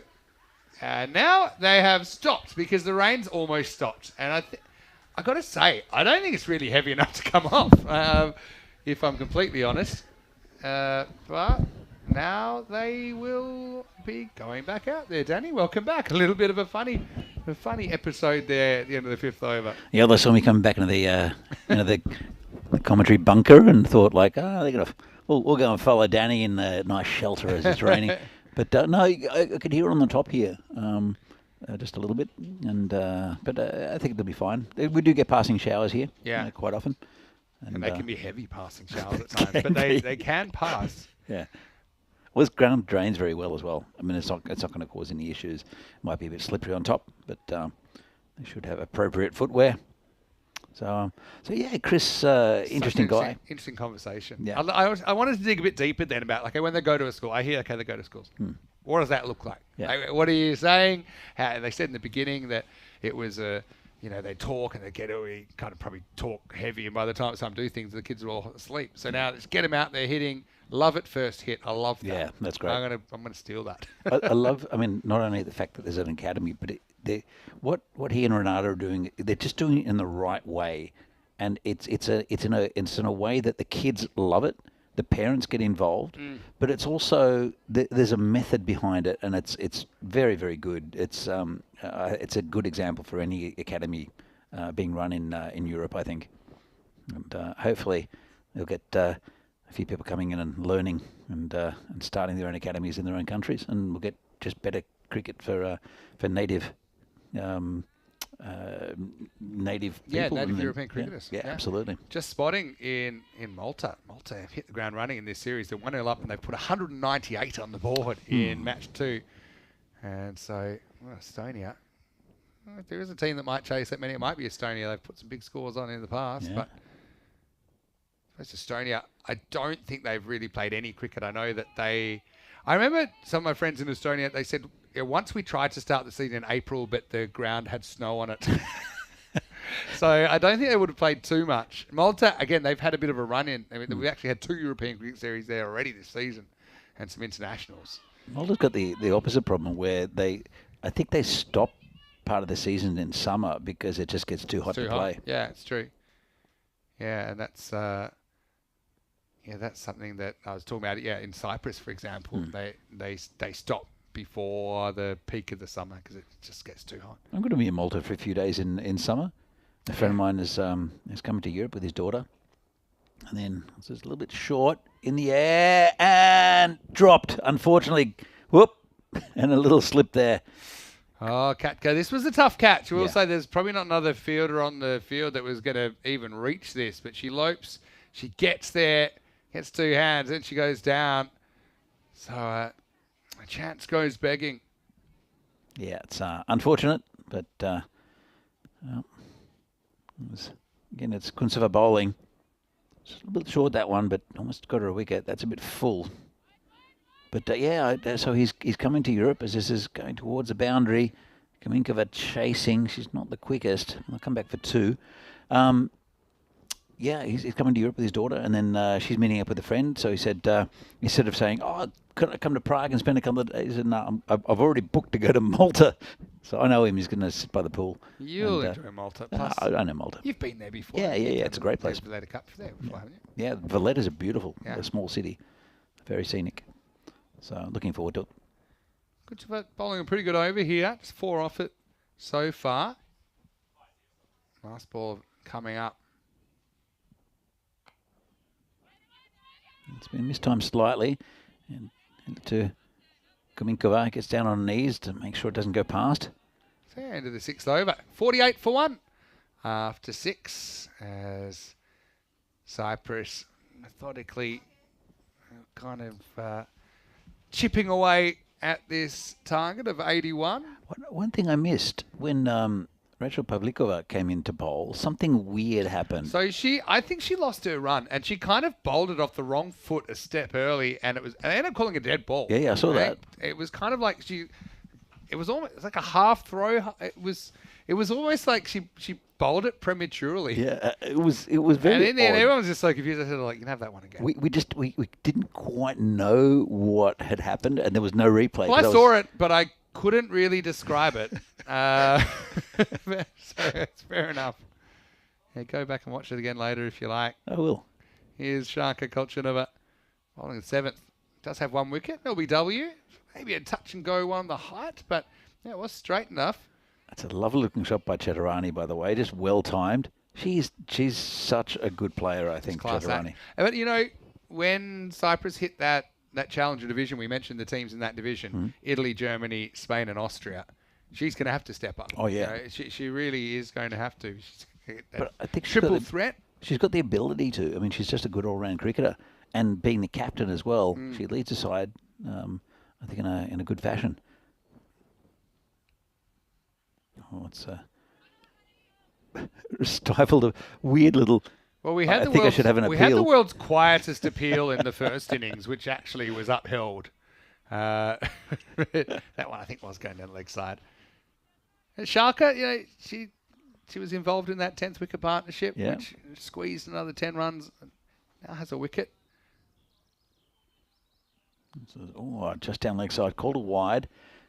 And, well, everything down leg side is a wide pretty much. So...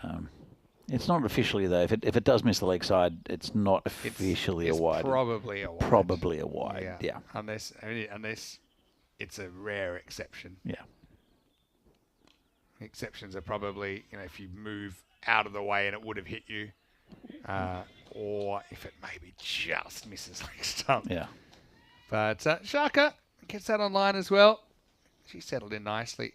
Have you noticed the agricultural smell in the air? I did notice it when I was on the way up to the golf club. Yeah, I think it's a very nice way of putting it. Yeah, I don't mind it, to be honest. It just shows that there's agriculture around, and I don't see any cows, but that's the kind of smell you'll get. I think it's going from the golf course, but there are fields all around. I really don't know what they're growing in the field in the front pasture.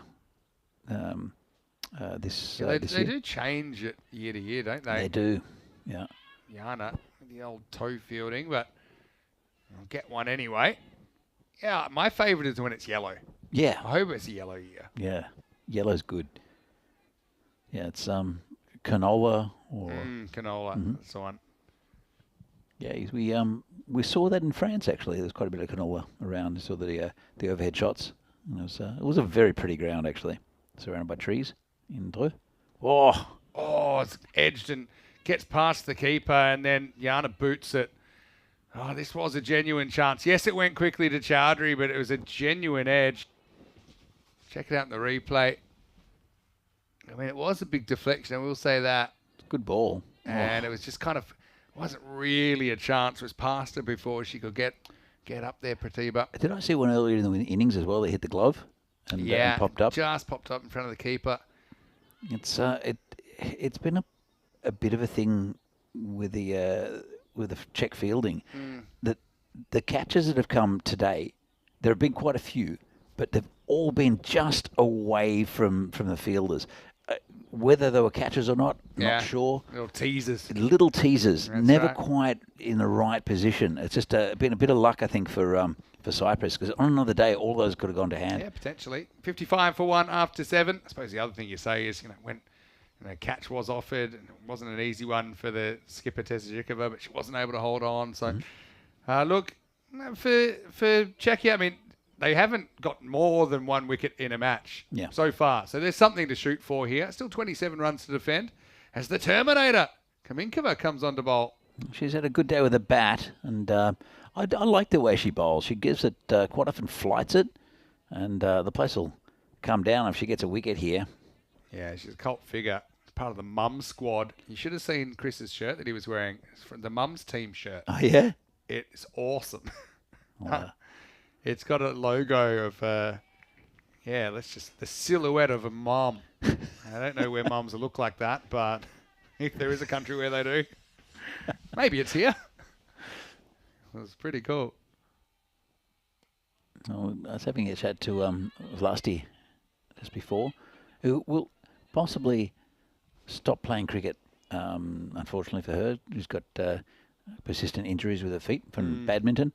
But talking about Yana Kaminkova and also Bara here, Paplinakova, and Eva we saw yesterday. They're all in the mums team. This is in the air. just a teaser away from the field. The teaser. That one falls too far from the keeper for her to make a play. So they're all in the mums team. They hadn't played cricket before last year, and again come in basically because their kids are playing. But eventually, it will be such a satisfying feeling when the kids come through to the senior teams. Does that mean that it'll be a grandma's team? You might. The natural evolution of this. Eventually, maybe, but. And then does it mean there's going to be a team called Bad Granddads or something like that? This is the future. There are quite a few who are probably in that age where they could be granddads, but I think it's a great story. Yeah, it is. Chatharani, 26 off 27. It's a nice looking shot. It'll be cut off. Yeah, well fielded. That's how to do it. They're going to take on the 2. They'll get there, but I like the way she got down. Made sure there was no way that was getting past it. That's Sharka down there at long on. Well, they're running a lot better between wickets. I've noticed Cyprus, which is good for them. As I said, I think it was a bit lazy yesterday, but definitely picked that part of their game up. So again, nice looking defensive shot. Class act, Chatharani. Very straight bat. So, but yeah, I think the best player in the tournament, Chatharani. Whether she'll get a player of the series, I'm not sure. Yeah, it's a tough one, isn't it? But for me, I think she'd be my player of the series just for all-round contribution. Yeah, it's weird because of course had Samantha with that 7-wicket haul. Yeah. But then didn't bowl the second game, for example. Bowled well at times today. That's the end of the over. It's 61 for 1 after 8. Yeah, so I think she'll be my player of the series. I can still obviously the rest of this game and a game tomorrow. Yep. And I know you'll do a great job holding the fort. I look forward to seeing how it worked out when I land in Jersey, and I'll give you the early reports from the ground in there. It looks great. I've seen some pictures. Yeah. Seen some pictures of the ground. Alice is there. I think he built the scaffolding by himself in about 10 minutes. So he does that. I'm sure everything will work, but new venue. Yeah. It's kind of fraught with danger as far as what'll be like day one, but I'm looking forward to it. It's been good effort there. Just knocked down. Yeah. Knocked it to a teammate, and that's front of her. Gloveless. That does the fielding. Well, if you believe in the law of threes, where 3 things happen in 3, it was relatively. I mean, in France, where we had almost no issues technically. Here, we've had almost no issues technically. So Jersey would be the same, right? Let's hope so. That's a full toss. And good fielding. Yeah, nice work. Nice work. That's definitely been improved today as well. The commitment in the field and the willing to to put your body on the line. Thing is, if you go with the foot, you probably just hurt yourself anyway, just a different way. I did see one in France where a bowler tried to stop with his foot and hit him in the ankle. Yeah, and that would. I felt the hurt. It was it was not good. But no, it's again another encouraging performance from the Czechs, and also, I mean, Cyprus you can see their quality, and you can see why they're ranked 30th in the world. Oh! Went so close to leg stump. Chatharani almost gets castled here. How did that miss? That's good bowling. Chance for stumping as well. Patiba was back a little bit. Let's have a look at this. Really didn't miss by much. Oh, very good bowling. Close shave for the Cypriot skipper. Maybe a big wicket if they get Chatharani. Let's see, she's on 28 off 32. Another edge flies past the keeper. And again, I love the commitment there. Yeah, it's encouraging signs, just small steps. I think you said something earlier about small steps. Yeah, the longest journey starts with the smallest step. Yeah. It's one of the expressions I like. And it's the same thing, like, for the Czechs to put 140 on the board or something. But, I mean, it's 7 run overs. You can do that. Yeah. So that's achievable. You've got to break it down to manageable chunks. Yep. Oh, again, just out of reach. Oh, popper. Yeah, it's been a good over, this one, from Teresa. Yeah, she gone back to a bit more pace Yeah, she's rather got a than... slightly longer run up. Yeah. She's still experimenting with what's the best way for her to bowl, but the main difference is here. It's the run up, and then she's got a slightly out of the front of the hand delivery anyway, just the way she bowls naturally. It's funny because to me, I saw what she was bowling, and it looked like it was Sharka bowling. So she's doing an impersonation of her sister, The old I think. big sis stealing the little sis's tricks, you reckon? Could be. End of the 9th over here. It's 64 for 1, so 18 runs required off 11 overs. But this one looks like it'll be put to bed with a bit of time to spare at the moment. But still, one thing for sure with Czechia today, they've just been a lot better in the field and with the ball. Yeah, absolutely. Compared to yesterday, which was just a bit of a forget it and never think about it again performance. And I think everyone stepped up for Czechia. And the irony was in that game where they did have a shocker with the ball, actually batted the best in the whole series. So they haven't been able to put a whole game together. Yana coming back for over number 10. It's gone towards a boundary. They look for 2 again. Good running from these 2. And well, it's De Silva who's running at the danger end, and she's pretty quick between wickets, and these 2 run very well with each other. Good communication as well. Kaminkavada looking for that wicket. It's be a wide. A messy kind of a sweep there, but it was too wide to really even go at.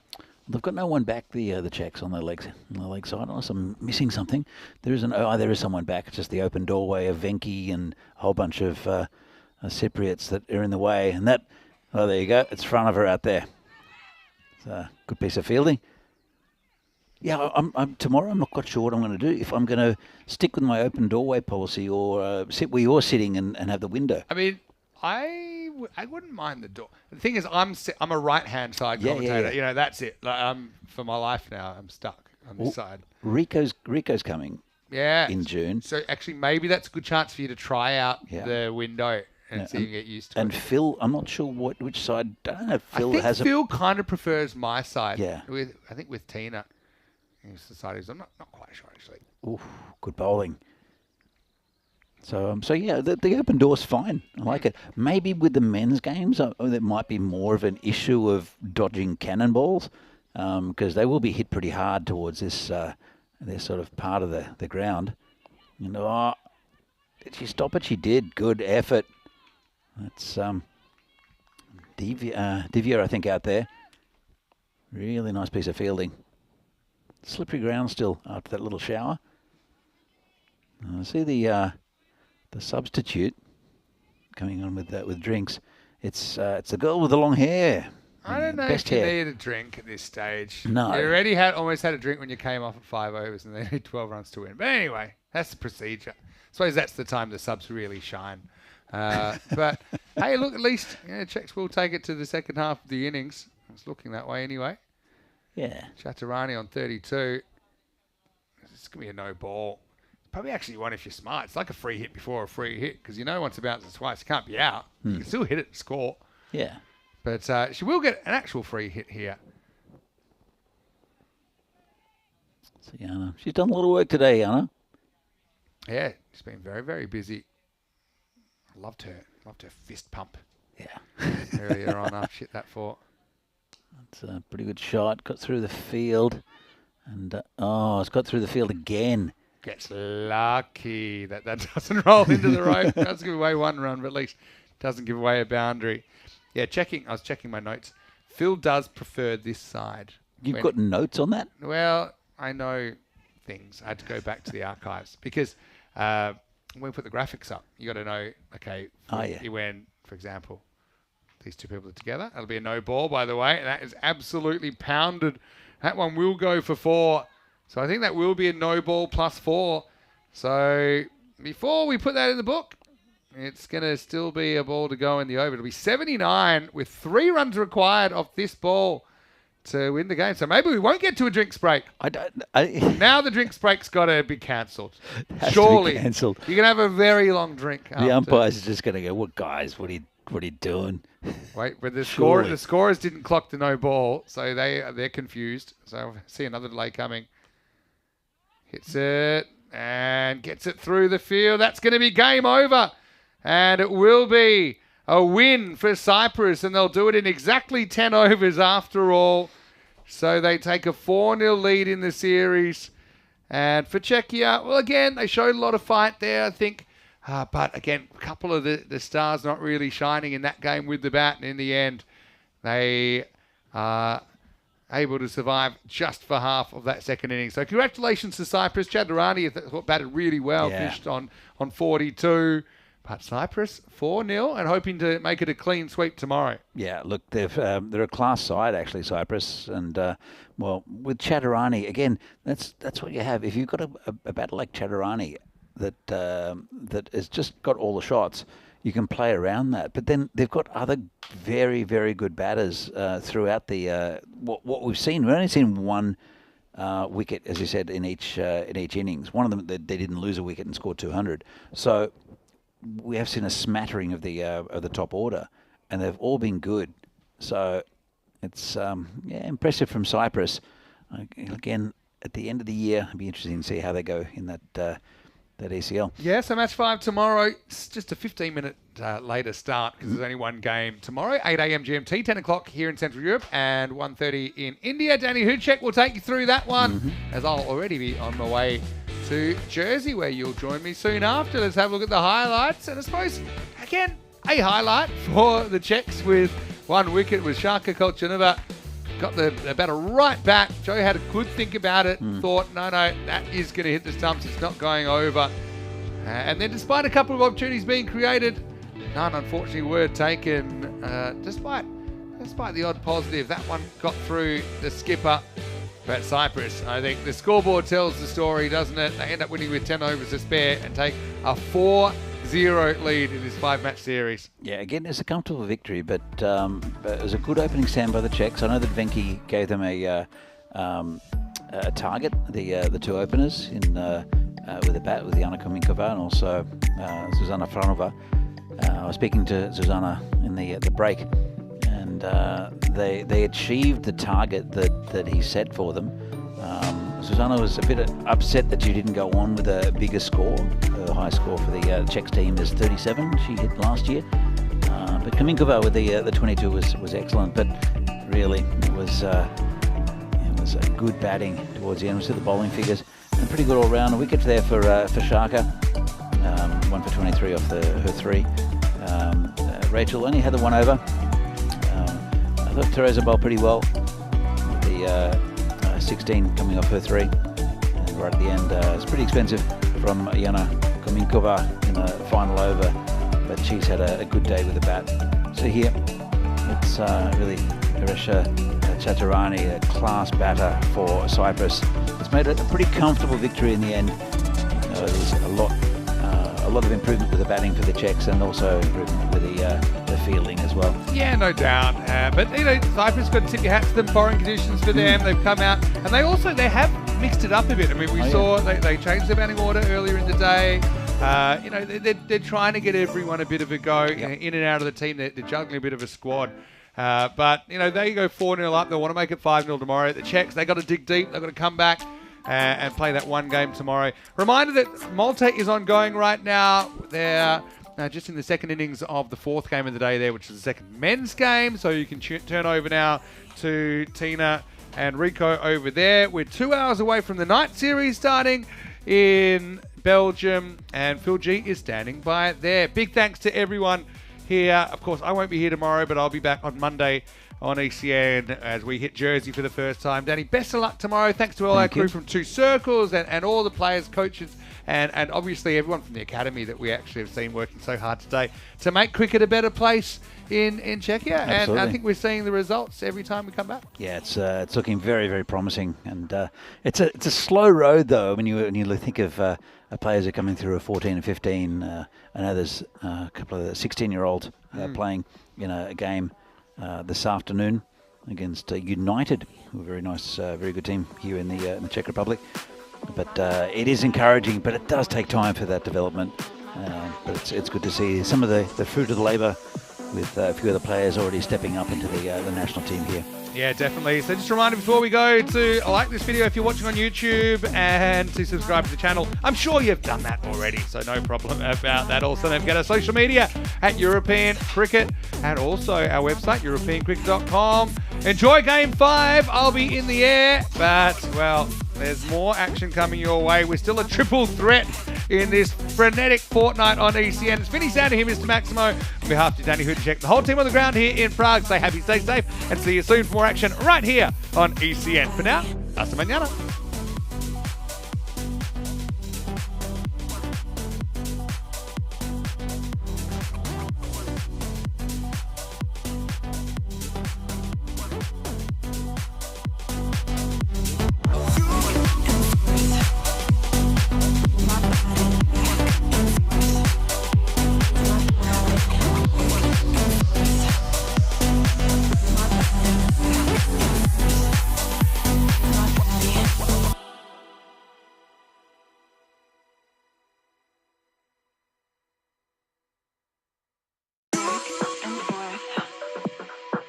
My body back.